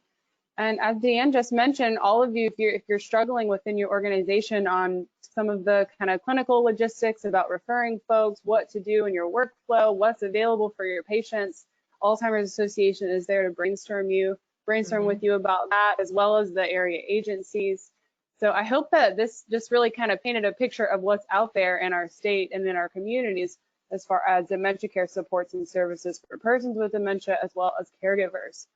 I want to hear from you all a little bit about what are some of the barriers to accessing services, and it'd be awesome to maybe hear some success stories and concrete examples of how those barriers are able to be overcome. And Charlotte, do you mind taking this one first? Oh, sure.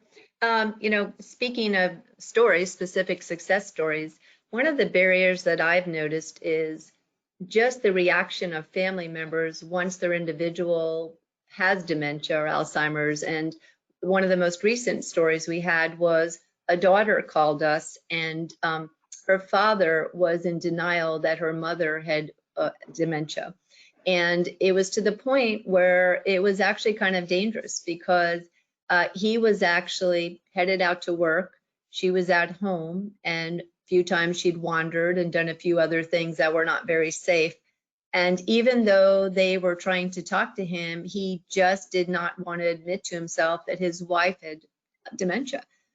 And so the success story here is that the daughter reached out. We got some support services, some people to talk to him and the family. And although very painful for him, he actually started, okay, I understand. And then they were able to get the services they need. Now, prior to COVID-19, they were going to a day program. And so, you know, mom was okay during the day and she was interacting and so on and safe. And so it was like a very good support system for them. And he was actually able to get that caregiver support that he needed to deal with the emotional aspect of his wife actually having dementia.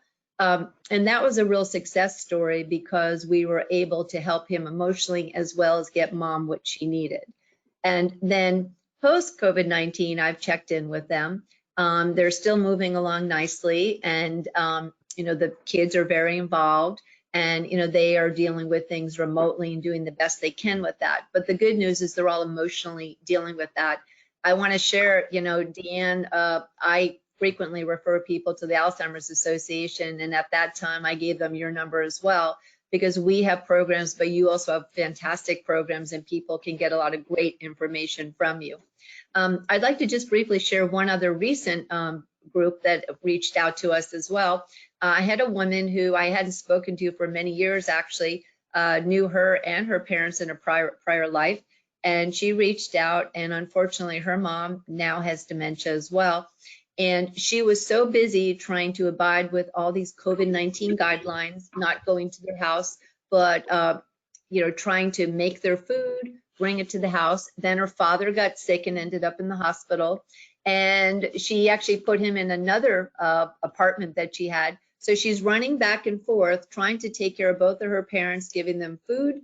She's trying to get caregivers to go out there, and that's not working well for her. So we were actually able to connect her to all the right resources, get her some food delivery to help her, get some good caregivers to go in. And again, another success story, because once she was connected to the services and the people who could help her, then she was actually able to properly take care of her parents. And that to me is really important. Some of the accesses to barriers are, you know, the accesses or the barriers, excuse me, are that people just don't know where to go, or emotionally they don't know how to deal with it. I'd like to just throw one other thing out. During COVID-19, one of the big barriers is, of course, the fact that we're in COVID-19 and people have to socially distance. And one of the ways we're connecting now is through technology.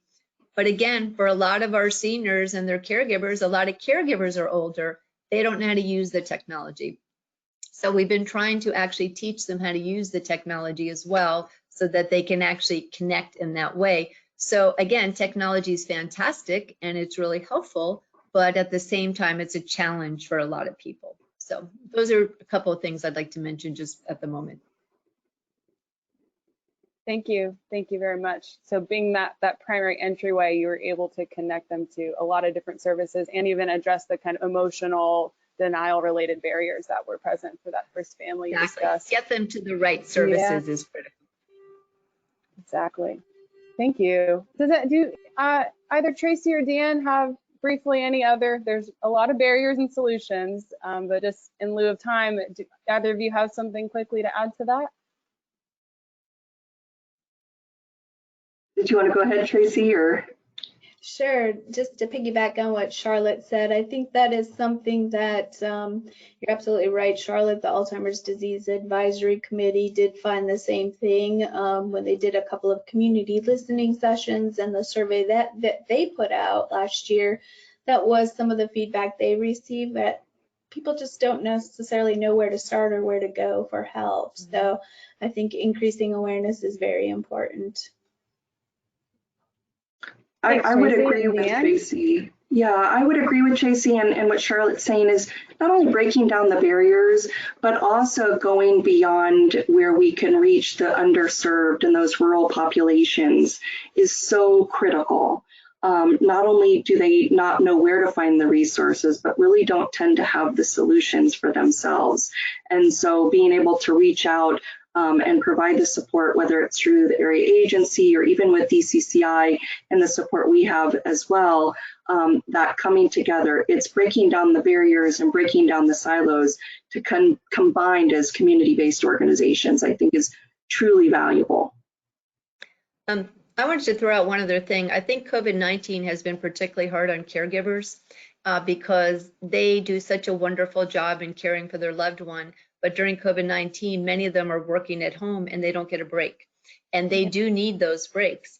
So programs that the Alzheimer's Association provides and that we provide are critical to giving them that emotional support so that they can maintain their own balance, because they have to take care of themselves as well so that they can take care of their loved one.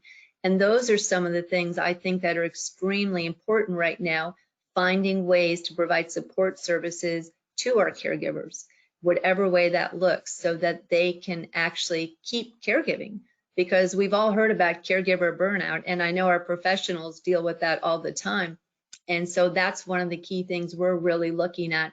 I know we started a new caregiver support group, and we have someone who's offering those services who actually went through that and has gone through that whole process and knows what it's like. So I think that's an area right now that we all, I know from my perspective, that we're really trying to assist further with. Yeah. Thank you, Charlotte. Thank you. And I think it's great, you know, with COVID, a lot of our memory disorder clinics, and some of them are in collaboration with the Alzheimer's Association, are offering virtual support groups. So it's important that we let people know those support groups haven't stopped. They're happening, and they're happening virtually, and we need to connect people. Mm-hmm. Absolutely. Awesome. More than 200 in the state are going on now. And there are some, you went over the memory disorder network throughout the state. I know in Broward, we have a wonderful memory disorder center as well that we work closely with, and they do a great job. Mm-hmm. Thank you. Thank you all very much. And for emphasizing what's currently available right now during COVID-19 times, what's accessible via telephone and other internet-based access points. As far as any, so there's a lot of providers and case managers in the audience. Are there any, I'm going to direct this one to Deann. Are there any tips and tricks that you can offer, really practical strategies for professionals to be able to successfully refer their patients and their patients' caregivers to these programs? Absolutely, and really in the world of health systems, you know, the unique thing about what we're doing is it's not a cookie cutter, and we base it on needs assessment and what they need as an organization and what they're ready to tackle. And I think, you know, building a long-term transformational relationships to support the access to quality care and timely diagnosis is really critical. And from what we can offer, there are a few opportunities. You know, we want to increase cognitive assessments. And when we look at this through the age-friendly lens, we assess and we may ask, when we're talking to a health system, when we're talking to a provider, how many over 65 are coming in for their Medicare annual wellness visits?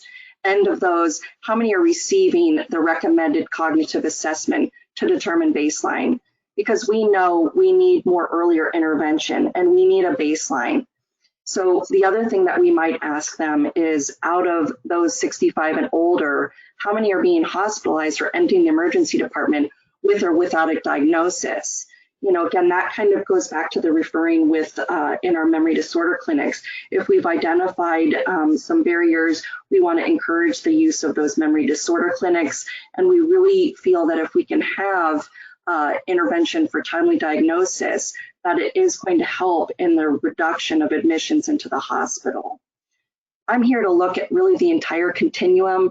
And once somebody's diagnosed with dementia, a care plan is critical, and the need for persons living with dementia and their caregiver in order to utilize the CPT code. So some that are on the call that our providers might or might not be familiar with the CPT code 99483. It is a care plan, but it can only be used if the patient has been assessed and a finding of MCI, Alzheimer's, or other dementias have been diagnosed. Who can utilize that code? Physicians, nurse practitioners, PAs, and clinical nurse specialists. Providing the care plan will help remove the barriers with patients and create open dialogue about care planning, including legal, financial, safety, identifying clinical trial opportunities. That's a big one for us, and assessing the community-based resources. And ultimately, the goal with the care plan is the reduction in emergency room visits, patient and caregiver confidence, and truly taking the approach that I mentioned earlier about not being patient-centered, but person-centered. In the realm of 4 M's, we really want to look at what matters, and then all the rest of those M's come to play. And then the last thing I wanted to share with you is we do have 2 types of ECHO. We have Project ECHO, which focuses on long-term care, and we have Alzheimer's and Dementia ECHO. An Alzheimer's and Dementia ECHO program is a collaborative model of medical education that provides primary care with skills, knowledge, and confidence to treat complex patients in their practice. It's virtual, it is a video-based, and we do target designation to our primary care physicians. It could be led by a physician, a nurse practitioner, a PA, and then a small care team. And we provide that twice a year. We do offer CMEs, and really what we're trying to achieve, and I really appreciate the earlier presentation, is going upstream to identify opportunities and again, break down these barriers. Awesome. Thank you. Thank you. So there's training programs available for healthcare providers and those organizations through the Project ECHO. Great. And we are running out of time, but we do have a couple more minutes left for questions from the audience. One came in for Tracey. Do you think the legislature will ever revisit the dementia education requirements? Since the hours in several categories are too limited, might we consider competency-based requirements? So with that ADRD training program. Well, great timing. The Alzheimer's Disease Advisory Committee did meet this morning, and that is one of their priorities. So actually there is a subcommittee being established to look at that program and the processes that we have in place and how that maybe could be streamlined. Thank you. So it's something that they're looking at amending that process slightly. Great. I am assessing what other questions we have here. Thank you all so much for the wealth of information you've provided. Are there any driving evaluation services sponsored by any of the organizations on the panel? So driving evaluations and mobility safety. Do you want me to share a little bit what we have? So when you say driving, as in driving a vehicle, correct? So I am, yeah. I'm gonna take it from my perspective, and then Charlotte and Tracey, I look forward to hearing from you. So what I would say in this, especially for our providers, is that if you identify somebody that does have some cognitive impairment, might be at risk, to make sure when you are documenting that you actually send a letter to the DMV and release that liability. That was actually brought up on one of the Project Echo calls that I was on, and it was alarming to the practitioners going, oh my gosh, I didn't realize you needed to do that.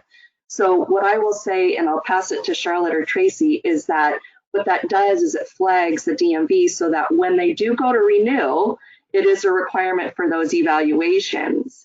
And then we have a really nice agreement that somebody might develop MCI, Alzheimer's, or other dementias, where we give them the autonomy to sign a waiver that says when it's time to give up my driving, I will relinquish that. Well, we know that's all easier said than done, but again, we want to be able to provide that autonomy to the person. So that is the message I would say is when documenting about that. So that question specifically is make sure you document that you have also mailed a letter to the DMV releasing that liability as a provider.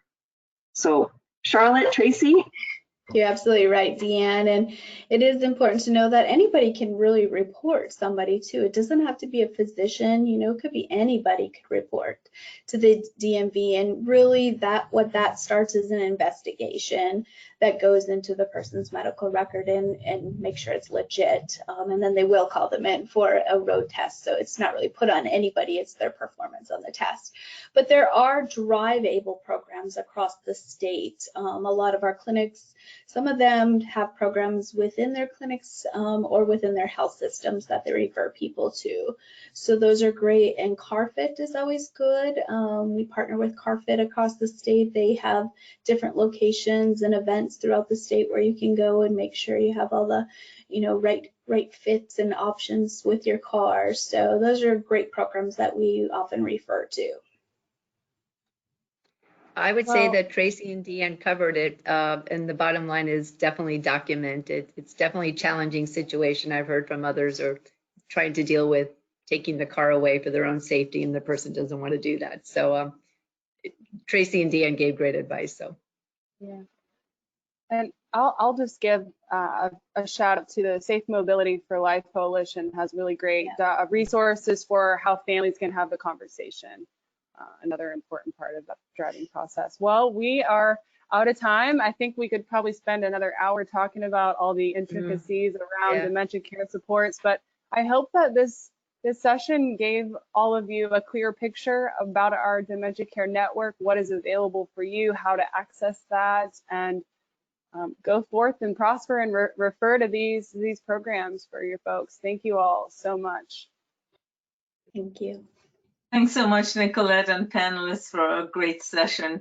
We now have a break till 2:45. If we can get back on time for that, we have a very interesting COVID-19 panel to wrap up the day. Thank you so much. Thank you.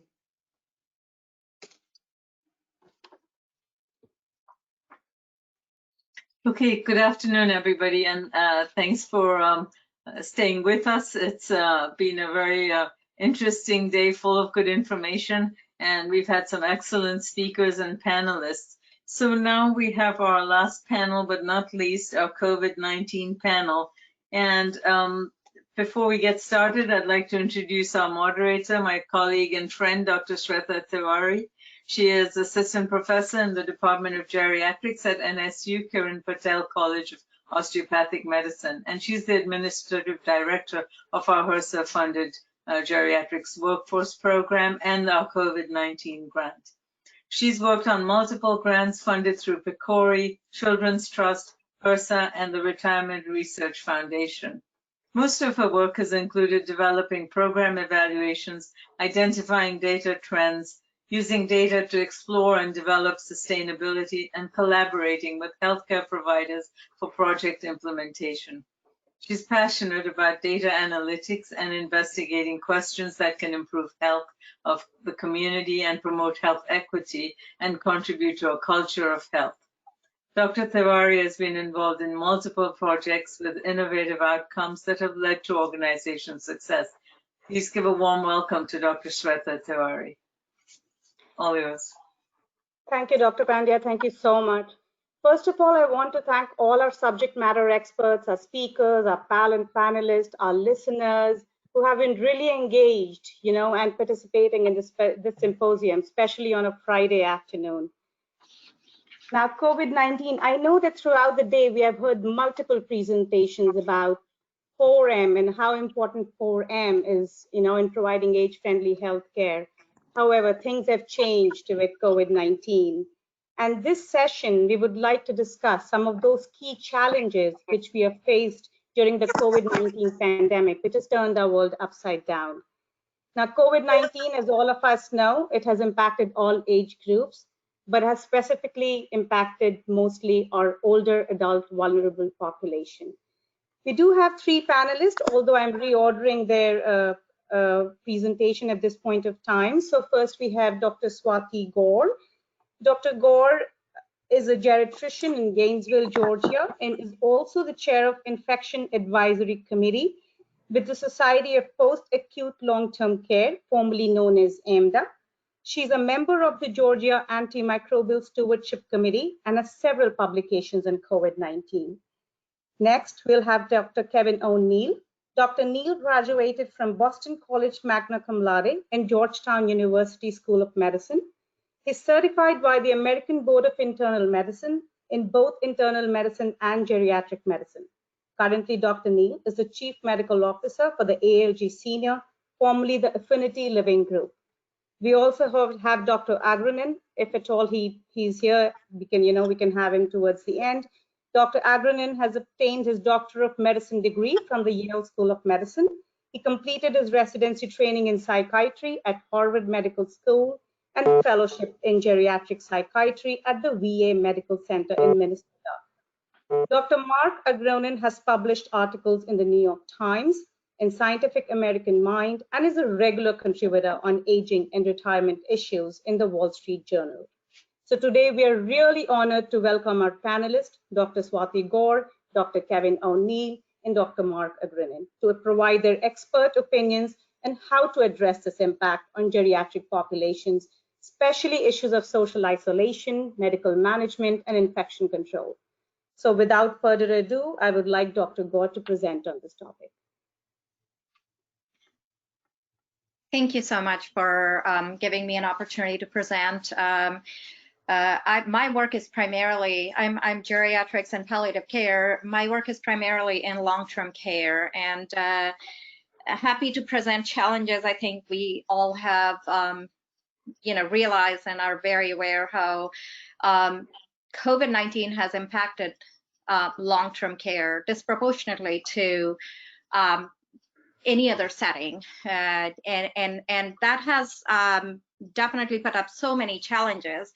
So our story basically began in February of this year, and when we started getting reports from Seattle, Washington, of long-term care facilities facing this respiratory illness that had very high mortality. And as a chair of Infection Advisory Committee, that kind of, you want to make sure that you try to stay ahead of what is coming through. And we got a task force together for COVID-19 and basically picked up our pants to write guidance for long-term care facilities, and have not put it down since. So that is basically a story as Infection Advisory Committee chair with AMDA. However, in our own nursing home in Georgia, we are in the Northeast Georgia area. That's where the Appalachian Trail starts or ends, depending on where you are. We had our nursing home, we started doing several things that we thought were good common sense strategies. Our first case was detected on 3/31, and we went through what then was not known to be universal testing, but our universal testing happened on 4/1. And basically since then, we have had about 750 tests on about 100 residents in one facility, and about 680 tests in the other facility on about 90 residents. So we are extensively testing. So some of the lessons and complexities of this disease that we hope to take forward, not just during COVID-19, but to take forward, I would like to share. So next slide, please.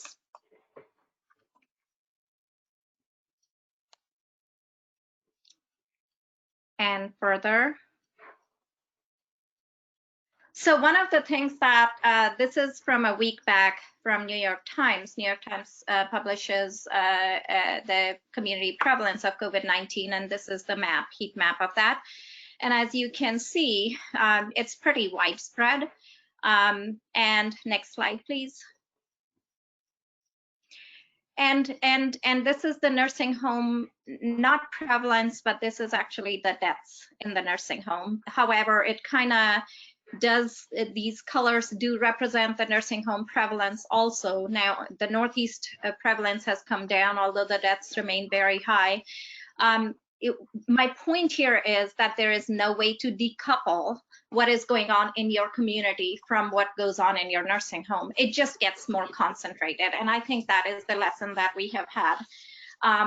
And that's why we were, we are always talking about it's a good idea to consider what is going on in your community and do testing based on your community prevalence. In this Northeast Georgia area, at one point of time, we reached a community, test positives out of the total tests at a 40% rate. And that is the time that we were having to do a lot of testing. And that's why you see such high numbers of testing in our facilities. Next slide, please. And so our the way I have divided it is virus-specific lessons that we have learned from this. Next slide, please. And we are going to talk about multiple different issues. So, this is a study that came out in, it was done in April, actually also in Seattle, in the nursing homes. And what it showed is that 50% of your staff is going to be asymptomatic positive. Your residents are going to be asymptomatic positive. My point here is that there is a very high degree of asymptomatic infection and transmission that happens not just in the community, but also in long-term care facilities. And early on, we failed to realize that and were very hung up on the symptoms. And that this case in April was pretty much what we found out in our nursing home. Is when we had that first case and we did universal testing of staff and residents, we found out that we had actually 8 residents. 7 of them were asymptomatic positive, and we had about 15 staff members who were asymptomatic positive. None of them did, kind of failed, quote unquote, the clinical screening tool that we had put in place very, very early on. So those were the important lessons that we learned. Next slide, please. This is a very important slide, and I think, this is something that tomorrow or next week, I'm going to sit down with the case management from our hospital and try to make them understand why we are requesting for tests right before residents come into our long-term care facility when they have had 6 tests in the hospital. This is because if you look at the red line, the red curve, that is your viable virus that is growing. Your blue curve is the one that is RT-PCR testing. And here, I think there are 2 things that are important in this.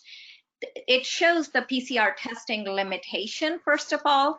So when you get a patient into a long-term care facility, there is implication for isolation. Why should we, when we have had a negative test, right before the patient comes from the hospital to long-term care facility, why do we need to isolate them? Well, we need to isolate them because if you go week -2, there is that 1 week of incubation period that they may be when they may have tested negative, but still might be incubating, and next week they're going to turn positive.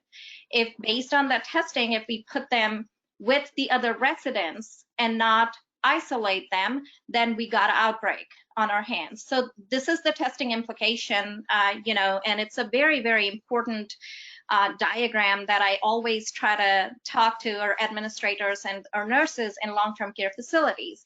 The other implication of this slide is the following. Look at the viable virus. The viable virus is there for 10 days to 2 weeks.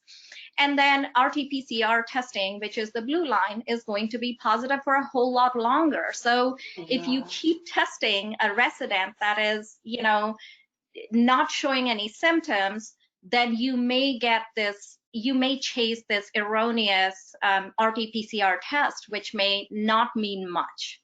Next slide, please. We also learned several staff-specific lessons, and before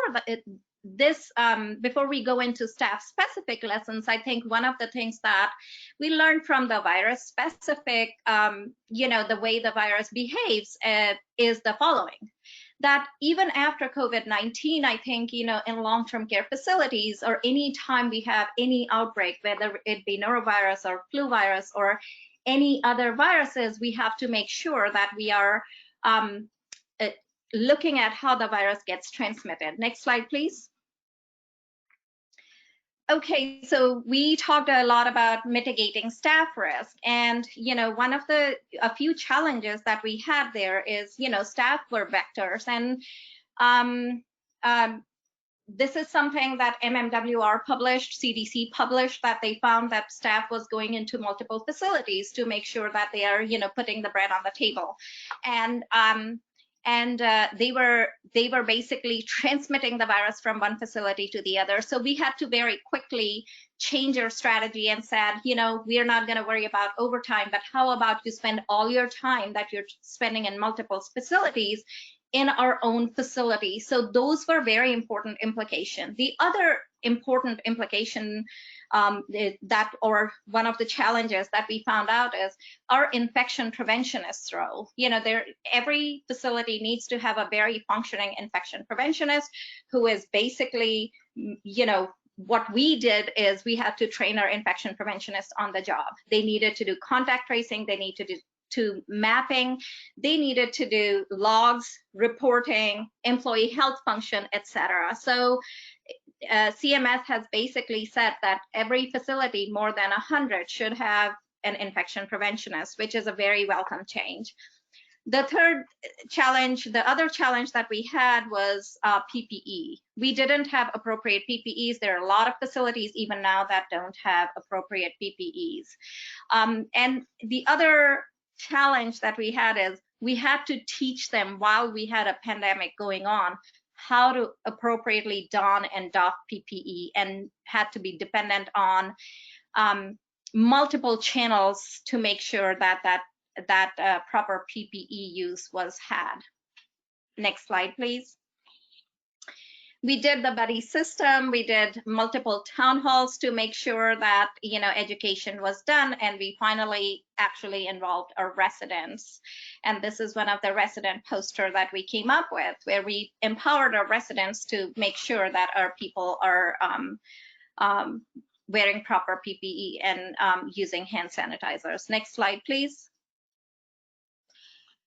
Resident-specific challenges are, one of the least talked about challenges. I think Dr. Tewary did allude to that, and that has been our biggest challenge as a medical director for me, is that we are so focused right now on infection control issues, which we need to be, rightly so.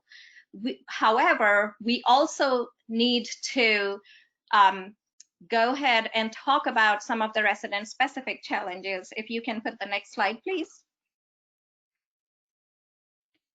One of the challenges was, this is the study that I quickly wanted to bring forth, which is basically the study where it says that don't chase the RT-PCRs. And this is the study out of Munich, which was the basis of the CDC guidance of 10 and 20 days that, I'm sure a lot of you are aware of, where they said most of the people would not have a viable virus after 10 days. Here's the cautionary tale, though. They do talk about very high risk group. They talk about patient-specific characters, which kind of decreases the immunity of the patient where they can shed the virus for a longer time. And they talk about the disease severity. This is a very fluid, in our experience in long-term care, it's a kind of a fluid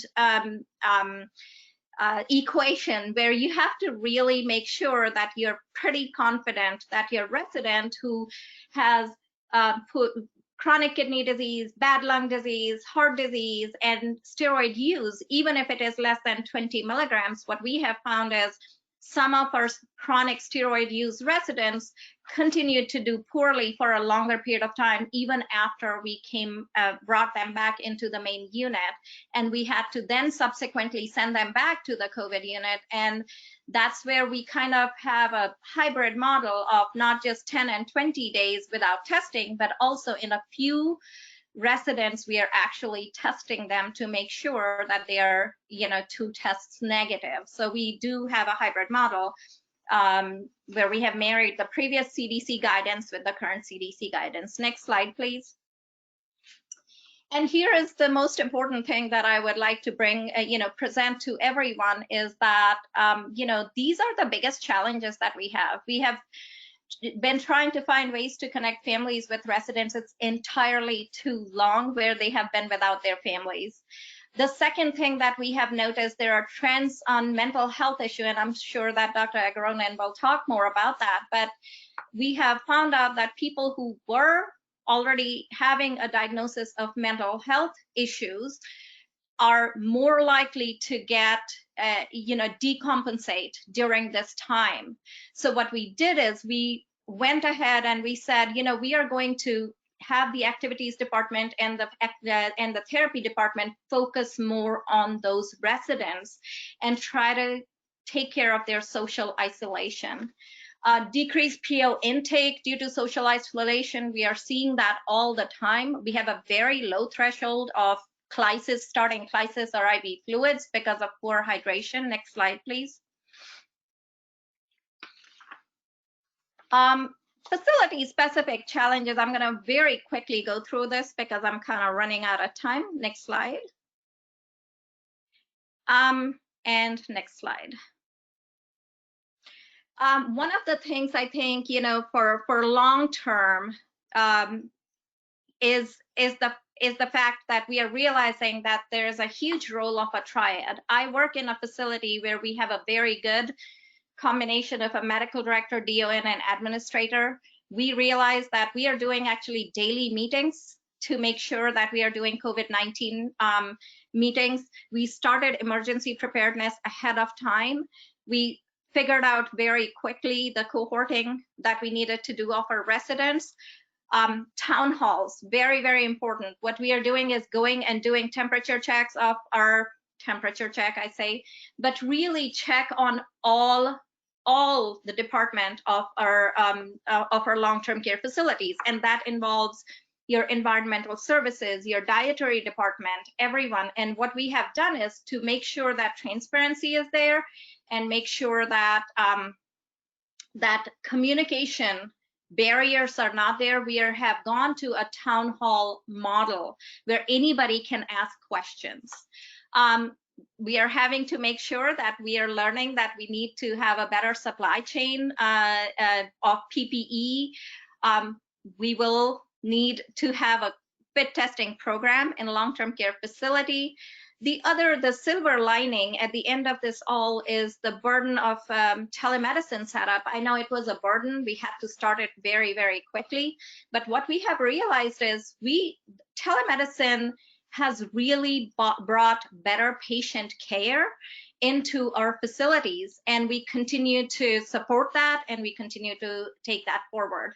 And finally, for long-term care, long-term goals, what we have realized is that we are going to now legislatively try to get our CNAs, who are the lowest paid worker in our long-term care facility, we go and we really advocate for them, for their salaries, so that they are not put in a difficult situation of trying to go to multiple buildings to put food on their table.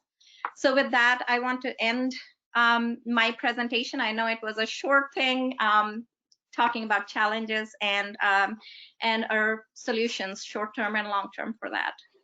No, thank you, Dr. Gaur. It was really wonderful. I mean, I learned so much from it. And COVID-19, I mean, things are changing every day from one month to the other month. The one striking thing which I understood in your presentation, and I may be incorrect, so ignore me for that, is what I understood was that 30% of positive COVID patients could be asymptomatic.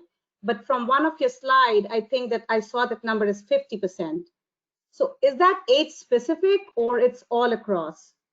So 50% of the staff who was tested was asymptomatic or pre-symptomatic. Okay. So yes. So the bottom line is that whether you are in the community, and that is why I think CDC has come back and reversed their guidance on asymptomatic testing, about 7 days back, because they are acknowledging that there is a lot of asymptomatic spread, and the implications of that are not just in long-term care facilities, they're also in colleges and community settings. So I'm very glad that CDC has actually done the reversal. Thank you. I would now like Dr. Kevin O'Neill to present. Even though I have a lot of questions, I do want our panelists to speak, and we want to listen to all of you.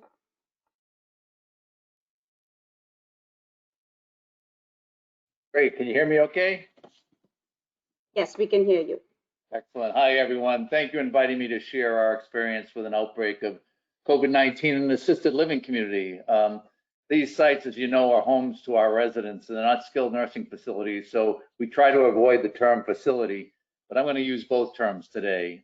What we've learned from our experience resulted in a checklist on how to manage an outbreak in assisted living that we've shared with other providers, and that handout will be available to you. First, next slide, let me state that I have no commercial relationships to disclose. On the next slide, ALG Senior, our company was formerly Affinity Living Group. We changed our name because of a trademark issue, but we own and manage over 140 assisted living communities, predominantly in the Southeast, although we recently opened a community in Prescott Valley, Arizona. We have 7 communities in Florida, and we're going to be expanding a little bit more in Florida as well. As you know, an outbreak of COVID-19 is defined as one confirmed case of COVID-19 in a resident or a staff person. Our first outbreak occurred in one of our 52-bed dementia care facilities in Henderson County, North Carolina. On March 27th, one of our staff had mild symptoms of fever and a non-productive cough. She was advised to quarantine at home, and we got her tested for COVID-19, which returned positive on March 29th. Amazingly, none of our other staff or residents were symptomatic other than a couple of the residents who had a little pink eye. So that was kind of an eye-opener. On April 2nd, after the Henderson County Health Department came in, tested all the staff, all the residents, 21 residents tested positive and 4 staff. So kind of shows you that many of the folks are asymptomatic or testing positive. Since this was a dementia care facility, trying to cohort residents, having them wear face masks or practice social distancing is next to impossible. Initially, we were able to cohort the COVID positive residents, but eventually all the residents ended up testing positive as we did follow-up testing.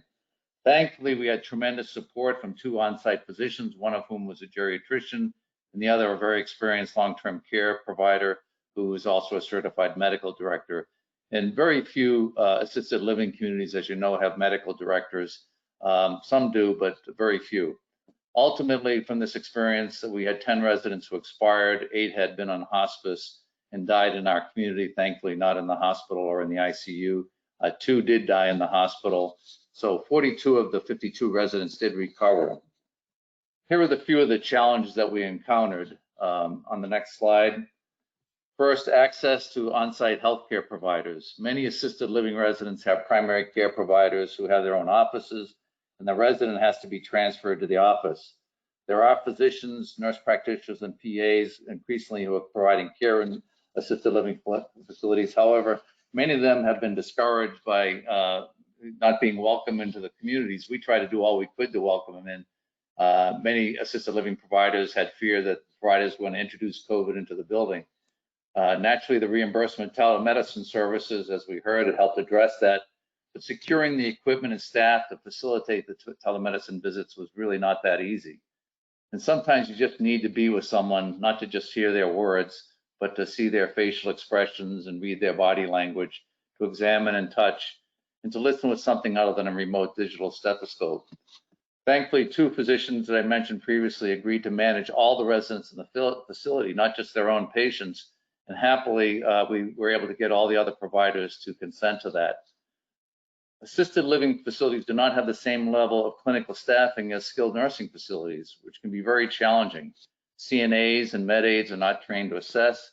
They may have difficulty recognizing change in condition, helping residents cope with isolation and loneliness, addressing the behavioral and psychological symptoms of dementia, and implementing effective intervention, prevention, and control measures. Environmental factors are another challenge. Cohorting infected residents can be very difficult. Unlike a hospital or a skilled nursing facility, you cannot just wheel a bed down the hall or move a nightstand. The elderly resident's room is their home. They have bookcases in there and chairs, pictures on the walls, maybe in the bed they brought from home. And remember, it is their home. Continually disinfecting commonly touched surfaces is a major challenge for the housekeeping staff in dementia care facilities. Access to testing was something we did not have to confront in our first outbreak, thankfully. We had tremendous support, as I said, from the Henderson County Health Department, but it has become a major challenge for us in recent months. We are hoping that the availability of on-site rapid antigen tests and other rapid testing, which can be delivered much more promptly, going to help alleviate that problem.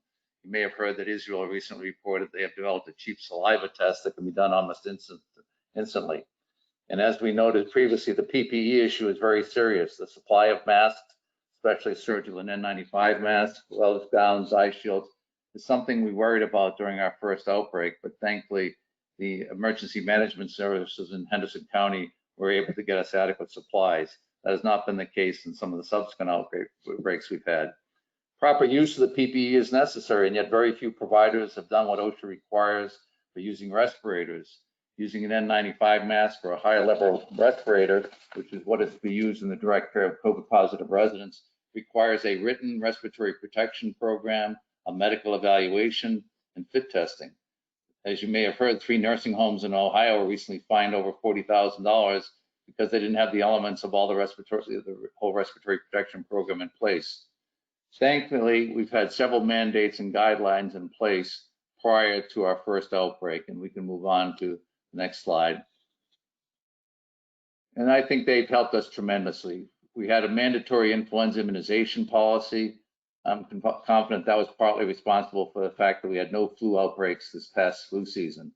That's not a common issue, common acceptance in assisted living and other senior care communities, but I think it's so important that we push for mandatory immunization.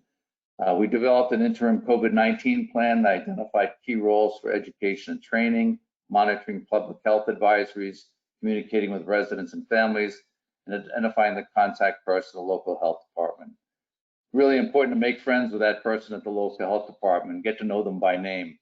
We did have a staff sick leave policy in place so that associates understood that they not show up for work if they had any symptoms of flu or COVID-19.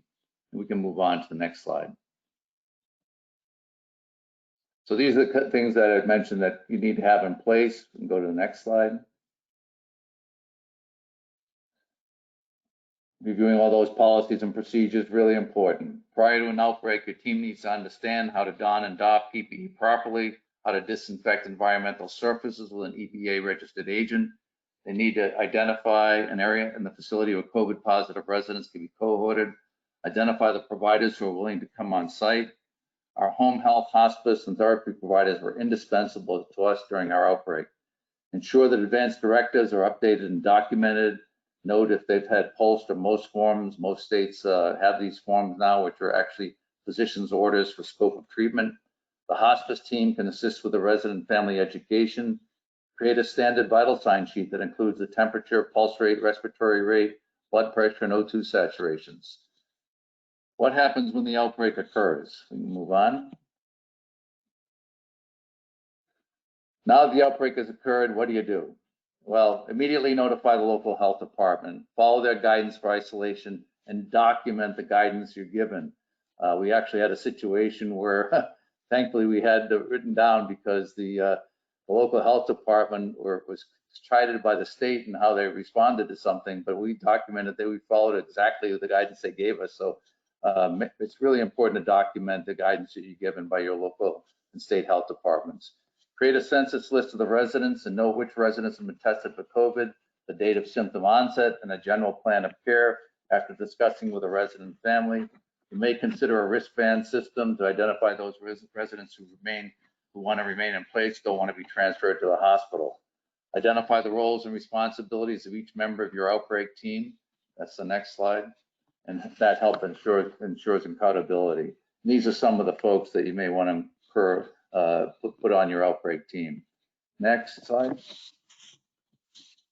Create standing orders, check vital signs at least once a shift, and identify parameters that require notification of the primary care provider. Make sure you obtain orders for symptom control. Next. Review the goals of care with the residents and families. This slide addresses several of the questions that need to be answered.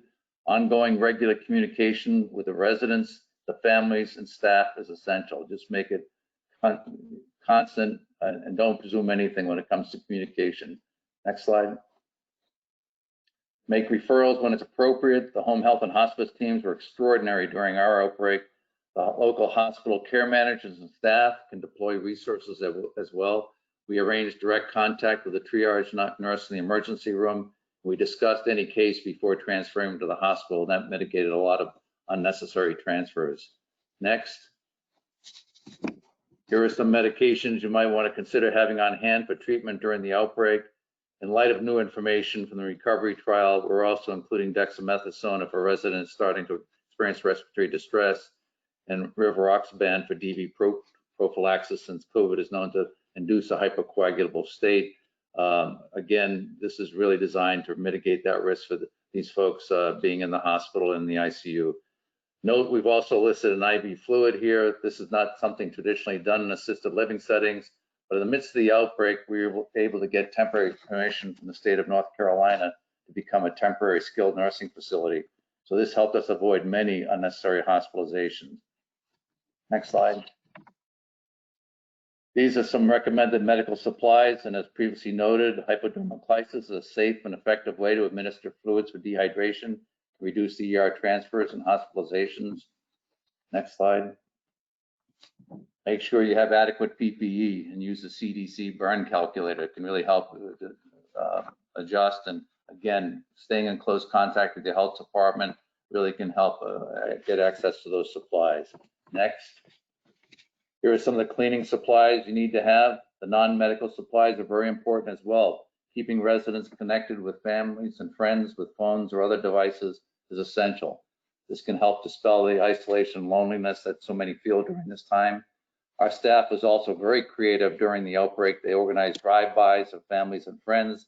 They engaged residents in activities they could enjoy even while maintaining social distance. Sometimes a paintbrush is more effective than a pill for overcoming anxiety or depression. So I'd like to just finish with this quote from comedian Johnny Corin, which I think applies for all of us. We have a chance to do something extraordinary. As we head out of this pandemic, we can change the world, create a world of love, a world where we're kind to each other, a world where we're kind no matter what race, class, sexual orientation, what religion or lack of, or what job we have. A world we don't judge those at the food bank because that may be us. The things were just slightly different. Let love and kindness be our roadmap. Thank you very much.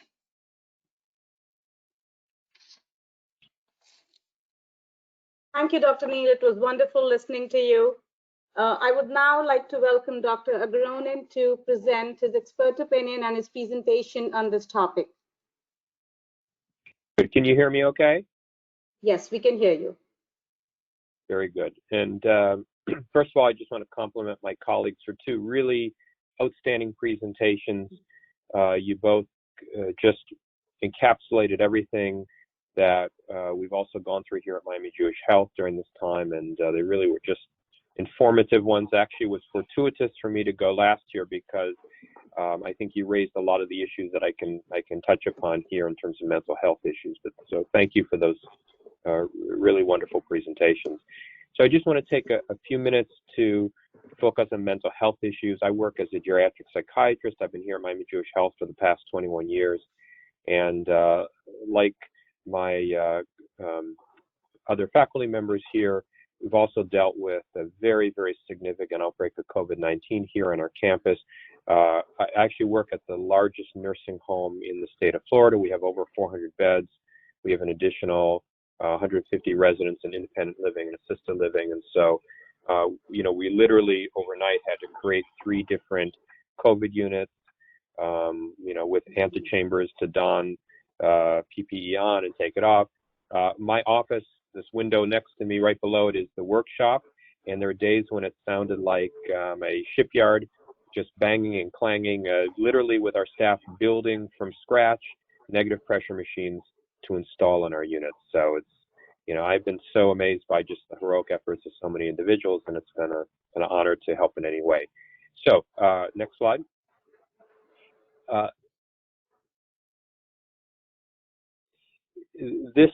This comment that I saw in an article in The Atlantic really sums up what we've all gone through. Nursing home residents aren't getting half of our resources or half of our attention, yet they count for roughly half the deaths. If you look at the approximately 200,000 tragic deaths in this country, depending on where you're located, a third to a half of them are in nursing home residents or individuals with dementia. Without question, I think it's been somewhat of a silent epidemic this summer. Tremendous losses of older individuals with dementia, either from COVID-19 directly or from the effects of social isolation. And when I say neglect, I don't mean necessarily willful neglect, but individuals who have not been able to get access to all they need or to the pleasures of life that help sustain them. And this has led to really catastrophic consequences. I think we've lost just an entire generation of individuals. And unfortunately, so many people going about their daily lives not thinking and not caring about attending to proper social distancing don't really understand the losses that we've all seen on a personal basis. Next slide. So it's been well recognized from the very beginning that COVID-19 is associated with neuropsychiatric symptoms, like other coronaviruses as well. Some of the early data from China indicated that roughly 50% of individuals had neurologic symptoms, ranging from headache and paresthesia to stroke and encephalopathy. I'm putting up data here from, this is a surveillance study from the UK, again back in April. So obviously, you know, data since then would need to be updated. But just looking at, this is 125 case reports of primarily older individuals with neurological and neuropsychiatric complications. Roughly 62% had some cerebrovascular event. Most of them, it was stroke, about 3/4 of this group, smaller amount intracerebral hemorrhage, and 1% was CNS vasculitis. What's sobering is that 18% of these individuals were less than 60 years old. About a third of the individuals had acute mental status changes, either reported as encephalopathy or encephalitis. Now, obviously, there's overlap in terms of how these terms are used, but for all intents and purposes, we're talking about delirium. In this case, probably 15 to 20% of individuals. 60% has psychiatric diagnosis, ranging from psychosis to neurocognitive changes to mood disorders. And again, 50% were less than 60 years old. So one thing we're seeing with neuropsychiatric symptoms, these are not restricted to older individuals. We're seeing them certainly in younger individuals, which is why we have to take them so seriously. Next slide. So going from those effects of direct infection to individuals who have kept themselves safe or have been, you know, relatively either asymptomatic or minimally symptomatic with COVID, but able to maintain isolation at home. You know, this incurs stresses that I don't think any of us really imagine, which we see become additive over time. Especially if you look at individuals in nursing homes. Nursing homes are in many ways, unfortunately, the perfect incubator for a pandemic, because you have, you know, congregate living, congregate dining activities, people coming in from all aspects of the community, many of whom interacting with younger people. And as all of you, I'm certain, have seen, we've seen, it can take one person to take down half a unit. especially if someone, even with the best of screening, not everyone is honest and not everyone wears all their PPE in the way they need to. But to really speak to the importance of it, I can tell you this. We've had up to certain points, 3 COVID units running strong, dozens and dozens of people since March of this year. Of our frontline workers in the COVID units, not a single one of them has gotten COVID. And these are individuals working day in and day out. And this really echoes a lot of the data that initially came out of Singapore. And I remember when we started meeting with staff at the time, I made that point. It's that if you wear it properly, we see from data that you are protected. And that was absolutely the case. So, but getting back to this social isolation, people are bored, they're sad, there's tremendous grief. We've worked with individuals who have had losses of loved ones and other family members not being able to go to funerals, not being able to have contact with them. The grief is overwhelming at times. Everyone is facing fear and anxiety about what will happen to them, what will happen to their livelihood, to their loved ones. And then individuals who already have pre-existing Alzheimer's disease or other forms of dementia, we're seeing increased confusion. They don't have the same familiar people visiting them and spending time with them. Their daily routine is completely interrupted. They look out and they see people in all this, masks and gowns and whatnot, and they don't know why. It's frightening for them. Mm-hmm. So we've seen relapse of mental health conditions across the board. We also saw at about the 3 or 4 month mark a spike in failure to thrive amongst a lot of individuals. And that really pushed us to start mobilizing people more, to start getting some sort of system where some visitation could be allowed.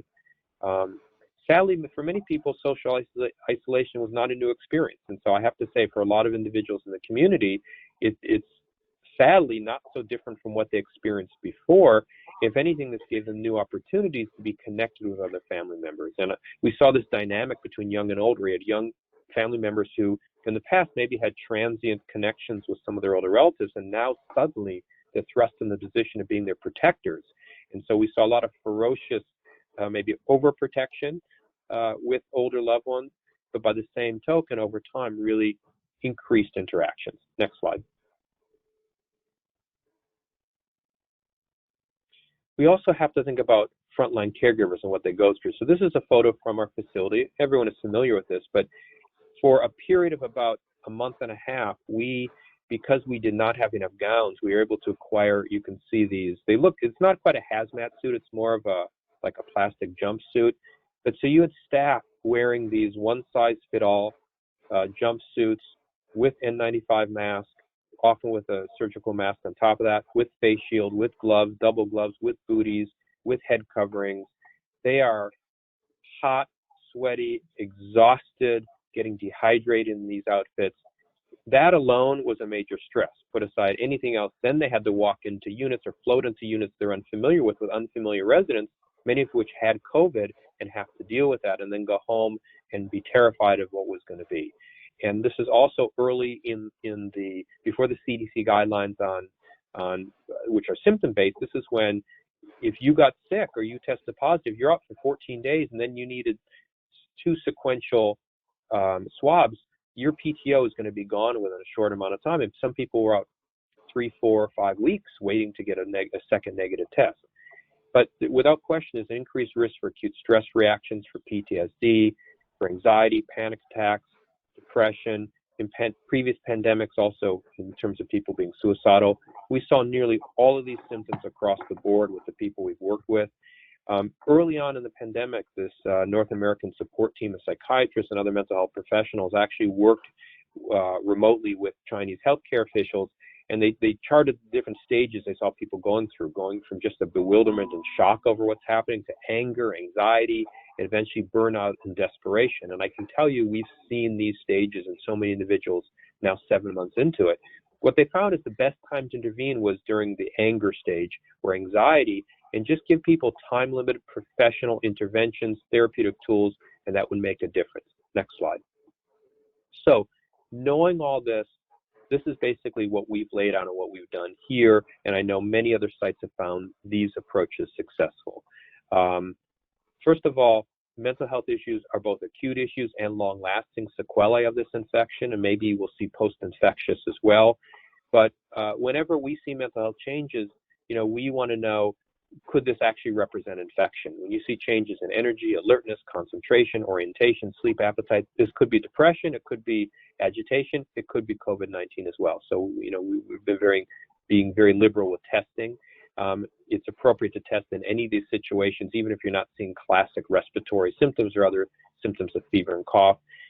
Really aggressive identification of neuropsychiatric changes are necessary, especially because individuals with dementia, we see just this ongoing frailty. I would give an example of individuals with Parkinson's disease who have had just a total collapse and deconditioning from infection. And so for us, the key is in our rehab facility, get people mobilized as soon as possible, get physical therapy, every form of therapy in as much as possible to really build confidence, to promote engagement with others. Next slide. And then in terms of either long-term or people who are residents or people socially isolated, you know, staff and the contacts have to become like family with them. So I know you've seen these pictures. We did this where people in their jumpsuits would put a picture of them on their chest with a name tag so people might remember who they were. We converted to telehealth 100% in our memory disorder center and for outpatient clinics within about 2 weeks. We also had our social work staff, our therapy programming staff do family video chats, going right into the COVID units, you know, putting themselves at risk, but to make sure the family members have those you know, life-saving, life-sustaining contact with people. We also did a lot of creative things, music therapy at the door. We'd have on Cinco de Mayo, on 4th of July, staff would come and, you know, go door to door, bringing all dressed up in their PPE, but on top of that, you know, a sombrero or, you know, a colorful hat, outfits on, costumes, bringing people cupcakes and fun snacks and all sorts of things to try to still have those rhythms of daily life and celebration of holidays. We started doing a whole drive-through family visit, so we bring residents down one by one in the front, and family members could drive by in a distance, at least spend some time with them. And we happen to have a closed circuit TV system on campus, so we set up a whole programming system for people. We do brain fitness therapy online with individuals. It's challenging, it's not the same, but it works. And for those individuals more alert, we do a whole bingo program where they sit in their room and then they call down to the desk if they get bingo. So yeah, obviously, we've all had to be really creative with that. I think I have another slide. And finally, in terms of working with staff, this term emotional PPE, emotional personal protective equipment. Basically, what we've done, and we had regular meetings 2-3 times a week outside, is to bring all staff together in different groups and teach them. We call this emotional pulse taking. How are you feeling? Teaching them and doing with them stress, breathing techniques, teaching them relaxation techniques, talking to them about how stress manifests and how they can be aware of what's going on with them, getting them involved in, on-the-fly support groups, giving people individual counseling, encourage, support them daily. We have signs all over campus thanking them, telling them they're heroes. We give out snacks on a regular basis. Anything we can do to pamper them, to thank them, and I can tell you it's just simply not enough. And the one thing staff told us is that getting extra pay is great, but they said just hearing thank you from people makes a difference. The CNAs, to me, are the unsung heroes here. They are day in and day out putting their own lives on the risk. And these are individuals who, some of them, I can tell you, in urban and middle Miami, are taking 2-3 buses to get to work and working in those outfits all day. Just truly heroic activities. And I think that's my last slide, Sweta. Is that the last slide I have? Thank you, Dr. Agronin. Dr. Agronin, this was really very informative, especially all the work which you're doing to reach out to people. And it's very empowering because, all we hear is that this is not happening, that is not happening. People are upset, there's social isolation. But you brought such good ideas which could, we can use in order to help people in multiple ways. We do have 7 to 8 minutes, and I think we can extend 5 more minutes. So if anyone has questions, please go ahead and type it in the question pane. At this point, I have one question. How did you manage with staff shortages during the pandemic since more work is required?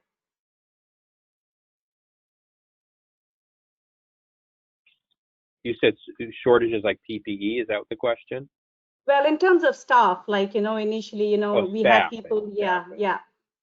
Yeah, so I can tell for us, I mean, we have 1,200 employees, and that's just the main employees. And so we actually set up a whole, we hired a physician, and we had a whole staff of individuals at enormous cost, obviously, but to be our, like an employee assistance program. So anyone who had any symptoms or any concern called into a hotline, they're logged into the system, they're called right away by someone, if it needs to be in Spanish or Creole, which we have, we're in Little Haiti, Miami, so we have lots and lots of Creole speaking staff. Someone called them, reviewed all their symptoms, and developed a plan with them. We have a physician who would, the reason we did this is because we need staff to be identified and tested quickly. We partnered with a testing center right up the road because we need them back. We need them, if they're negative, we need them on campus. If they're positive, we need them surveyed so the day they're better, we get them tested, we get them back to work. Fortunately, the state at one point when we were really peaking sent in some extra nurses and posted an ambulance outside our facility for a while, which was enormously helpful. But I can tell you, staff shortages are the rule. At one point, we had almost 100 staff out. Now it's much shorter, but some people just said, I can't do this anymore. So everyone's having staff shortages, and that's been a real challenge. I think the most stressful thing we found is individuals having to float to other units because they're used to their unit and their residents. Having to float brought enormous anxiety, especially in the early part of this when you turn on the TV and you just hear about people dying. So that's been a challenge all along, but it's, that system we set up has allowed us to keep people at work and getting back to work as quickly as possible. And I can tell you, anytime the physician identified anyone who had any mental health concerns, he gave us a name. One of us would call them, would talk to them. And I can tell you, it's heartbreaking. I talked to individuals who lost, close family members, and they're grieving horribly, but they still need to come to work, or they need to try to come to work. So it's so difficult. Yeah, in our facility, staff shortages, basically, it's real, first of all. Our DON has been on a cart, our infection preventionist has been on a cart. One of the things that we did early on is we anticipated the staff shortages. We reached out to agency and we made sure that, long-term care facilities are staff shortage areas to begin with. So we made sure that our staffing was actually well-staffed, because we had anticipated that we will have some staff shortages. And I think that is what helped us out to be a little bit ahead of the curve, making sure that they are getting the right PPE. One of the biggest challenges that we had in staff shortages is, the infection control process is also very dependent upon cohorting your staff. And that kind of broke down, as Dr. Agronin has talked about, you start sending your staff to multiple units. And God forbid, if that staff is positive, then there goes your infection control. So those are some real challenges that we faced. But I think be a little bit ahead of time, curve helped us out immensely. In our situation, we were able to reallocate some staff from some of the other facilities. We paid them heroes pay. It was almost double salary to come on over and be heroes. But remarkably, we had great response to that. The other thing is that early on in this particular outbreak that I mentioned, we got permission from the state of North Carolina because we had quite a few of our staff who ended up testing positive or asymptomatic. So here we had a whole building.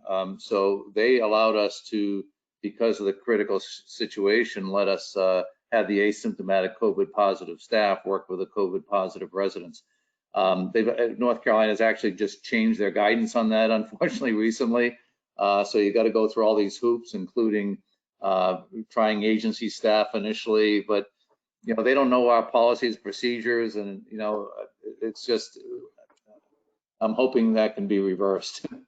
But that's the reality. You got to go through a checklist now of all the things you've tried before you can let COVID positive staff continue to work.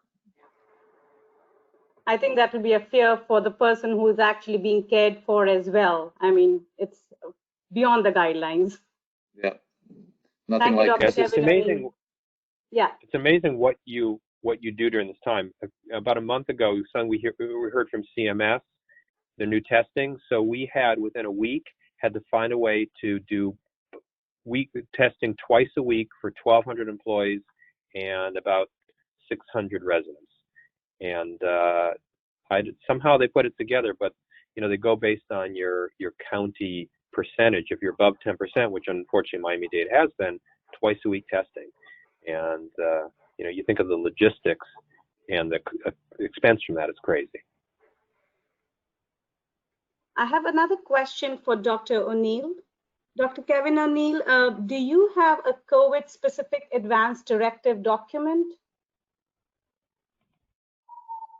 It's not COVID specific. We do have, in fact, we just completed a GWEP grant, a Geriatric Workforce Enhancement Project grant around advanced directives. But we do address that as COVID in the context of that, but it's not specific for COVID. I think we got to be a little bit careful with dementia specific advanced directives and heart failure specific, disease specific directives. We talk to the families, we educate them, we've worked with the providers as part of this grant. Across the board, the number of advanced care directives that have been executed in our company had been about 30%. Following this, at least in the pilot communities, we increased that by 30%. Our goal is to really get it up over 90% eventually. So we're going to disseminate the learnings from that project, not only within the company, but we're going to share it with other providers as well, so they can learn from it. But I think it's important to be careful about disease-specific advanced directives. COVID, there are situations where someone may have been tipped off by COVID, but they died from something else. So I think we need to be a little careful about that. Okay, that's helpful. So no more questions for now. One thing that I did want to talk about, when you talk about advanced directives and COVID specific, I think what really helped us, because we had a COVID unit within our long-term care facility, and we had about 150, we are getting to 150 patients who have tested positive total. And we have had one admission to the hospital based on the fact that he was supposed to be on dialysis, and we couldn't find a dialysis facility who would take him after he tested positive. So, however, what we did is when our patients would get transferred, what we did use is a communication tool that was very specific to COVID. And I think that helped us determine, the families make that decision.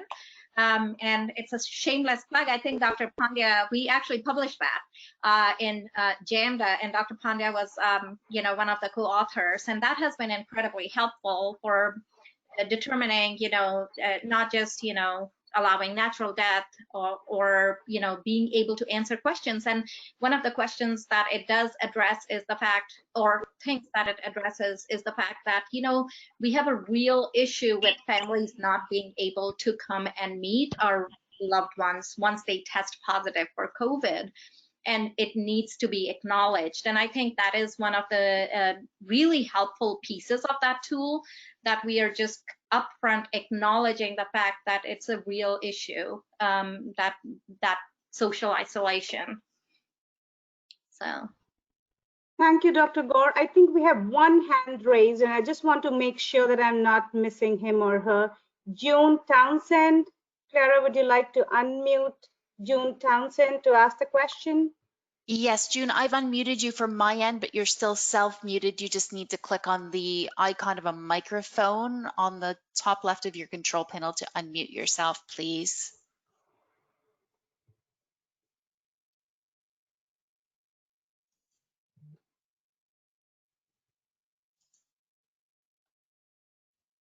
Okay, again, that's a little icon of a microphone on your control panel you can click on. If you can't find that, please go ahead and type your question in, please, and thank you.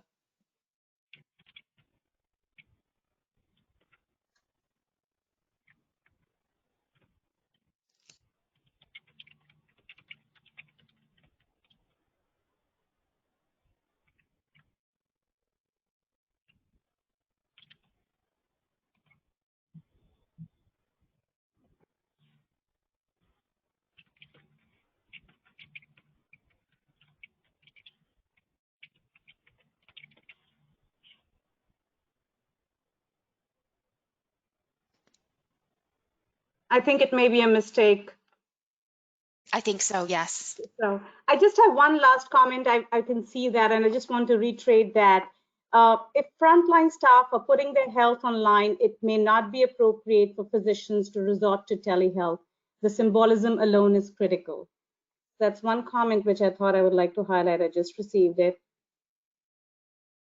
So I would agree and sort of disagree from, you know, infection control perspective. So I would agree that, you know, there needs to be somebody on site, which I think is what Dr. Katz is alluding to.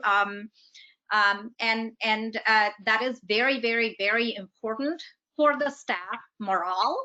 So as a medical director of the facility, for example, if I have to go through twice a week testing or 3 times a week testing or whatever it takes for me to get there, that needs to happen. But on the same token, you know, we have actually multiple physicians who are going to multiple facilities, and we did offer them the option of, you know, telemedicine and me doing, for example, on-site care for even their patients if that is required. And that is for infection control purposes, because we don't want people to be vectors of, you know, COVID and introducing it into the facility.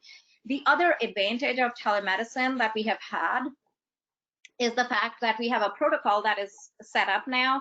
Any external consultant, you know, visits, the first question that we are asking ourselves is there a procedure that is going to be involved in that visit? And if it's not, then what we are doing is we're offering our cardiologists in the community, or, you know, dermatologist, nephrologist in the community to do that telemedicine visit, rather than sending our patients out and subjecting them to you know, transportation, because those transportation bans, and that is a very, very important issue, is, you know, they try to maximize their revenues. So they would actually have multiple people from multiple facilities. This is something that we found out after our, you know, dialysis patient tested positive.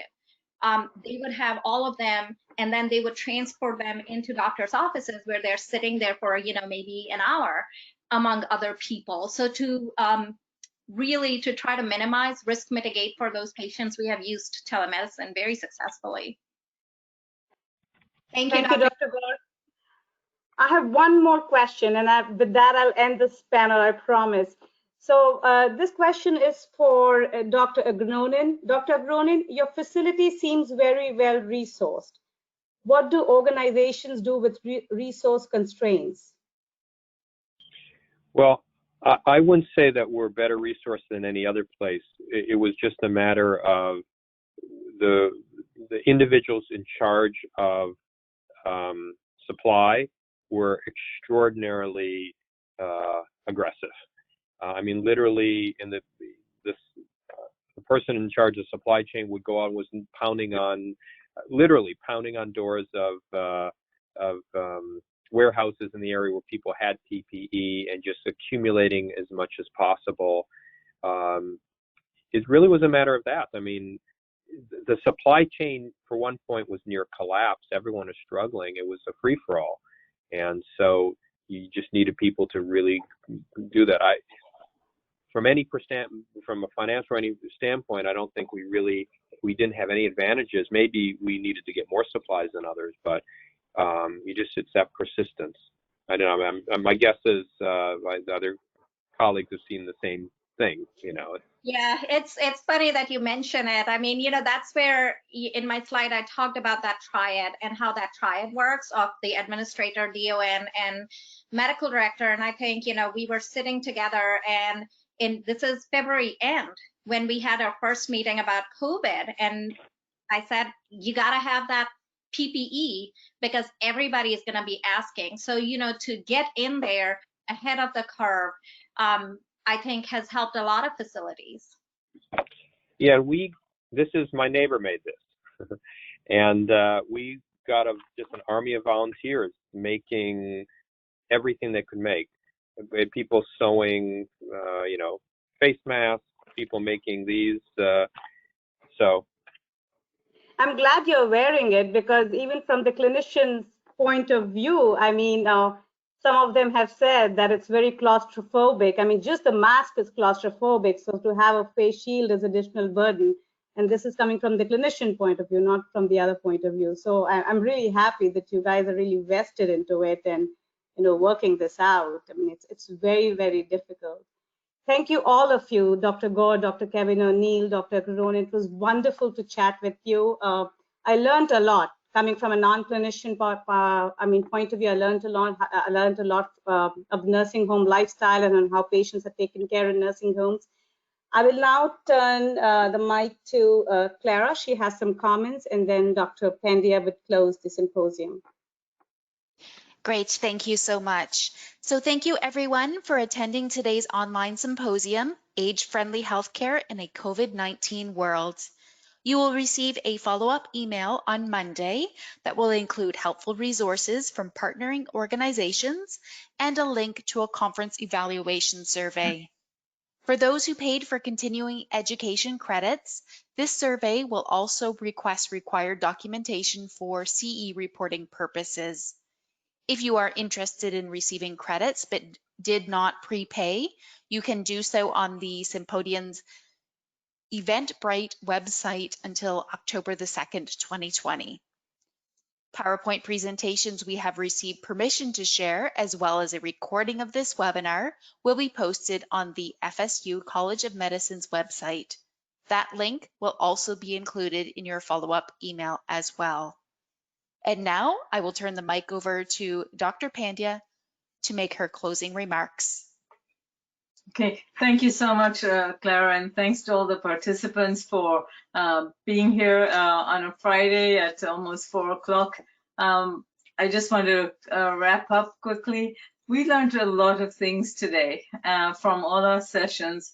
We learned that about 40 to 60% of hip fracture patients do not recover their mobility. Osteoporosis treatment is definitely worth it, even in the long-term care setting.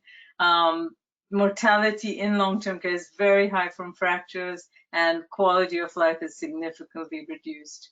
And with medications, we learned that it's not the number of medications that's important, it's the appropriateness or inappropriateness of these medications. And regarding the 4M framework, medications definitely affect mentation and mobility. So pharmacovigilance is essential. And we also learned that old drugs are coming up with new warnings. So we constantly have to scan the environment for this and new FDA announcements. Dr. Ownby reminded us of important literature. 40% of dementia cases can be prevented or delayed. And he told us a lot about dementia prevention strategies. Dementia drug trials have largely been unsuccessful. And so we learned a lot about that mentally challenging activities, exercise, aerobic and resistance, and Mediterranean diet all have evidence that this can delay or reduce the incidence of dementia. So, and he told us about cognitive training, brain stimulation activities, which are challenging activities we can all do, and diet and exercise methods, sleep, meditation to reduce inflammation. So that was a really very well received session. And for the Matters Most session, we also learned that end of life planning, of course, is very important, probably more so now in this COVID era. The rationing of resources is something that's being discussed and has been in some areas a real problem. We talked about the dilemma of visitation policies in long-term care and even liability protection for facilities and providers. And Megan Wolfe told us about the age-friendly public health systems. I know many medical care systems are working towards an age-friendly status and improving their care with that 4M framework. She reminded us of looking upstream at activities or problems that are leading to failure of managing chronic conditions. And she told us about the 5C framework for public health systems to become age-friendly. And in the dementia panel, of course, we got some wonderful information from the Department of Elder Affairs, all about their programs of training and services. Charlotte Mather-Taylor told us about the Area Agency on Aging of Broward County and gave us a lot of general information on what area agencies can do. And I'm part of that board, and I'm still astonished at how much I am learning about this agency. The Alzheimer's Association, also we learned about all the activities that they're doing, the resources they can provide, and that we can access more freely. And you've just heard, of course, from this great COVID-19 panel, the need for regular testing, the interpretation of tests. We need to pay great attention to those with mental health issues, and that on-site medical care, something that Kevin and I have been discussing back in the future. On-site medical care in the ALF setting is possible and can be done successfully, as he showed us. And of course, in the pandemic era, it's vital. Of course, advanced directives, we've discussed that already. And I think this all made me think that we really need to rethink and redesign long-term care of the future. And for some of us who've been trying to say the same thing for 20 plus years, this may be our opportunity. So with that, I thank you all, and I want to let you know that our next planned symposium from Nova Southeastern University is September 24th, 2021. You'll receive more information, and have a great day, everybody. Thank you, Nishira. Thanks for inviting us. Thank you for having us. Of course.